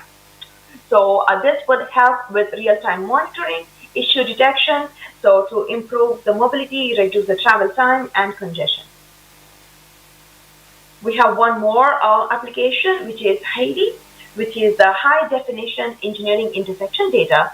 This is within Florida, in the Orlando area, that would be the Central Florida, where they are using AI to count in real time the turning movement at signalized intersections.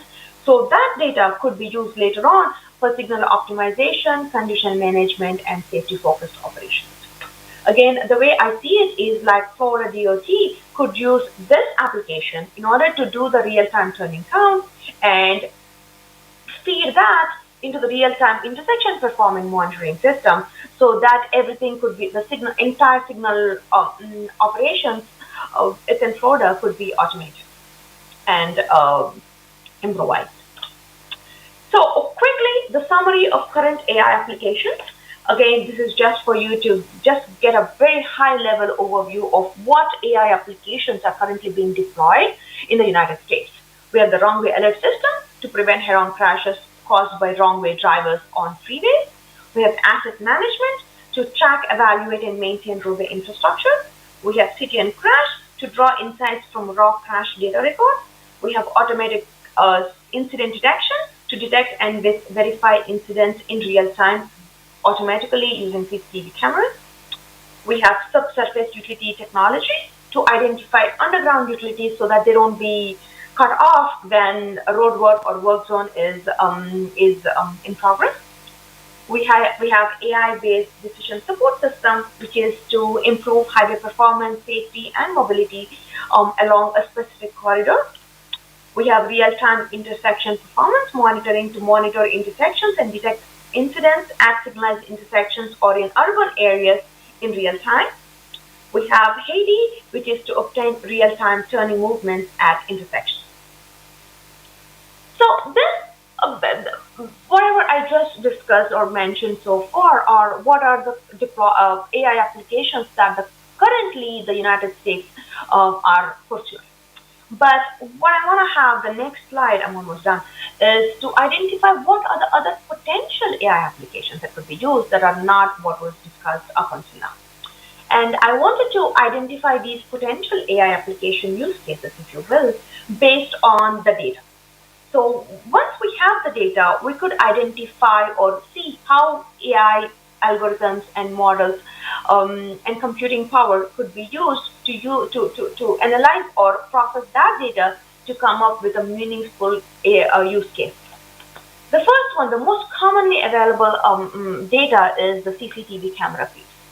And this feed could be used for incident detection, which we already talked about, but we could also use it for end of queue or rapid slowdown detection. It could be used for identifying work zone intrusion, for vulnerable road user detection at intersections, which will be pedestrians or bicyclists who are jaywalking, kids who are running across the street to go to McDonald's on the other side or to go to the school on the other side. We also have AI-based railroad crossing safety and obviously wrong-way driving detection, which we already talked about. These are the applications using CCTV cameras. And we do have some of the applications that use traffic volume and congestion data. which would be traffic anomaly detection, which was also discussed earlier in the day. And we also have the AI-based predictive traffic management system. When we use the using the detector data, we can predict traffic conflicts. You can identify traffic anomalies, and we also can use the identify or detect vulnerable road users, that is the pedestrians and bicyclists, not only who might be jaywalking at a signalized or an unsignalized intersection.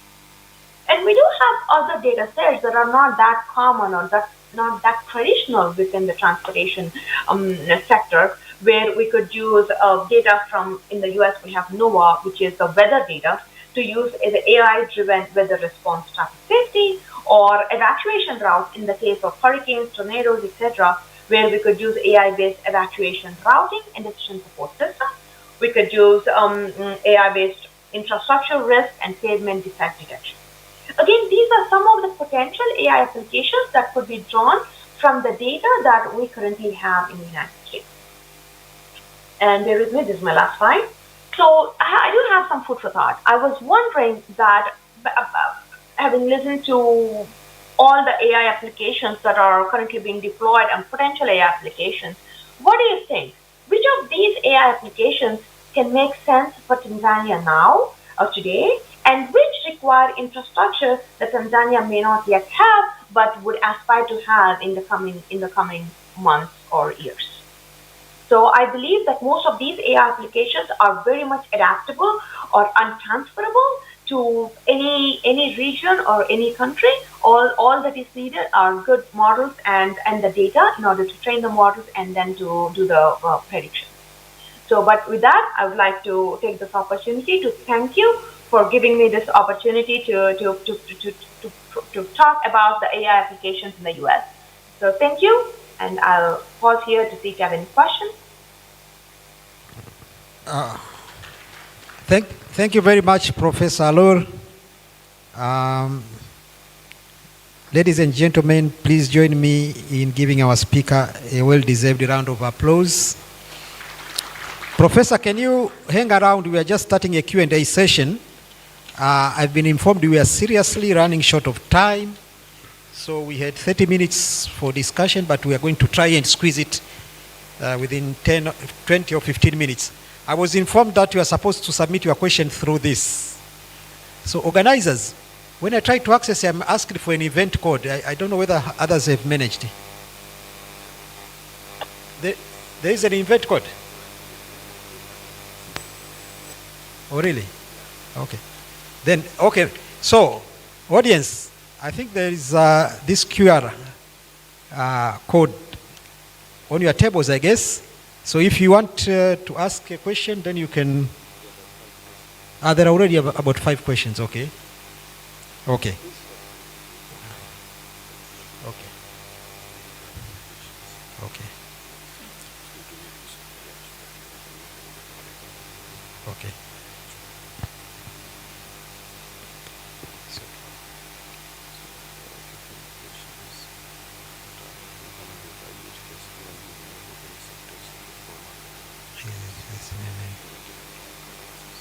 Okay, so Professor Sando, can you come in front of you?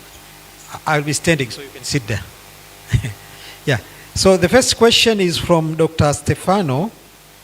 I think it's directed towards Professor Sando.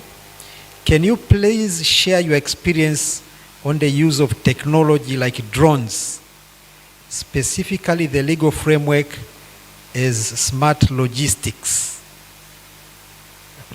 Just have a seat. And then I'm just trying to read questions. And then there is another question to Dr. Stewart. Can you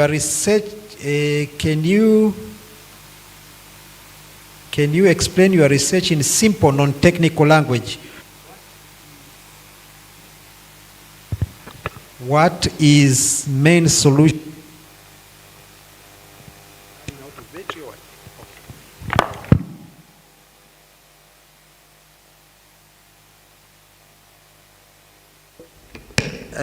What is main solution of the AI-ready data reuse? Okay. Okay, and then there's a question to Urassa. How efficient and safe are the automated trains in case of accidents? Who will be held responsible if the train is 100% automated? Let's start with those questions, 3 questions, starting with Professor Sando. Is it working? Hello? Yeah, so the question I believe is they want me to give some insight on the use of drones in transportation engineering. So I happen to be one of those people who use drones for data collection, for traffic data collection. As a matter of fact, Professor Priyanka Alluri that just finished presenting, one of her students, Amy Aima, just came to Jacksonville, where I live, to collect data using drones I think just like a month ago. I work with a group, so Dr. Alluri is one of my colleagues. You see, she has a lot of Tanzanian students. You heard some of my students present some work on marine freight. So we collect data using drones. So this is what happened. Number one, in the United States, for you to be able to use drones to collect data, first of all, you have to have what they call a drone pilot license. So my students normally take an exam and they become drone pilot licensed so that they can be allowed to collect data using drones. So once they have a license, then there's an app and there are regulations that they're supposed to follow. For example, you're not allowed to fly a drone within 4 miles from the airport. It has to be at least 5 miles. But there's an app that will show you the restricted areas. You're not supposed to collect data close to the military base and so forth. And normally what we do is it doesn't allow us to collect data. We can fly a drone, but the highest we can go is 400 feet above ground. So that's what we do. We collect data using drones, and it's more effective. Just imagine if you were to collect traffic data or to do traffic data monitoring at the junction Mwenge and Samnujoma. It's going to be very hard for you to just do manual data collection or to have a camera, but if you have a drone, you can fly it high enough that you can see very far, you can see all the queues, you can identify the length of the queues, unmet demands, and a lot of other traffic metrics that are hard to find using just a normal camera or doing manual data collection. I want to mention though there's some limitations of using drones. Number one, most of drones have a battery that lasts only 30 minutes. So if you're collecting data for a few hours, you need to have multiple drones so that you can, when one comes down, another one goes up, and you can mosaic the data so that you have data for a long time, so that you can collect data during the peak hour and beyond that peak hour. But other things about drones, I know other speakers also have to respond to questions we can discuss during lunchtime. But I'm more than glad to discuss with you and to collaborate if we have to do anything with drones. Now, some of the students that you saw, they are computer science students, and we have developed computer algorithms that if you give us drone footage, then we can collect we can produce a lot of metrics that we use in transportation engineering. Thank you very much, Professor Sando. The second question, I don't know, it's directed to Dr. Stewart. Who did you meet? Sarawat. I think it's Sarawat, isn't it? Yeah. Did you understand the question? Did you understand the question? Can you repeat the question? Yeah, it's, I think it's mistyped, so I will try to. Question to Dr. Sarawat. Can you explain, it's not explain, but can you explain research in simple, non-technical language? What is the main solution of AI-ready data in engineering? Something like that, but that is my interpretation, but there are a lot of typos, so I can't. Okay. But if you can respond to that briefly. Okay, in simple terms, my solution to my research is, we know we have the transport data, and in our case, the traffic data. So the traffic data is very useful for AI analytics. At the moment, we can collect new data, large amount of new data, but we know this process is very expensive and costful, because when collecting the traffic data, we have to use the sensors, and in developing countries, that can be a problem. So for my case, I dealt with data scarcity environment, like especially Dar es Salaam. So my proposed architecture come in handy, because our architecture is a way of organizing and cleaning, integrating, and reusing this data so as to achieve different ITS tasks. So because this proposed architecture is made up of different layers, so through these layers from the acquisition, we can achieve a synthetic data set, and from this data set, we can be able to do different ITS tasks, as I have demonstrated, like the traffic congestion, the anomaly detection, and as well as the incident anomaly detection, etc. Thank you very that's all. Oh, thank you very much. So, Dr. Urassa, I think there are, well, there's an additional one. The first one was how efficient and safe are the automated trains? In case of accidents, who will be held responsible if the train is 100% automated? And another one is, I would like to understand, since your TPP framework was tested and recommended for deployment and evaluation within the European railway network, could it also be actionable and applicable in addressing the challenges facing Tanzania's railway sector?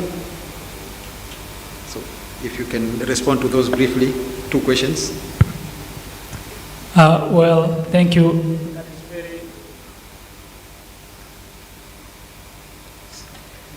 I think they are running short of batteries, so you can use the latest. Yeah, thank you for your question. That's a very thoughtful question. And I'll begin with the first one. How efficient and safe is automation? What I can say is the driverless train is not a new thing in railway. We do have a completely full and autonomous train, unattended train, that they're operating without a driver. And the reason is we have a full fenced train and a lot of protection system. And for now, in case of accident in railway, it can not really caused by human error, because there's a lot of safety layers, because the railway safety is very first important thing in railway. So there's no compromise in railway safety. So the thing is, we are trying now to translate the technology which we are having in a metro, for example, which is currently running in an autonomous system, to this open network. So in terms of efficient, I guess we will be more or less the same as in metro system, which also run in full autonomous. And the second question is who will be responsible in case of accident? Well, if accident happen in railway, as I've said, it's not really caused by human, because there's a lot of protection system. There's this ETCS, CTCS, they're very sophisticated system which prevent human error. So even in case of train drivers on board the train, driving the train, if accident happen, it's not the one who is responsible, because it could be something else which is way beyond our control, like, let's say, landslide or some other natural hazard. So I can't really say who will be responsible, because even at the moment, when the train driver is on board, still, we don't know who is responsible, because it's something like natural catastrophe. Don't know if I've answered the question. Yes. Thank you. I believe so. So we are running short of time, and I think those were the only questions. Some more have come, but I think we should close. We're running short of time. So to our presenters online, We thank you very much for taking your time and presenting your papers. Thank you very much. Audience, let's give ourselves a round of applause for the session. I will now hand over to organizers for housekeeping issues. I think explanation regarding the lunch, etc. Thank you very much.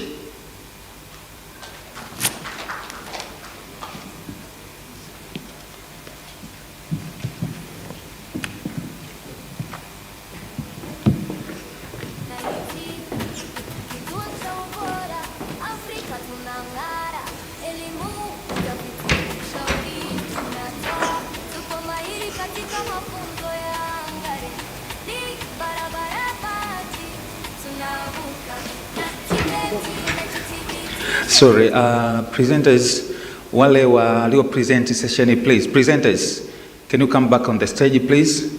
Presenters of these sessions, please, can you come back on the stage? We just have a group photo for our first session.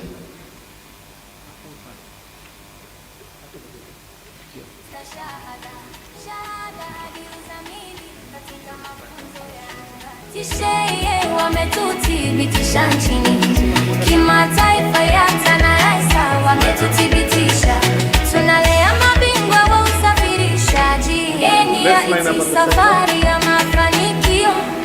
Chuo cha Taifa Institutes in Belgium.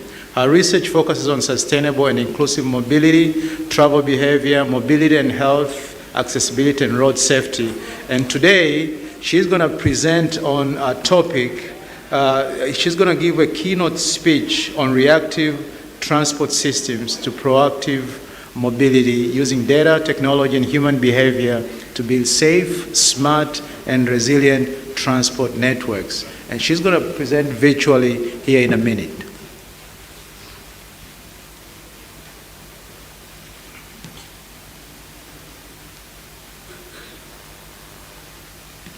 So again, for the sake of time, we're going to give 10 to 12 minutes to the first presenter.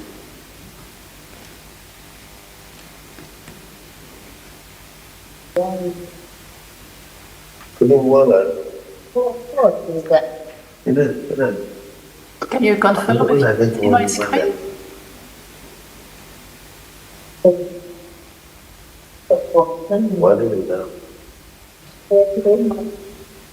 Can you hear me well? Can you see my screen, please?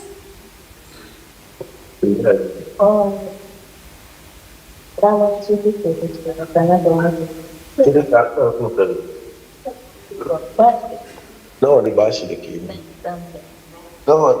No, the Bashiriki. No, Baba, yeah, check me down for him. I'm sure I've already had 300.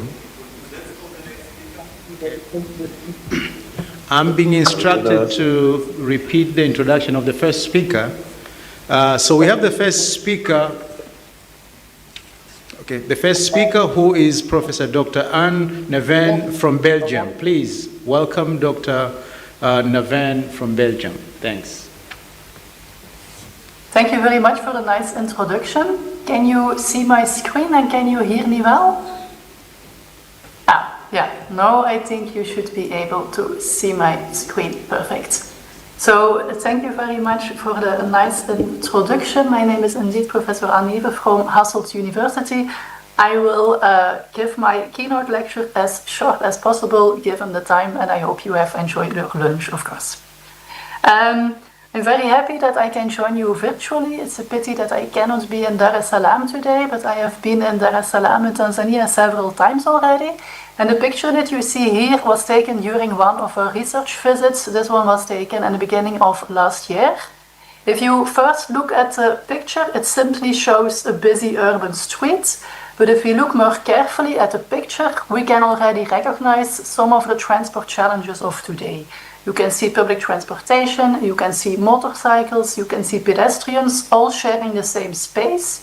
And during the next 10 minutes, I hope that we can start looking at this picture together from a different perspective. A very bit background of myself. Well, I have a bachelor, master, and PhD in transportation studies. And in my research, I combine sustainable mobility research, also interventions related to mobility and health. I also did a lot of accessibility studies for persons with decreased mobility. So let's say more the social aspect of mobility. And besides that, also over the past years, I have also worked on improving traffic safety and mobility in emerging countries in the global south. And we have had some collaborations with colleagues from Tanzania, from Rwanda, from South Africa, among others as well. The keynote of today is also inspired by these long-term collaborations that we have, and also by the PhD projects and the innovation projects that emerge from these collaborations with colleagues from Africa. Besides that, I'm also very happy to supervise PhD students. I also coordinate the bachelor and the master in transportation sciences that we have. We also have an international master in which we also have some students from Tanzania. And as I said, I'm also happy to have some international collaborations. If we look at the title of my presentation, so from reactive to proactive mobility, why is this important? Well, as we all know, cities are growing very rapidly, and also transportation systems are becoming more complex. There is a very rapid urbanization, but there is also a very rapid motorization trend, which is going much faster in developing countries. And at the same time, the space is shared also with vulnerable road users, so there are very much road safety challenges that are happening. Governments also have limited budgets to spend, so every intervention matters. But on the other hand, if you think about transportation systems, typically this is often reactive. We investigate crashes only after they are happen, redesign roads only when problems become visible. And the challenge that we have is to identify risks earlier and to make better evidence-based decisions so that we can become more proactive instead of only be reactive and only do something when it's too late, when the crashes have happened already. So in my presentation of today, rather than only presenting one project, I will try to bring you with 5 complementary lenses, and each lens is illustrated by a different research project that we have done, different PhD projects. And individually, they answer different questions, but all these questions or all these lenses together, they will illustrate how transportation research can evolve from reactive towards proactive mobility. These 5 lenses, so as I said, they are all examples that come from PhD projects, international collaborations that we have, and applied innovation projects. So the first lens regarding understanding mobility demands, this is based on PhD research of Lucy Joseph, which was our PhD student, and she defended 6 years ago already. Second lens about understanding behavior is based on the PhD work of Katondo Nambiza. He defended his PhD in June this year. Then we also have understanding community experiences based on some use cases that we did in Rwanda and South Africa. And then we also will very briefly explain how we can understand interactions, how we can also understand driver well-being. And these are based on some recent innovations projects that we have in Belgium, but which we also try to explore in other countries, that I will briefly come to this in a minute. At first sight, all these projects, all these questions or lenses may appear unrelated, but they all have the same common objective. We want to create transportation systems that are more fair, that are smarter, and that are more human-centered.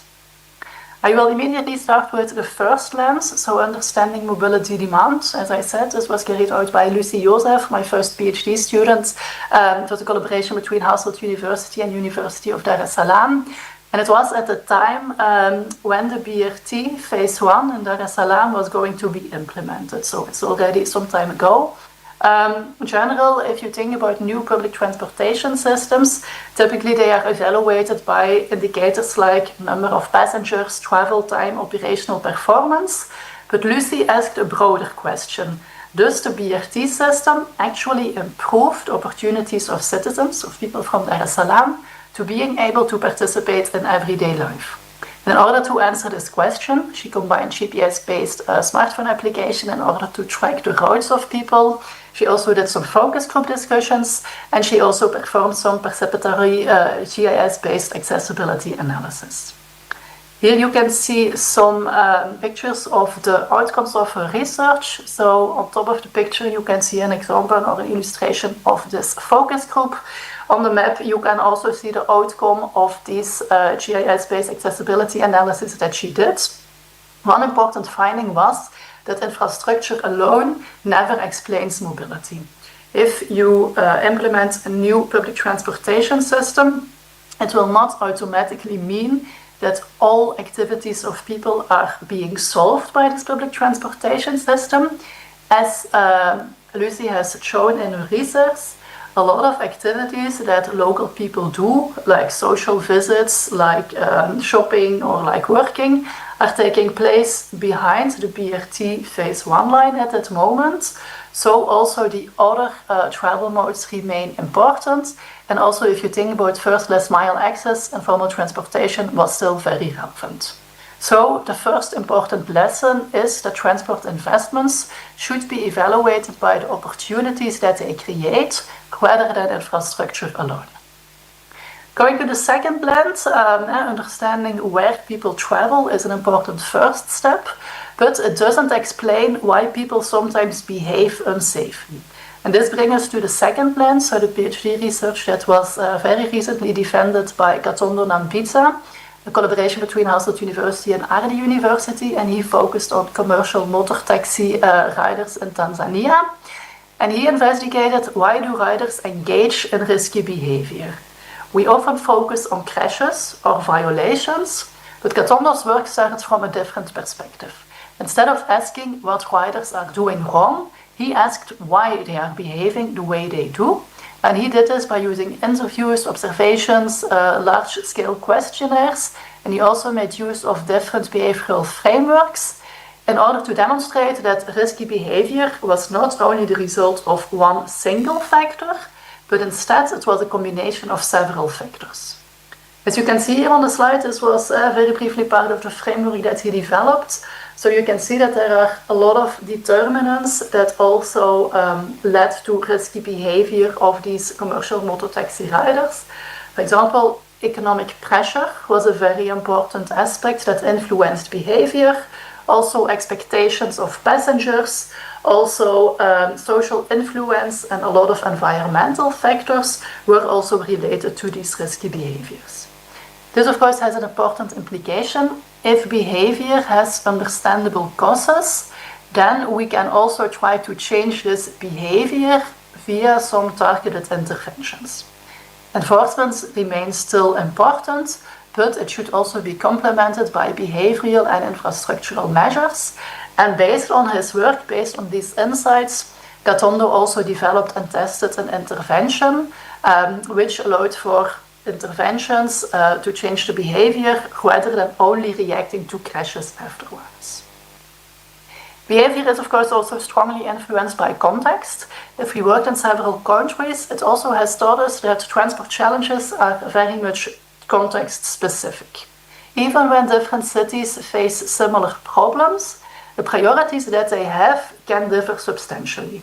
So we cannot just copy one solution from one city to another. We first need to understand the local context. For example, in Dar es Salaam, the creation of the BRT system with these informal motor taxi cycle drivers was important.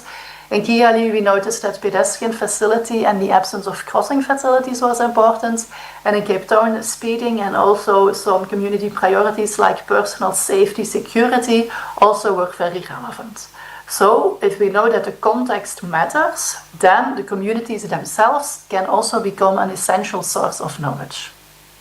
So the third lens is based on a Route to School project that we did. Instead of making use of official data sets, we asked the community themselves to actively participate in identifying mobility problems. And more specific, we asked children, parents, and schools to indicate the locations where they felt unsafe. Here you can see an example of the crowdsourcing tool that we used. So it was on the one hand by the smartphone, it was also via the website, and we also did it via workshops in school. And here we try to answer the research questions: how can children also contribute to safer school mobility by indicating themselves where they feel unsafe? And it's very interesting that the priorities that were raised by the children, by the students, were not always visible in these conventional transport data. We could also see some examples or some differences between Rwanda and South Africa, for example. As I said, concerns about walking environments versus personal security were different among these cities. So a one-size-fits-all intervention is not really possible. We really have to make use of the knowledge of the communities in order to make use of good decisions for transport planning. And here on the map you can see an example of a school road map based on all the locations where people felt unsafe. And here you can also see an illustration from South Africa, how students together also indicated all these unsafe locations on a map. Of course, these first 3 lenses were very valuable, but they also have some limitations, because community can tell us where they experience some problems, but perceptions alone cannot explain every traffic interaction. So in the next step, I will very briefly complement this with some objective observations. It also builds further on the lecture of the last keynote speaker and the previous session. And I will very briefly show how drones, fixed cameras, and computer vision can transform video observations into evidence from proactive road safety. So the third lens is based on the MIA in Action project, tackling mobility innovatively translated, that we did in Flanders. And here we made use of fixed cameras, roadside cameras, and drones and computer vision to transform ordinary video into valuable mobility intervention. Here on the left on the picture, you can, for example, see some drone observations that we did around a school environment in the city of Hasselt. And on the right side of the picture, here you can see the viewpoint and automatically detection of the travel modes of the vehicles based by some roadside cameras. The workflow, very briefly, starts with video, but it ends with decision support. So first, based on the video data, the different travel modes are automatically detected, also by making use of AI. And we also track these vehicles and these road users on a map. And we are also able to reconstruct their directions. So for example, on this picture here, you can see with the road user trajectories. You have 2 minutes. Yeah, perfect. You can see what is the specific direction of the bike, what is the bus, what is the car. And on the left, you can see the locations where you have some conflicts. So based on this, we can also have some indicators like speeds, conflicts, inappropriate behavior, which is very useful for practitioners. And based on this, we can also have some proactive approach, because if we know where are typically some conflicts, where are some unsafe interactions, and where are some locations where we can see that there are some near misses, then we can, of course, intervene earlier and also evaluate the measures more rapidly. All these lenses were outside the vehicle, more related to the external traffic environment. In the last lens, we also want to look at the human behind the wheel. And this was an innovation project that we did with professional freight drivers. And here we also investigated how the well-being of drivers, how their stress level, if they were fatigued, if this also contributed to traffic safety. We monitored their trips, we also monitored their stress level, we monitored their fatigue level, and we also worked out some interventions. Very briefly, we saw that stress and sleep indeed influenced driving behavior. These insights were very useful for companies, because then they could optimize the planning, trying to reduce the stress levels. And a very contribution here, a very important lesson here, is that also here technology can create value if it supports people by detecting these risks early. It's not the idea to collect more data, but we want to combine these complementary evidence so that authorities, communities, operators can make better decisions. Each research is answering a different research questions, but of course cities do not need isolated answers. They want to have integrated intelligence. And this is also what we do at IMOP. We combine different data sources, technologies, and human perspectives as an evidence for better mobility decisions. Still have 2 slides, so I'm almost there. Of course, many of these research questions, we cannot answer them alone, so it requires long-term collaboration between universities, governments, practitioners. And I hope that the examples that I have presented today will illustrate that we have many opportunities to build future research together. On the map, you can already see our current collaborations, but we are very happy to build new collaborations in the field of research, but also in the field of education, for example, via our International Master of Transportation Sciences. To end 10 minutes ago, and this only looked like a busy street, but I hope that after this very short keynote, we can see much more. We can see mobility demand, we can see behavior, we can see community experiences, objective observations, and driver well-being. We have not changed the street itself, but we have changed the way how we understand it. And that is, in my opinion, the essence to go from reactive transportation towards proactive mobility. Thank you very much. Thank you so much. Thank you so much, Professor Neved. I hope you stay behind so that you can answer questions at the end. The next speaker for this afternoon is Professor David Mfinanga, who is a full professor of transportation from the University of Dar es Salaam. I happen to be one of his students, and Professor Mfinanga has a long record of academic administration, including one of his recent positions as a deputy vice chancellor at the University of Dar es Salaam. As a matter of fact, when I completed the University of Dar es Salaam, my undergraduate degree, and I stayed to work as a tutorial assistant. He called me and said, hey, he asked me if I was interested to take the opportunity to go.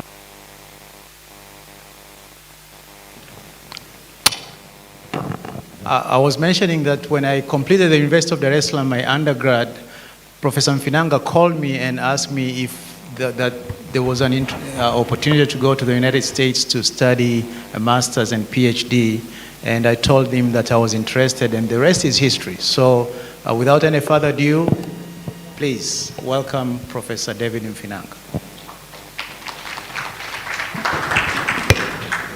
Thank you, Professor Sando.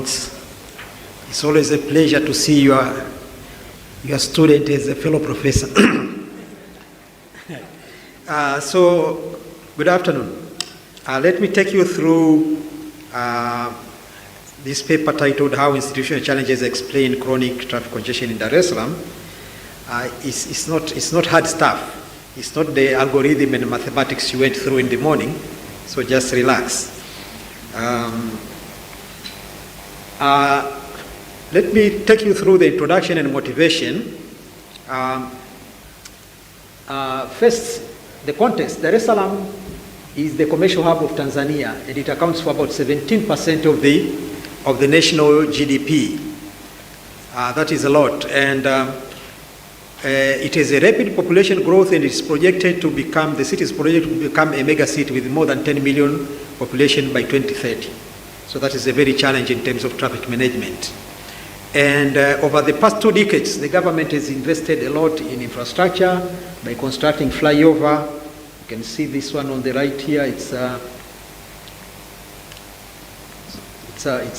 Tazara interchange. So flyover, road widenings, and BRT, 4 phases.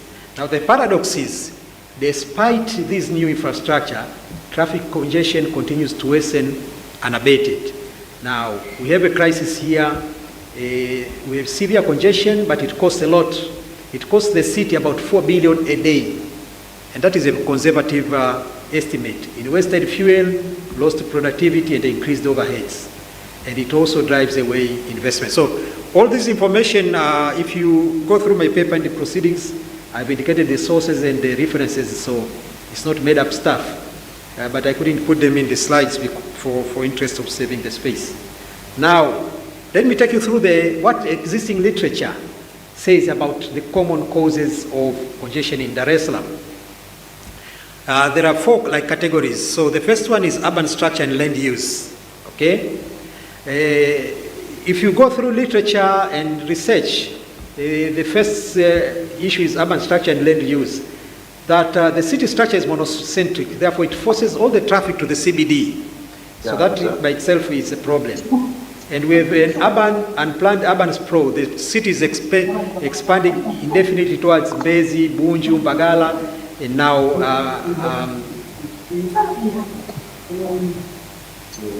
resulting in long commuting distances with poor connectivity. The second factor that is cited in literature, in most literature, is the rapid growth in travel demand. That the Dar es Salaam population is rapidly growing and it is outpacing capacity. There is rising private car ownership, and there is increased commercial activities which result in increased trips and freight traffic, which of course exacerbated congestion. The third one is usually inadequate road network. We depend on a few arterial corridors, and worse still, they have limited ring roads or bypasses, and we have severe bottlenecks at major intersections that actually we are stuck during peak hours, and we experience periodic flooding because of inadequate traffic. The fourth factor that is in literature is inadequate public transport.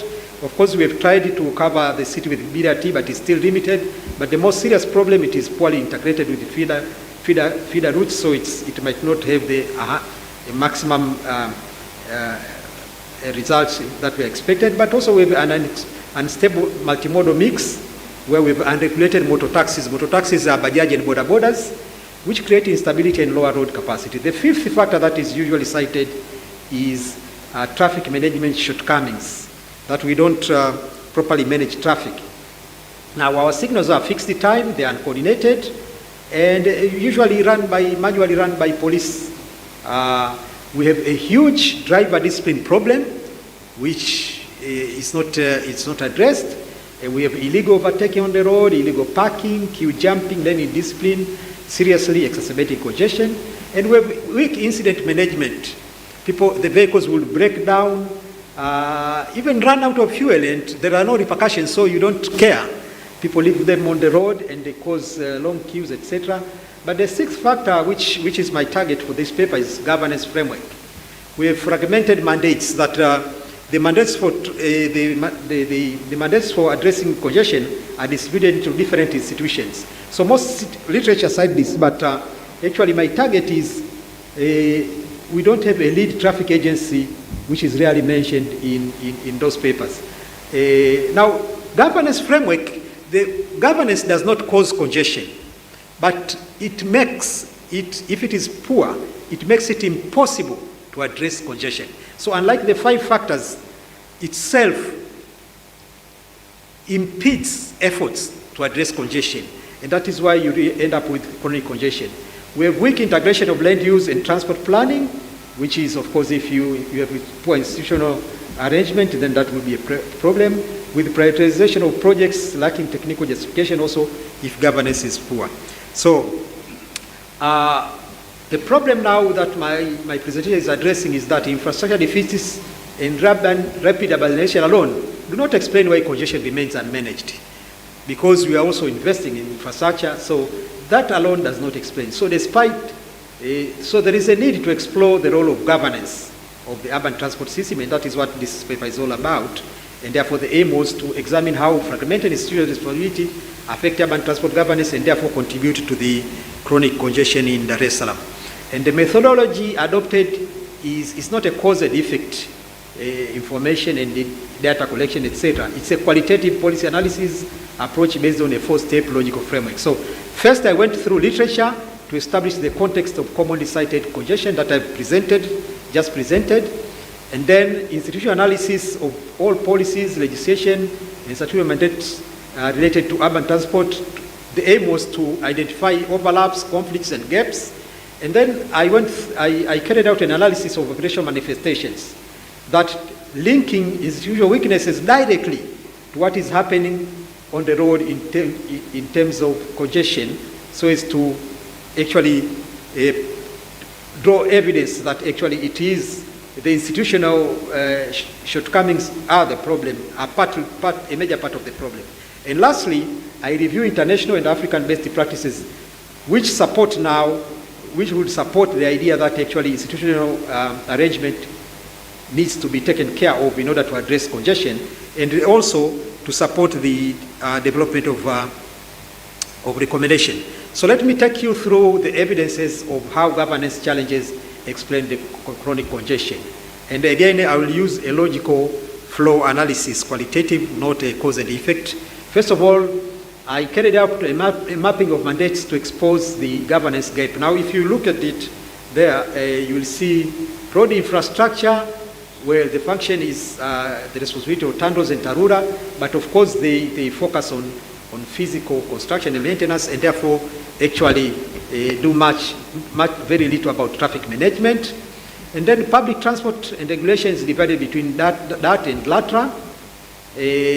So the function is, the responsibility is split, but that does not have responsibility over overall public transport. It doesn't have responsibility over Daladala. So the management effect is limited, and neither of the two agencies actually manage traffic flow, and therefore they cannot have any effect on traffic flow.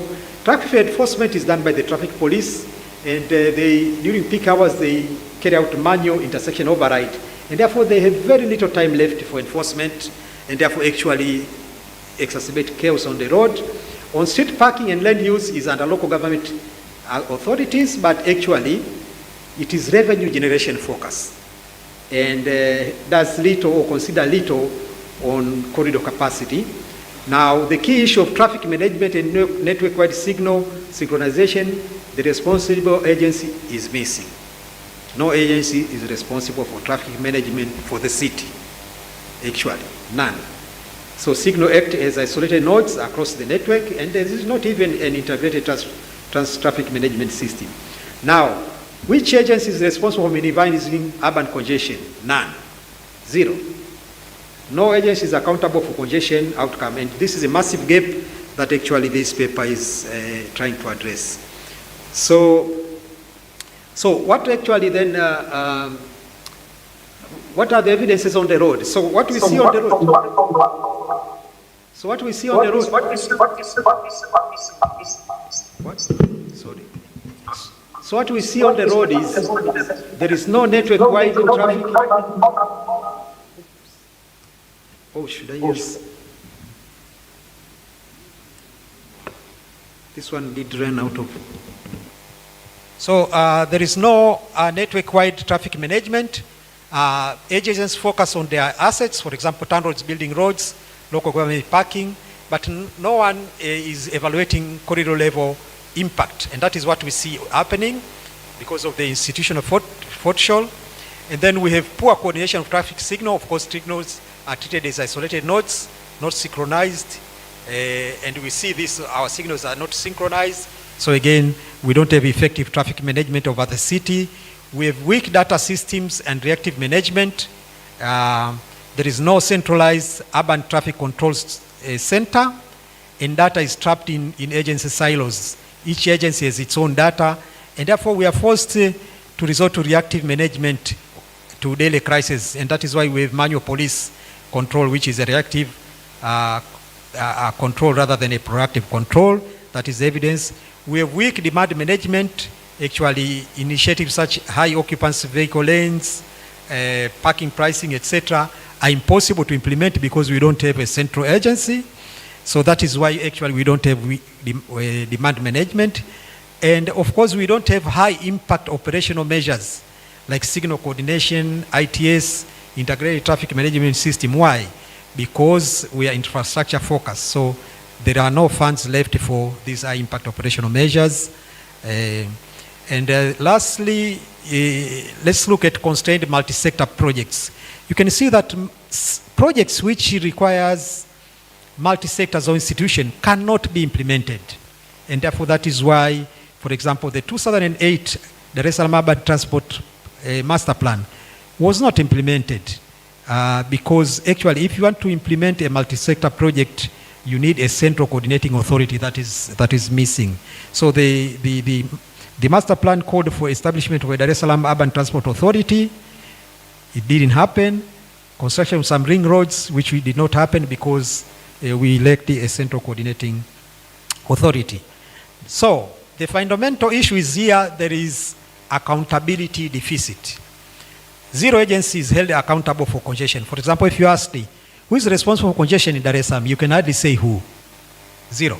So metrics such as travel time and delay, average speed, congestion indices are completely missing from institutional performance evaluation. If you go to all these institutions, ask them for this data, none is collecting because no one is responsible for this. And the performance audit of urban transport carried out by the CAG in 2026 documented that public funds are disbursed based on construction rather than traffic performance or delay. And because of this also, because we don't have any agency responsible or accountable for congestion, then actually we can't carry out even traffic impact assessment.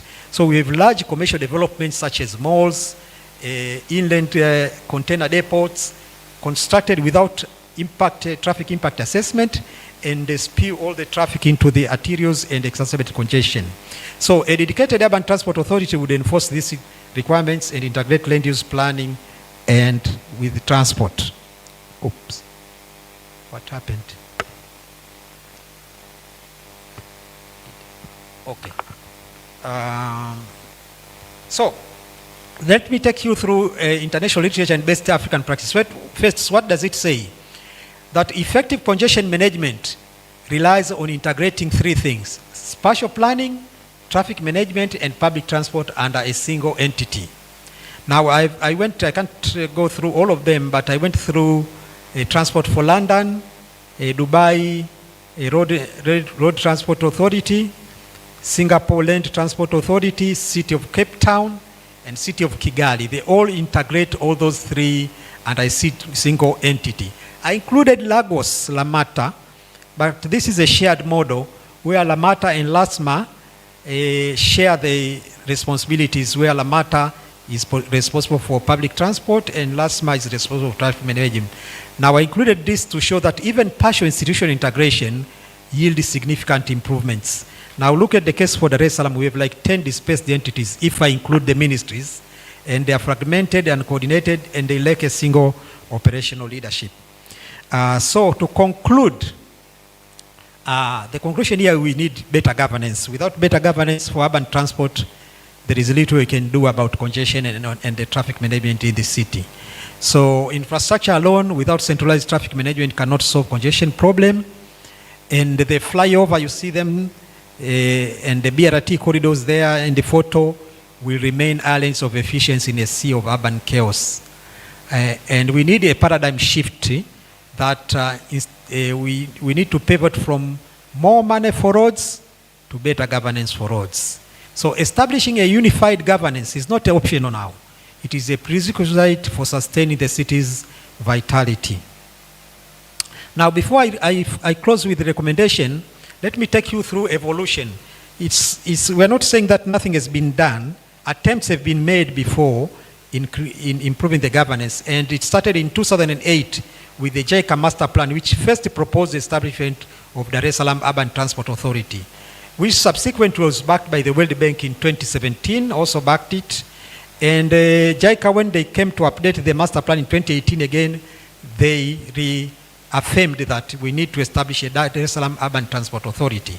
Now, in 2018, there was an attempt to establish it, but then there was a jurisdictional bottleneck where it was found that actually the local government authority, under which DUTA should be, does not have the mandate to establish transport entities.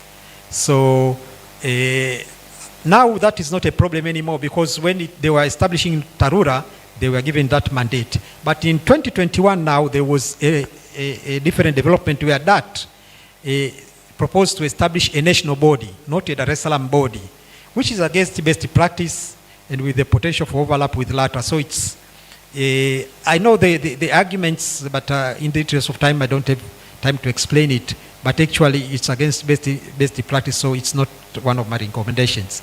And in 2026, now in the now audit again, the CAG actually asserted that the current framework for managing urban transport does not enable effective management of urban transport. So we need to do something. Now, what is the recommendation here? There is an urgent priority. We need to establish the Dar es Salaam Urban Transport Authority.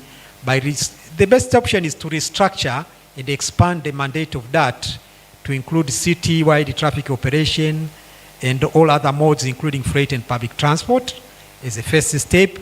And then the second and third step can be done concurrently, where we could establish an urban traffic control and introduce demand management, and then expand later on to create an integrated data system in order to enable evidence-based traffic control. So when you are saying establish a single entity, somebody would say, well, the city is not going to forsake parking.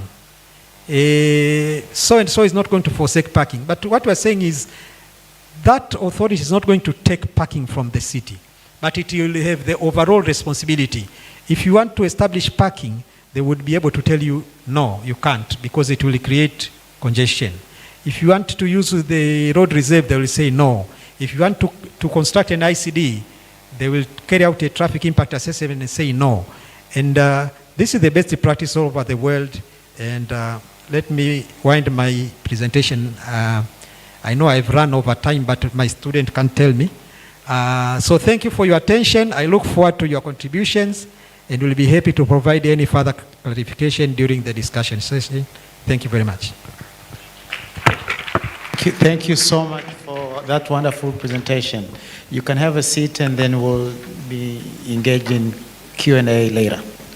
So the next presentation comes to us with one of the NIT master's students, Engineer Gilbert Mollel, who is also a tutorial assistant in the Department of Automotive Engineering at Arusha Technical College. So Mr. Mollel, you have 12 minutes.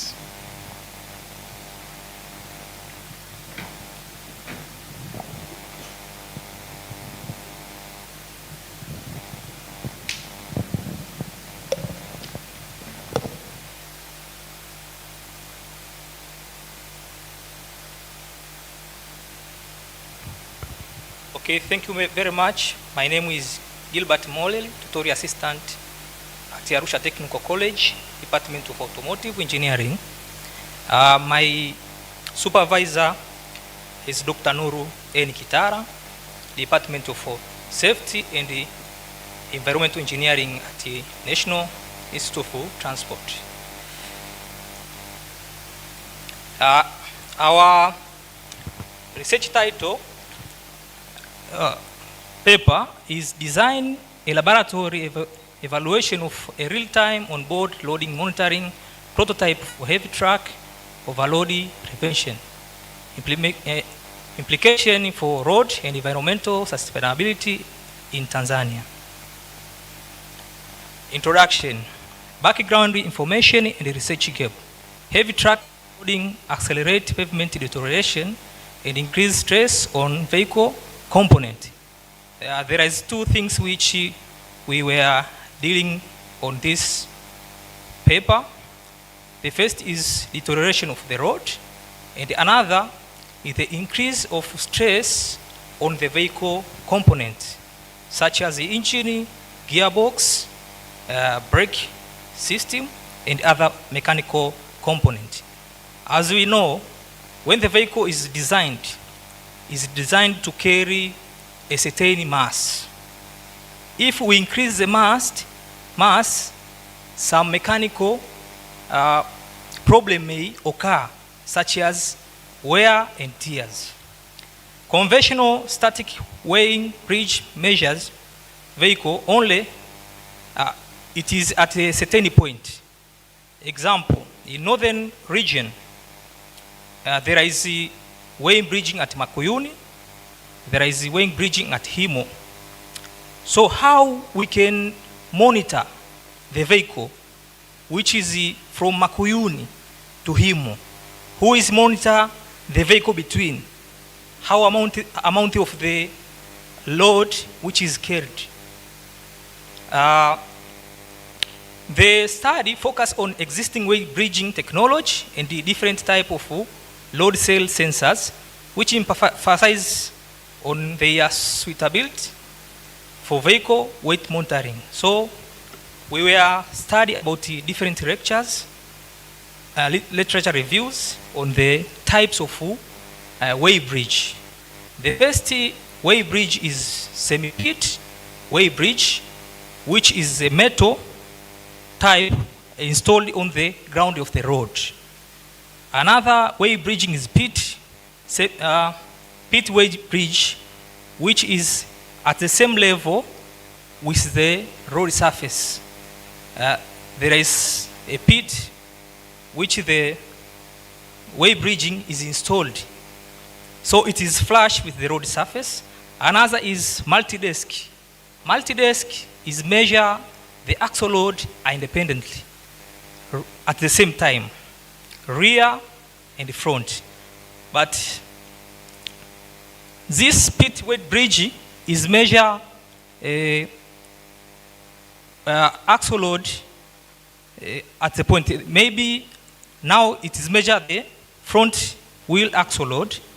After passing, it is measure rear axle load. So this it bring the cheating between the conductors and the bridge operators. Sometimes, let's assume the vehicle is coming from Arusha to Dar es Salaam, or from the Himo to Dar es Salaam.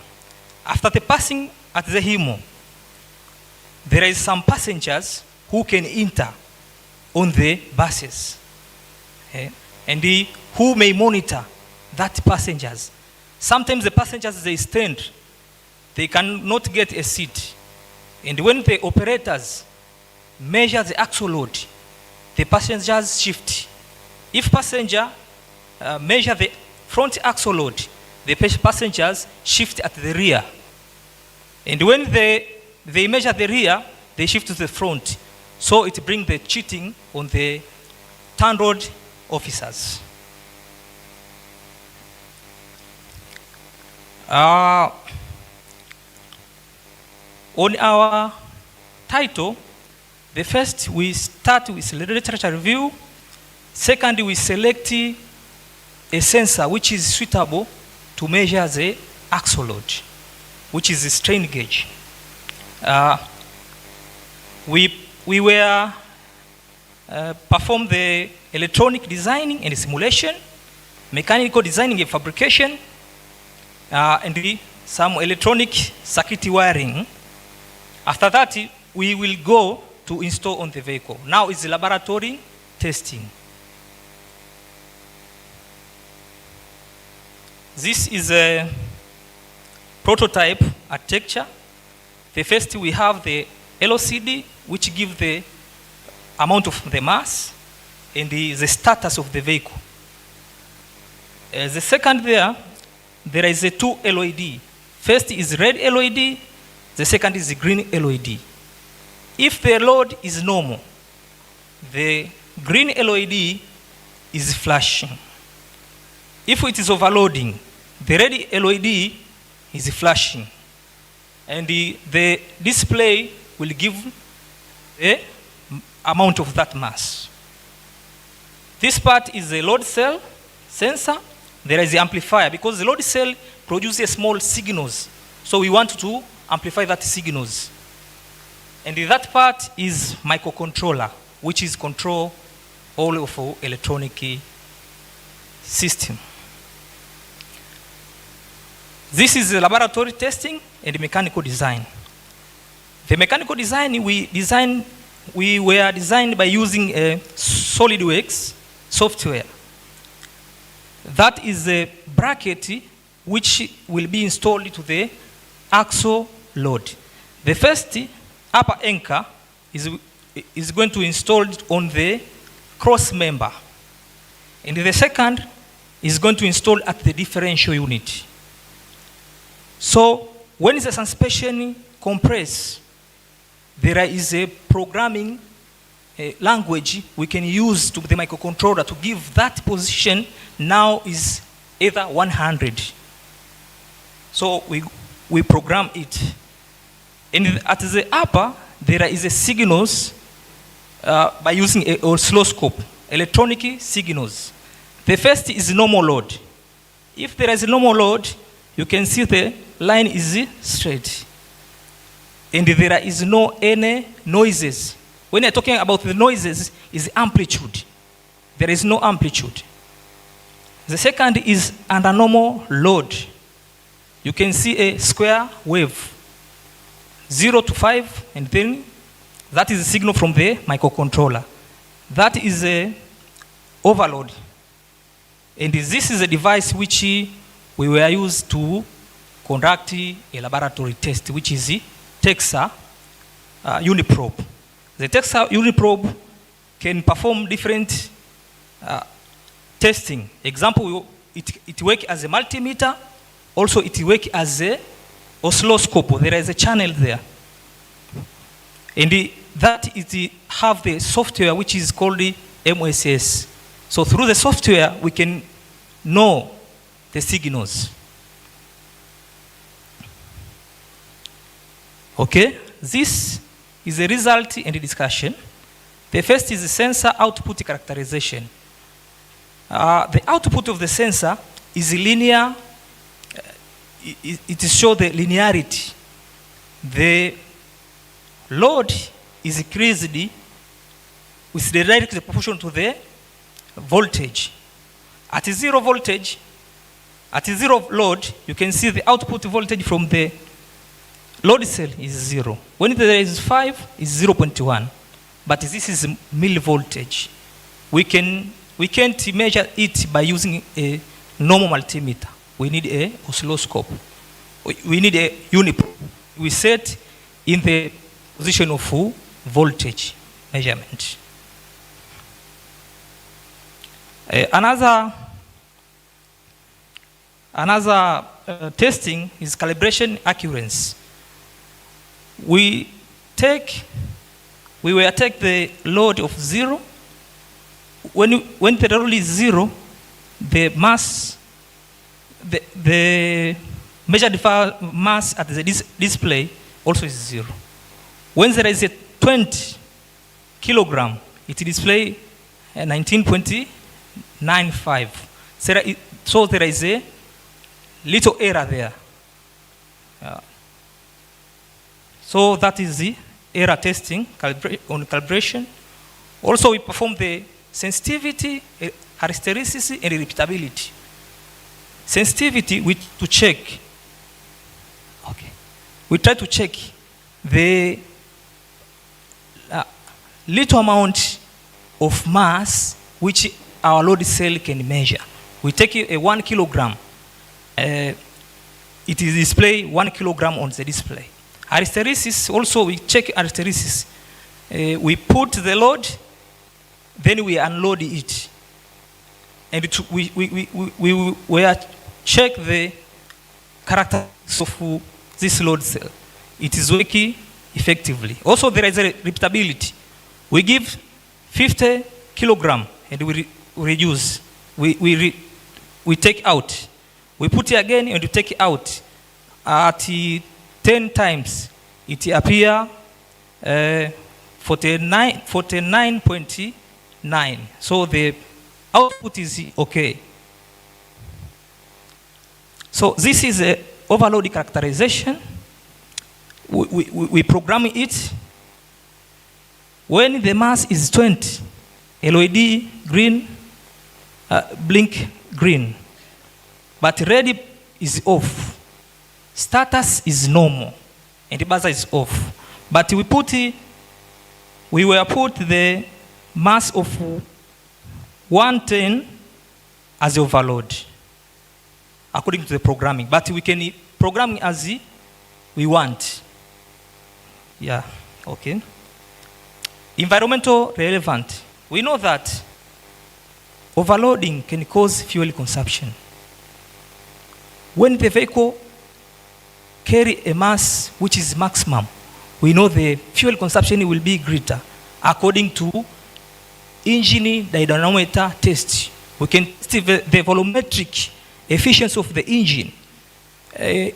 in the dynamometer test, we give the mass to the engine and we can check how amount of fuel can be used. Also, it can increase the exhaust emission, increase mechanical component wear. Example, in the brake, sometimes we as the passengers on the bus, if sometimes bus or trucks overload, the smell of the asbestos material, we can feel it. Also the clutch, you can feel the smell of the clutch and the brake. And some manufacturers, they put retarders. But how, when the driver is going to the slope or steep and use the retarder and the load is maximum, sometimes the vehicle will fail and cause accident.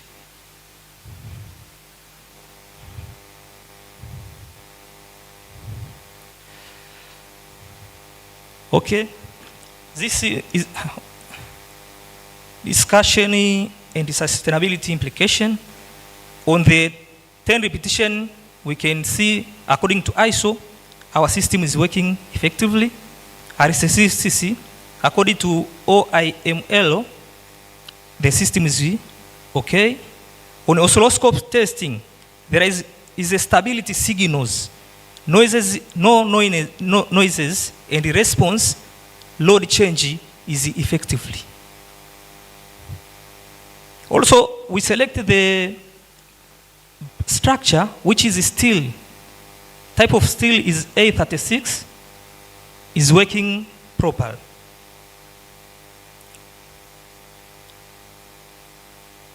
Okay, vehicle overloading, increased fuel consumption, emission in the component wear.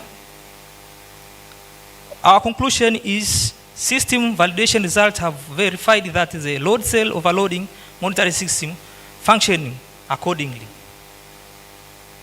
Our recommendation is, it is proposed that with adequate support, various government authorities like TANROADS, ZANROADS, TARURA, and the fleet operators may use this system.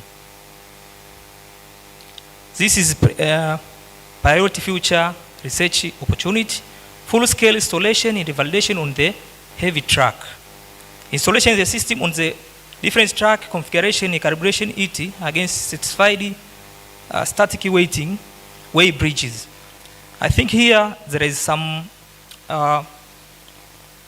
regulatory who may validate or who may collaborate with them to make sure this system is working properly. Example, WMA, Weigh Measures Agents.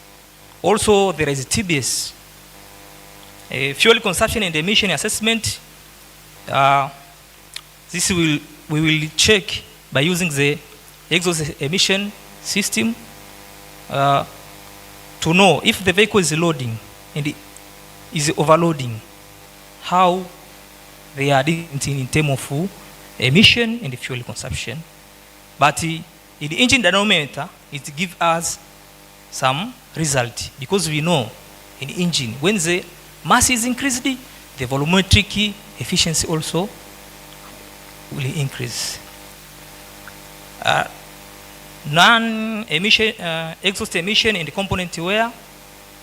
This is, we know, when the load is greater, emission also will be greater. And sometimes temperature also will be high. And if the car or heavy truck have noticed a system of EGR, exhaust gas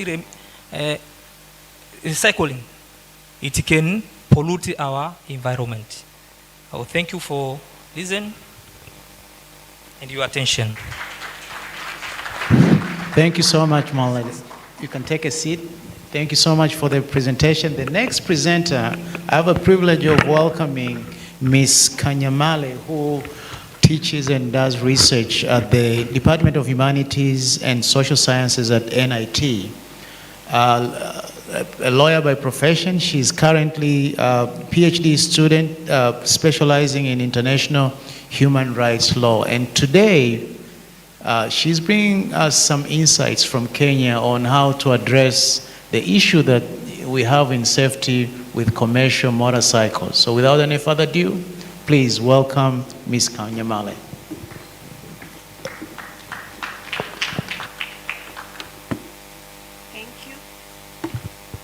Thank you, and with all due respect, good afternoon, all of you. So, as a point of correction, I'm not Ms. Kanyamale, I'm Ms. Teresia Mate Sawaya, but the paper has been co-authored by Dr. Rehema Bosco Kaunda and Ms. Lusajo Peter Kanyamale. So, as we have been introduced, we come from the Department of Humanities and Social Science at NIT. So our paper is titled Enhancing Road Safety in Tanzania through Regulation of Commercial Motorcycles, and the paper has drawn legal and policy insights from our neighboring jurisdiction, which is Kenya. So before going further, let us ask the question whether commercial motorcycles matters. Do they matter? So for us who are living in Tanzania, most specifically in Dar es Salaam, we don't need a study to recognize the importance of commercial motorcycles.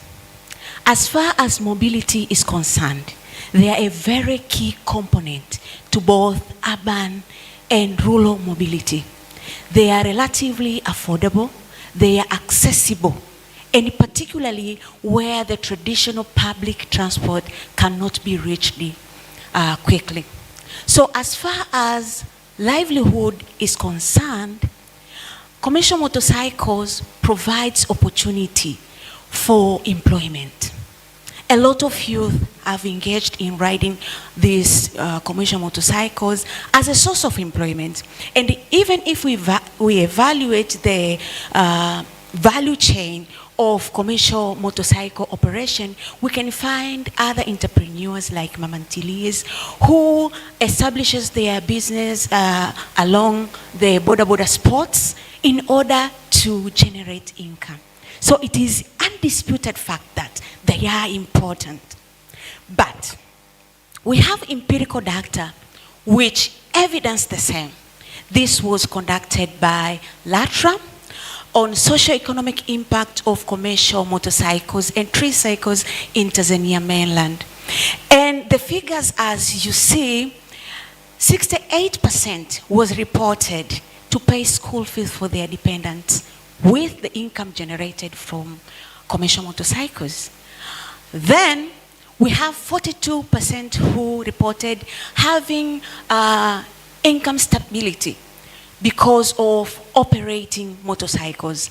Others started their side business with money, and the others, they own their own motorcycles. 33% own their own motorcycles from the income which was generated from commercial motorcycle operation.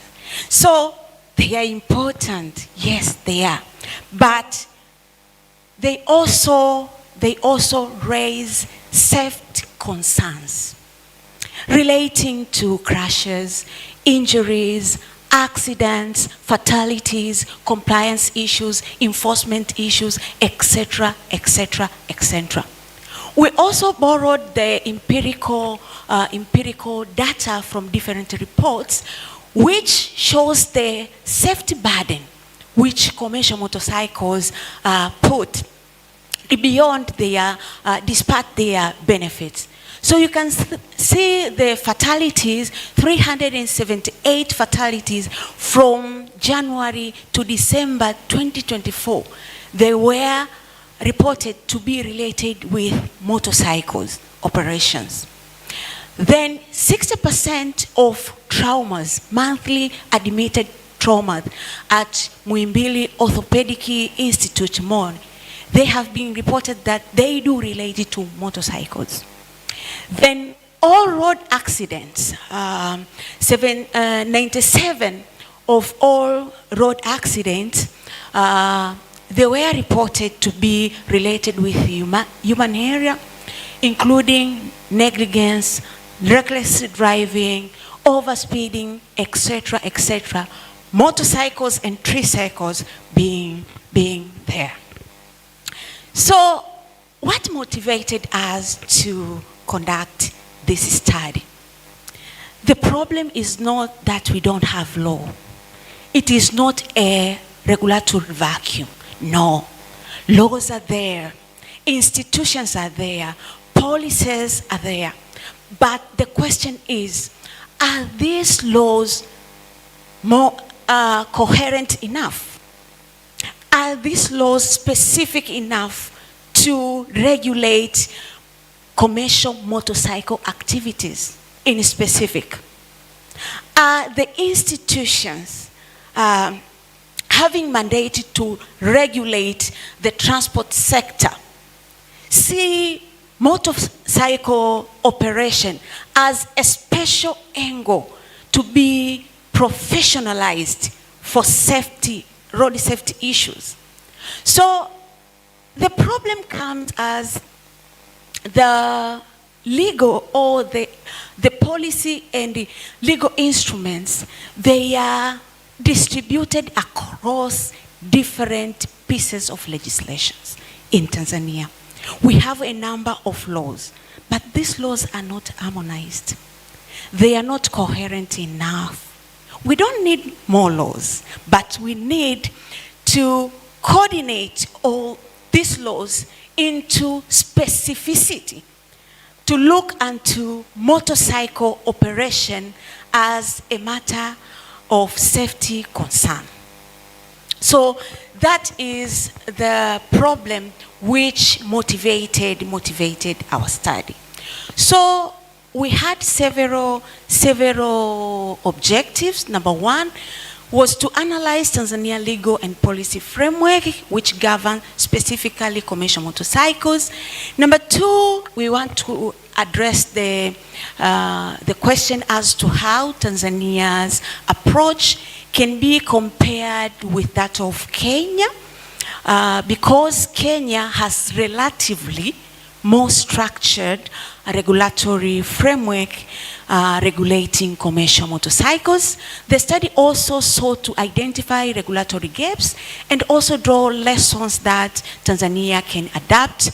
And also it sought to propose for reforms for improved road safety outcome. So methodologically, the study adapted a qualitative legal research, and more specifically, it was doctrinal legal research methodology, upon which pieces of legislation, policies, and institutions were analyzed as the primary data, while drawing and analyzing different articles, textbooks as secondary data. The doctrinal methodology was also complemented by comparative legal research methodology, whereby Tanzania was compared or benchmarked in practice with Kenya in order to identify existing regulatory gaps. So the combination of the findings led us to identification of gaps and lessons which we learned for reform direction. So let's go to the overview. The overview of the legal framework governing commercial motorcycles in Tanzania. As I said before, the problem is not a regulatory vacuum. We do have a number of laws. To mention just a few, we have the Road Traffic Act, we have the motor vehicle tax on registration and transfer. We have the transport licensing motorcycles and tricycles. These were regulations of 2010. We have the LATRA Act, and currently we have LATRA Private Hire Services Regulations of 2020. So let's go to the specific regulations which now regulate commercial motorcycles in Tanzania and how they evolved. So back in 2010, we had these regulations, which were made under the Transport Licensing Act. They were called Transport Licensing Motor Vehicles and Tricycles Regulations, which were further amended in 2017. But in 2019, LATRA was established as a regulatory authority as far as land transport is concerned. So in 2020, LATRA enacted their own regulations, which they call them LATRA Private Hire Services Regulations, Government Note number 78 of 2020. These regulations have been further being amended in 2021, 2023, and this year, 2026. So currently, what regulates commercial motorcycles in Tanzania is the private hire services regulations. That is what we are having now. So what these evolutions, what do we learn from this evolution? We learn that the regulatory framework governing commercial motorcycles in Tanzania is not static. It is dynamic. It is changing. That is very good. Well and good. It changed in order to respond to the development in transport sector. The 2023 amendments and 2026 incorporated some of the things or requirement for compliance as far as ride hailing is concerned. Bolt, Uber, we use them every day. And corporate compliance and other fair rates regulations. Therefore, the crucial legal finding is that laws are there, safety standards are there. For instance, the 2020 regulation provide for a number of requirements. You can see roadworthiness, passenger capacity carrying, no mishikaki. It is forbidden by the law. But what is the practice out there? We can observe, even by observation, we can observe how commercial motorcycles do behave. Two coded elements. Yes, elements, and they are supposed to be coded ones. We can observe. Then valid driving license, regular speeding. The regular speeding has been provided for under the Road Traffic Act, not under the regulations. They are supposed to wear uniform. We do have other compliance standards as far as helmets and other safety gears to be of that standard as TBS. We have a lot of inspection and also other enforcement measures, including suspension, penalties, and even revocation of license. But that is not the practice out there. We have borrowed empirical data from LATRA reports, which shows non-compliance of what the law has provided. 36% of border riders, motorcycle riders, they don't abide with the requirement of wearing helmets. This is the report from LATRA, which was conducted in 2024. Then we do have overspeeding, 64%. They overspeed, while other 53%, they are not even aware whether there is a requirement to comply with speeding. That is as far as vehicles are concerned, not commercial motorcycles. They are not aware of that. As far as license is concerned, only 27% were found having valid license, not even commercial license, a valid license. What does that implicate?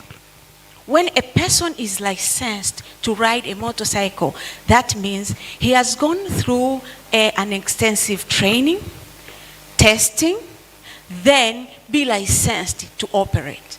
So if we are having only 27% having valid license, that means we do have this huge informal, unregulated sector upon which a person can wake up one day, does not know how to ride a motorcycle, and tomorrow he knows how to ride a motorcycle and out on the road.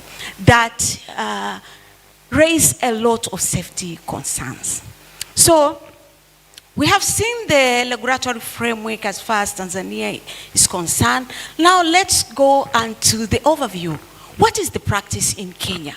And why do we say that Kenya has a relatively more structured regulatory framework? So our study, a point to note, our study does not suggest that Kenya is a perfect model. No, it is not a perfect model.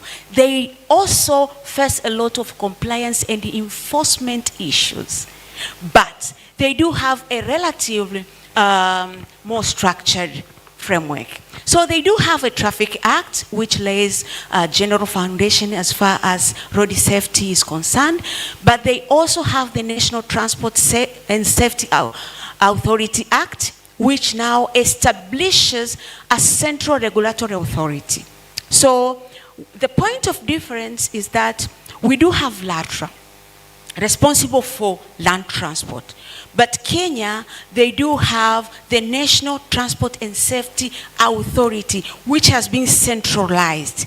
And under National Transport and Safety Authority, they have enacted regulations specifically for motorcycles operators. Specifically for motorcycles operators, not private hires under one basket. So that's the point to note. Why are we saying that Kenya has a more structured regulatory authority? Then going forward, they are looking to propose tracking devices for borders, for motorcycles. So this is a bill which has been tabled. It is yet to become a law, but you can see our neighboring countries are going forward. They also have integrated data. So a more structured institutional architecture that I've explained. They have a specific regulatory attention to motorcycle operators only. To them, training and licensing is a requirement. They do have even minimum age for riding a commercial motorcycle, which is 21 years. And before you be licensed for commercial motorcycle, you must have an experience of at least 1 year of riding a motorcycle, a normal motorcycle. So they also have a strong integrated digital information system through transport integrated management system. So what we are saying is that Tanzania can learn, it can adapt, not even adopt, and localize the clarity, coordination, professionalization, safety, data integration, and accountability. Because of time, I will rush. We have, these are the key findings together with what should be done. So as far as Tanzania is concerned, we have a broad layered framework. Therefore, we can opt to clarify, not to enact more laws. No. The same existing legal framework can be clarified, it can be harmonized, consolidated in order to address commercial motorcycle specifically. So as far as coordination of institutions, you know, commercial motorcycles in Tanzania is regulated with many actors. We have TRA in place, we have LATRA in place, we have the local government in place. So we have these actors, multiple actors, but they do have overlapping mandates. They are not coordinated enough. So we can adapt what Kenya has done and introduce a centralized institution. We have compliance and enforcement gaps as far as training is concerned. So we can opt for more preventive measures like extensive training. We do have NIT. Then we can opt for rider awareness, even legal awareness, then compliance issues, etc., etc. With the weak digital data integration, yes, TRA has taxpayer portal, LATRA has also its own portal. When it comes to traffic police who are enforcers, they do have their own portal. Yes, it is digital, but they are not integrated enough. So what the traffic police will do, it's only to look if this rider has fines or whatever. But as far as permit and licensing is concerned, he cannot access the LATRA portal. So it's high time now we adapt from Kenya, having one integrated management system for evidence-based monitoring and enforcement.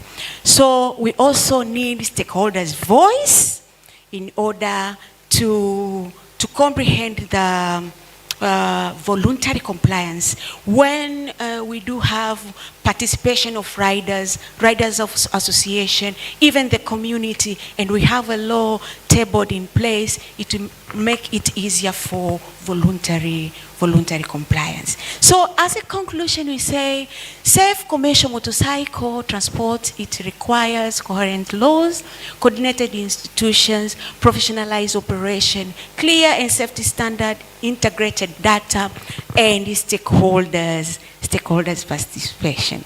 So our paper contributes so much to the theme of the conference. When we integrate our data, we'll move toward commercial motorcycles, which are very smart. Then integrated institution will reduce overlapping mandates and fragmentation, hence integrated transport, and training, professionalization will lead into resilient transport. So we conclude by saying that safer motorcycle operation supports smarter, more integrated, and more resilient system. With those remarks, thank you for listening. I do submit. Thank you so much. Please have a seat. What a wonderful presentation. So the last presentation for this afternoon comes to us from Mr. Marwa Chacha Magoti, who is a safety expert from the Ministry of Transport. Mr. Marwa Chacha Magoti has a master's degree from Hasselt University in Belgium, and he's continuing with his PhD studies at the same institution. He's going to bring this presentation today online. So our online team, if you can get him on the podium, we'll appreciate. Thanks.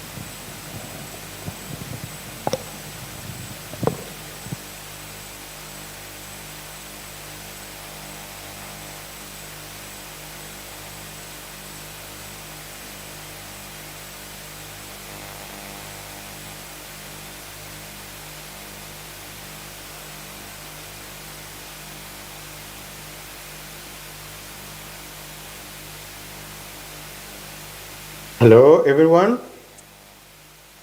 Do you hear me now? Hello? Yes, we can hear you. Yes. Thank you for your introduction. And unfortunately, I was want to be in person, but based on my topic and my obligation, it was difficult. But for the purpose of this theme and my title, I there that it is a part of my presentation that a digital road safety refreshers training for professional drivers, a pilot start in Dar es Salaam in Tanzania. As you have already said, Marwa Chacha, the institute which it is from Hasselt University in Belgium, and also I work in Ministry of Transport. So let us go. Can you continue with the one? Sorry, just a moment. Yes, it's okay now. Yeah, as I already introduced you, the title of my work is a main part of a project we want to know how to reduce road accidents in aspect of training. As we know that commercial drivers sustain passengers and mobility and freight movement as a core function of government and society, as we know, all of us. The challenge of this commercial driver, we know always that they take a long time. As you see the map here, you find all of them, the trucks and buses, they can come from Kigoma to Dar es Salaam. It takes a long time. They can talk from Arusha to Tunduma, which is far, but they save purpose of mobility. So we found that although they give us a positive impact, but they suffer with fatigue, night walk, mixed traffic, and it creates the continuation of exposure to accidents. So through that, we have to have more techniques which will be updated. So using the training measures through safer vehicles, supervision, and enforcement. The police issues also is concerned because we are shifting now. We suggest to have a digital tech through driving, commercial drivers. Let us also see the professional driver safety.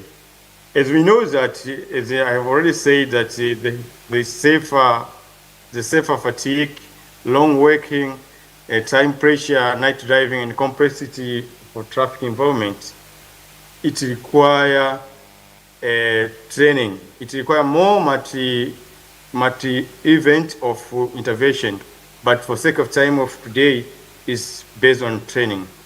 In Tanzania and the low middle income country, we use the refresher course through using men in classroom based, creating time, and we know the factor of classroom that it requires time, distance, and the cost barrier. That make us sure there's driver from Kigoma. He required to get training to NIT in Dar es Salaam. So it's the longest distance. So it is a demanding. So we think that the digital training, it offers flexibility, safe space, accessible, and tracking learning. So through that, the study shows that they have limited evidence from sub-Saharan African on digital refresher training for professional drivers. The existing study may assess the participation, certification, knowledge within the limited evidence on behavior outcomes. The few studies combine platform data, module assessment, baseline, follow-up, or a survey, and a comparison group based on digital training. The key issue here is, does digital refresher training translate to improve the road safety knowledge and the safety driver behavior? When we answer this, it gives us the condition to give the government advice or any other stakeholder. How we do this, we set a design with the two groups, the control group and the intervention group. We use the baseline survey for both groups. We are 120 professional driver bus and the truck. And we use the device, the control group and the intervention group. We use the baseline survey for both groups. We are 120.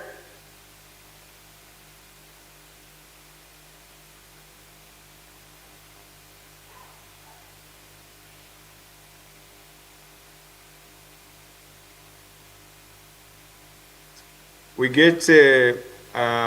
get also efficiency to know there's the driver, are they ready to transfer from the classroom based to digital, and what is the complication, what their device, the system should look like. Let us see the result from that option.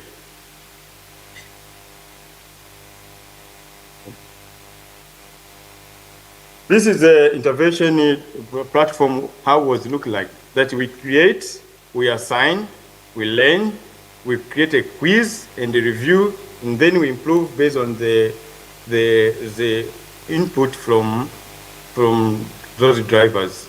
So the key, the tool was having web-based and also app-based. App-based was for drivers, and while the web-based was for trainers. So we had 2 trainers as experts. One of them was me, and the other from NIT, Mr. Mtatiro, as you see on our conversation. So what was the demographic of this driver? We found the age, you could see here.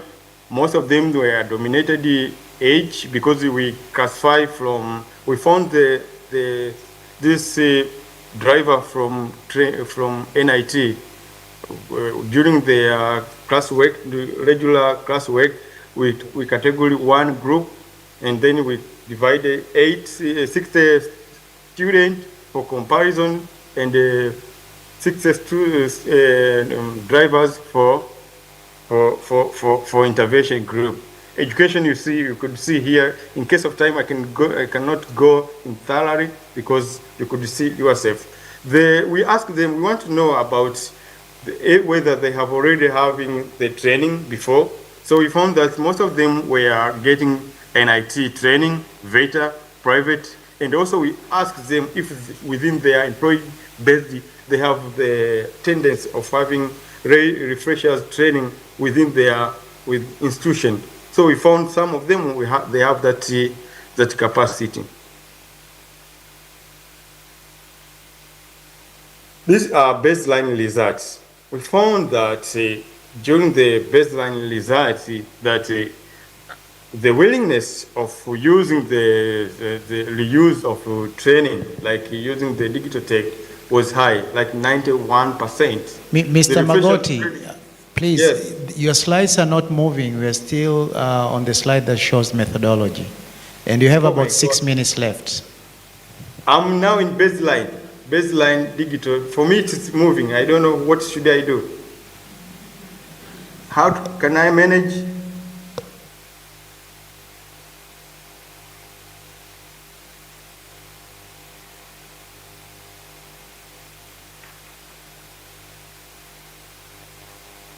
Can I continue because now I'm the result of comparison between demographic? Yes, please continue. Yes, demographic, it shows that when you compare the group of characteristic of those who want to the behavior of the driver in baseline, you found that the control group, they are varying based on the event. While those who using phone before the control group was high, those who having a crash, you found that the intervention group was high. When you see here, there's the blue color and the dark blue. So the dark blue is the one which shows the intervention part. Then we found that when we did this implementation evidence, we found we had, as I told you, that we had 8 modules. During the performance, we found that the course which they passed, we set a mark that 70% it will be a pass, and below 70 mark will be the failure. So we found that the pre-trip inspection, we found that most of them they passed it. Night driver course, they passed a lot. But traffic rules, we found that it has the lower score. Then we asked them the preference, what they prefer. Then during the intervention, we found that they say that they perceive usiness is easy and is strong. They can use it. The delivery environment is good. They say it's fit for further. If we could having another follow-up, we could use it. And the challenge which we found that the internet data cost is high. So that is one of challenge of digital tech. Technical support, sometimes it requires technical support. That's why sometimes we use WhatsApp for helping them to show where they get the stuck. We use the WhatsApp to help them to break that challenge. The evidence that supports this, when we compare the outcome of this intervention, we found that it is still not strong, the behavior change, because it takes short time. It was only 1 month. But the preference of this driver was to have to use a normal language like Swahili, and we have the tool which use the low data, and the short module should not be longer, and the validation of this tool should be undergo with their opinions. The finding which we get here is that it's the feasibility of finding it could be serve the purpose, especially in Tanzania, to have the digital training, which would improve the training. Based on the previous study, especially Ethiopia, they have done this similar study. The acceptance through them is higher, like acceptance of using this usability is higher compared with it's similar with our study. Digital skill still in need because most of them they use a smartphone, and they see that it seems like WhatsApp. If you make it like a small social media or on a way of transmit the knowledge, they can understand well, and they can repeat on understanding those training. Through that, because behavior change, it takes time, they can undergo the transformation and improve the safety. I will say that the digital training, it's a support component of safer system, and it bring impact on employer services, supervisors, because they can get the feedback from their student or their employee during the training. They also, if we could have a good training of fatigue management, risk management, it could improve the road safety through the commercial driver, especially truck and the buses. Based on time implication of this start, it strengthens the traffic. When we could have strengthened the traffic laws during the module, it could provide with having the really scenario which they are doing every day, it can improve the safety. Priority of like using the normal local language like Swahili and micro-learning is more needed for sustainability of this start. So the call is we have to use this, or we have to have more training or more pilot start, so that we could see how we can make a scalability of digital training for all commercial drivers. I heard in my past they say about motorcycle. Also, it can fit through the digital training, which is effective and costless. The limitation of this study, we found that it has, we take a small group and a small location, which were accumulated. So we think that future coming, we have to have randomized, and we take very careful matching with the age, matching with the education, so that we could get a result which have the same measures. The telematics would be complemented within the digital training as a practical examinations of examine the theory from digital training, and the practical way should be using this innovative technology like telematics, so that we can combine and get the result of competent drivers. In conclusion, that the feasible platform behavior effective remain unimproved, as I said, that because it's a short time, but local adaptation by using a mobile platform can deliver structured refresher training, produce usable participation records, and identify topics specific in learning deficit. The priority does not show the superior short-term knowledge, behavior, and the crash reduction effect compared to the comparison group. in concluding that the preceding intervention refined and a large objective outcome can be evaluated if NIT, I concur, like NIT or VETA, they can extend this training, this pilot, so that we could get more finding and to become reality, as we know that the world is becoming on digital everywhere. So we have to shift it from classroom to through refreshers course to digital training. Thank you for listening. Thank you again for welcoming me to this important issue of conference. Thank you so much, Mr. Magoti. Thank you so much, and sorry for the slides not moving. So now we only have a few minutes. So we have the QR code. If you can scan and send your question, we'll allow a few questions and then we'll close for the day. So I'll give you like 30 seconds to see if any questions come through the code, and then we will go ahead and address those questions.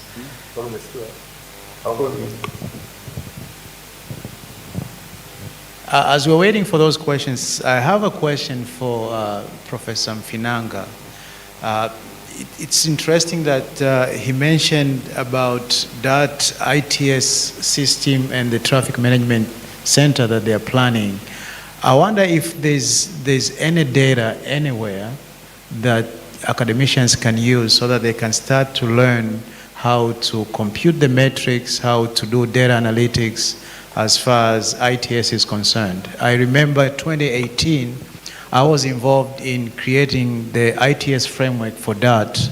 We were supposed to have a traffic management center. As a matter of fact, each one of these DART stations was supposed to have CCTV cameras, and they are designed in the system. We're supposed to have a fiber optic network that will carry the data. But at the moment, is there any real-time data that is streaming that transportation engineers can use? Thank you for the question. What I know is that is now constructing a traffic control center, basically for the corridors, initially for the corridors, BRT corridor. Of course, it can be scaled throughout the city, but initially it is for the BRT corridor. It hasn't started working, it's still under construction, so as far as I know, they don't have any data to be used unless it was collected manually, I think. Thank you so much. Any questions coming through?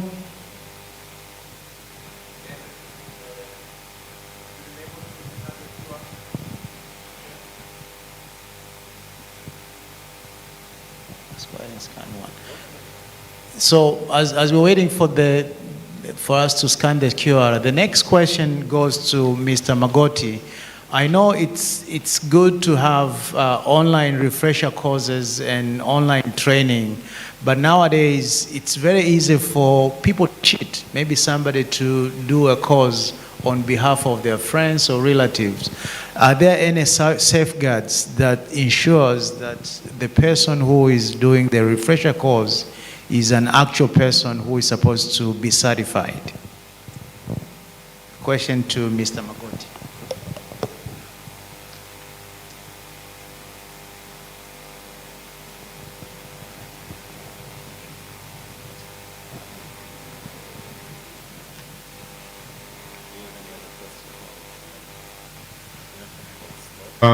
Our methodology, we found that I told you before that during the intervention we have that after doing the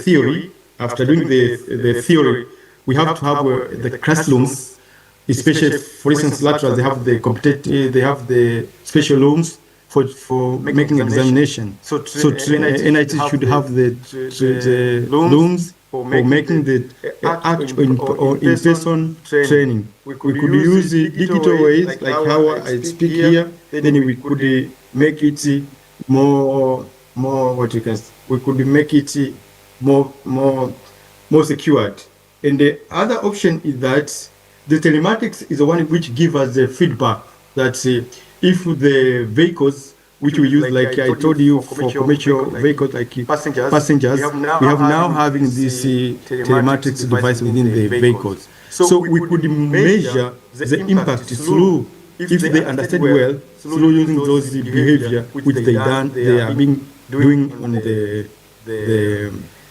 vehicle, the practical way. So if they fail, we know that this guy is cheating or you don't know what he's doing. So we could have another intervention method. Thank you. And we also allow other participants to give us the overview because it is initial stage. Thank you. Yeah, thank you so much, Mr. Magoti. We have a few questions that go to Madam Teresa. So the first question is, what is your opinion, the government, concerning legal knowledge to commercial motorcycles and tricycles? That's number one. Number two, helmet use was affected first by COVID, and today it is quite unhygienic to wear dirty and smelly helmets due to fear of infection. What should be done? And lastly, for commercial motorcycles, would dedicated lanes be part of the solution? For motorcycles, would dedicated lanes for motorcycles be part of the solution?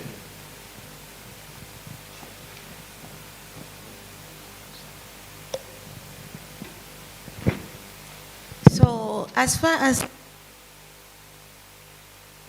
legal knowledge of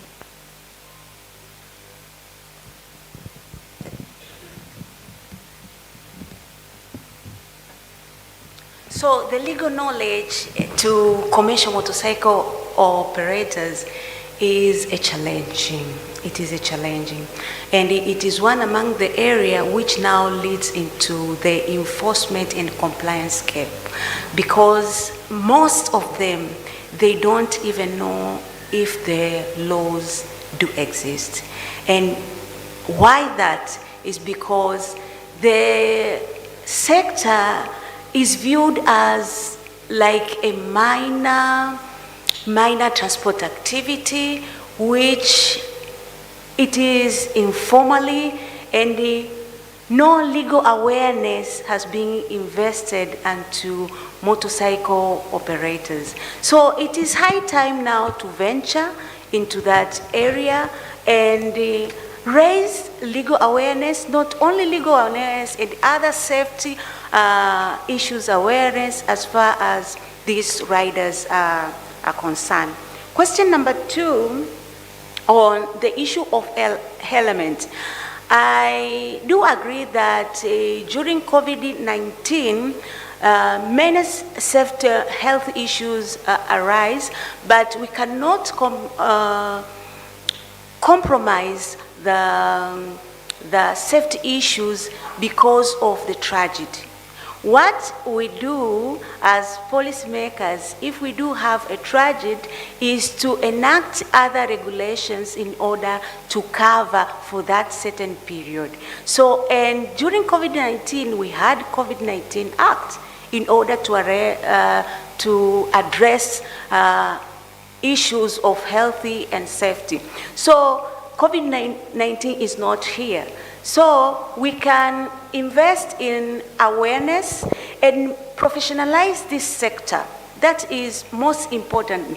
You know, Boda Boda now are viewed as a minor isolated transport activity. But if we venture into formalizing it and making it more professional, a Boda Boda cannot afford to lose a customer because he is having dirty element. So that is an area we can also venture for other research in order to address that issue.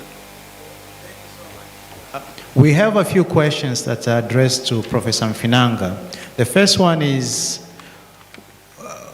why has the government failed since earlier in monitoring these private bus terminals in Manzese and Magomeni?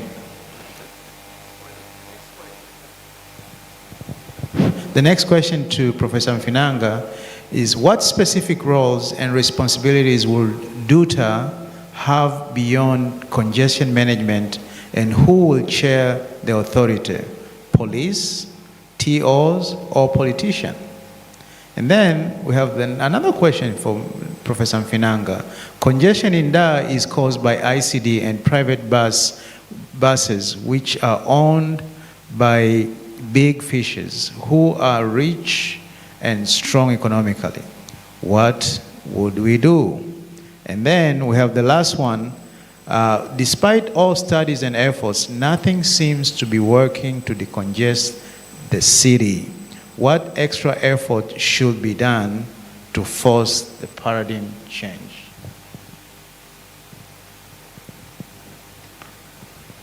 Thank you, Chair. The private bus terminals, I think he's referring to the current initiative by the Regional Commissioner and the District Commissioner of Ubungo in forcing buses to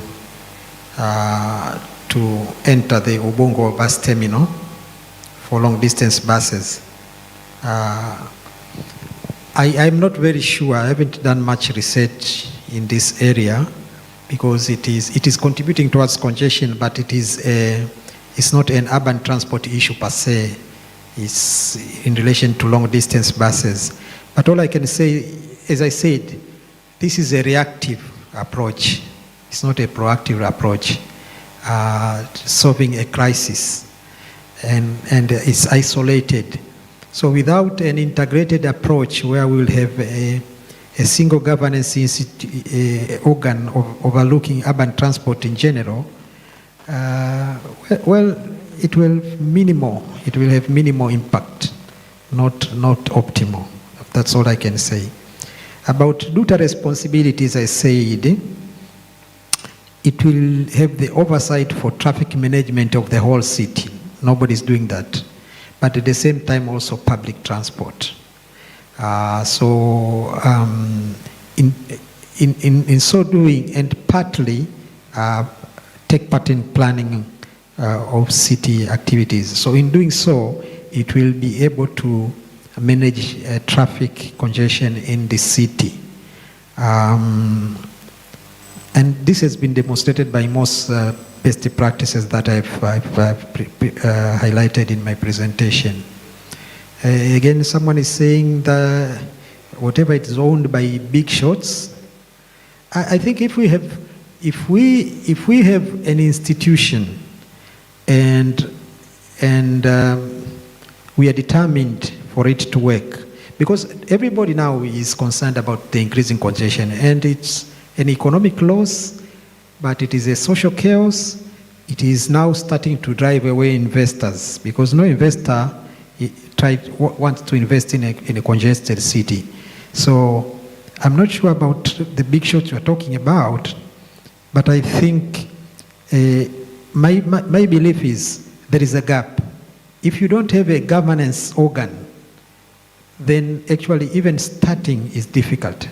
Now, if you have a governance organ, then you can start actually trying to see how to go about to take care of those who are trying to go around the required regulations and enforcements.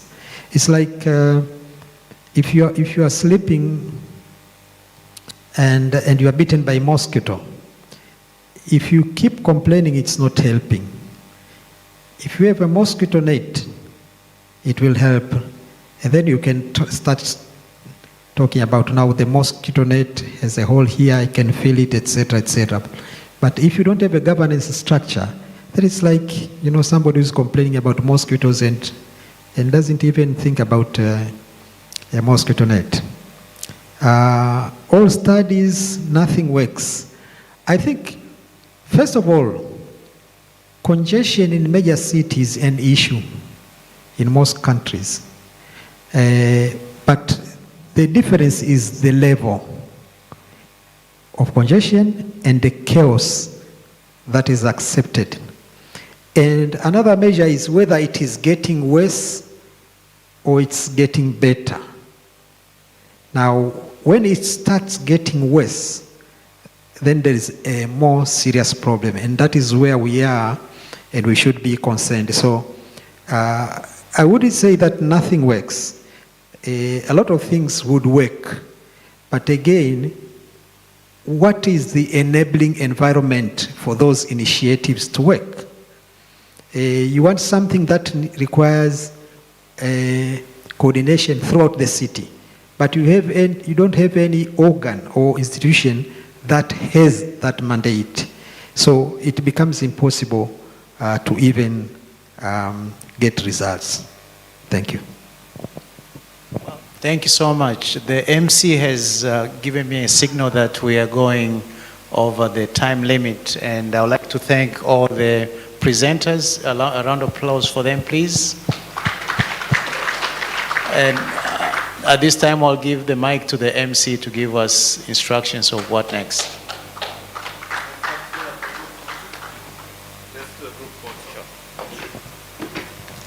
Distinguished participants, once again, let's give them a big round of applause. They have done justice to the topic. This also goes back to the first plenary. Thank you so much. Let's line up for a group photo. If you can leave your papers and pens on your chairs, it will be nice. Unless you don't look too academicians for the photo. Please, if you can march forward. Yeah. Karibu tusogee mbele kidogo. Thank you so much. So I want to really keep this very short. It's been a long day, but it's been very informative. How many of us agree it's been a great day? Let's clap our hands that it's been a very great, informative day one. Without further ado, I will invite Dr. Yona Kimori for a quick highlight of what transpired today. And then thereafter, Dr. Yona will extend an invitation to Deputy Rector Academics, who will come and give us a closing note. Please take a note. You know, some of us might be feeling that we've been eating a lot, but no, we've been delaying eating. But there's tea and coffee that has been prepared for us. Please, let's make sure that it's not wasted. At least when we're going out, as we network, we talk, interact, we go to where we had lunches and snack out something. But also, we still have quite beautiful stuff tomorrow. We all know and are aware. We've seen on the programs. Please, let us start the day tomorrow at 9 o'clock so we have more ample time to read. Tea will be served here from 8:30. So those of us staying at hotels, you probably may not wish to stay until you have your breakfast.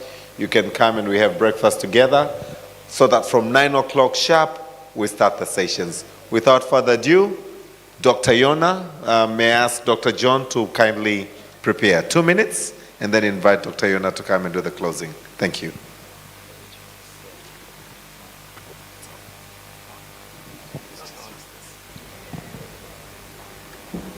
Thank you, MC, and I'm given only 2 minutes to try to wind up, and I'll try my best to use the 2 minutes.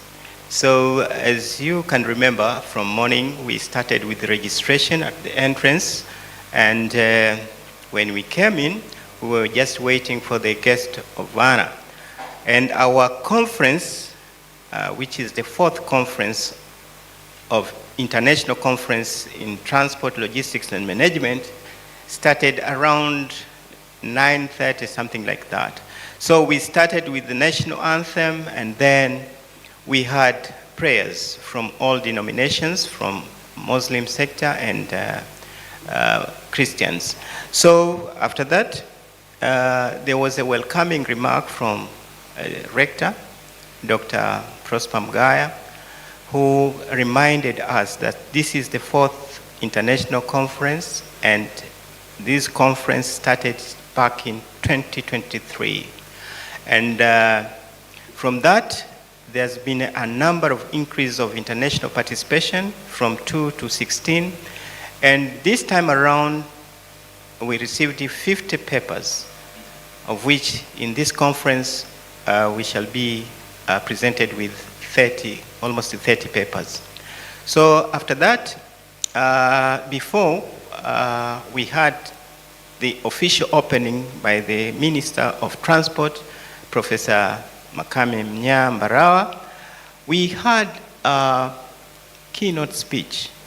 Keynote speech was delivered by Professor Sando, who actually set the tone of the conference.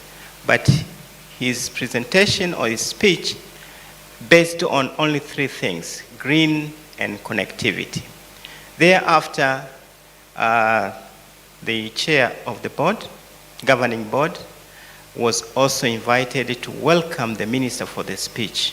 So the chairman talked about the responsibility of the council as to guide and strategically plan together with the institution for the betterment of the performance of the institution. So thereafter, the chair invited the guest of honor, who was today the Minister of Transport, Professor Makame Mnyaa Mbarawa, who actually insisted on the practicability of research. He actually told us that the research and discussions which will be held today and tomorrow should be put into practice. The government is not interested in research which are packed and shelved. So the practicability of the research is very much important for the government, and the government is ready to support the development, saying that transport is not only for people and goods. Transport is the key in the development of our economy as regard to Vision 2050. So after that, we had an opportunity to have group photos and then the breakfast. Thereafter, we had now the session for presentations. Actually, today we have listened or participated in this conference having 9 presentations, paper presentations, and 3 keynote speeches. So these are the things which transpired today. As we speak now, I think it's almost 2 minutes, and tomorrow we shall be having a wide recap of 2 days, whereby we shall have even the resolutions tomorrow.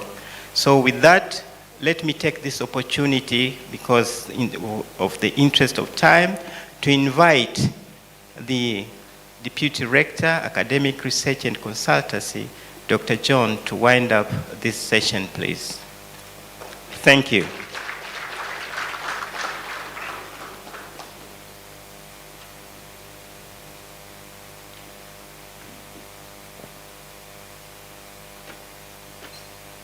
Welcome, Dr. John. Thank you very much. Yeah, good evening. On behalf of the NIT management and the whole family of NIT, I would like to take this opportunity, first of all, to appreciate all who have attended this day of the first day of our 4th International Conference on Transport, Logistics, and Management. We really appreciate for your time. And I would like to take this opportunity to thank all keynote speakers for the very informative and insightful presentation. And also, I thank all the presenters for very informative and also insightful presentations. And thank you all participants for the discussions, questions, and the participations. Also, thank you very much, Governing Council members, for attending from morning up to now. I know that you have a very busy schedule, but you were able to set aside time to attend in this conference, not only attending, but fully participating. Also, I would like to thank all postgraduate students for participating fully in this conference. They participated in presenting, but also in asking questions and everything. We know that today was just an opening day, and we are looking forward for tomorrow, where we will have full now presentation sessions from morning to evening. Therefore, I know we are prepared for that. And once again, thank you very much. And I wish you all the best this evening. And now, may I now declare that today's programs for this 4th International Conference is officially closed. Thank you very much.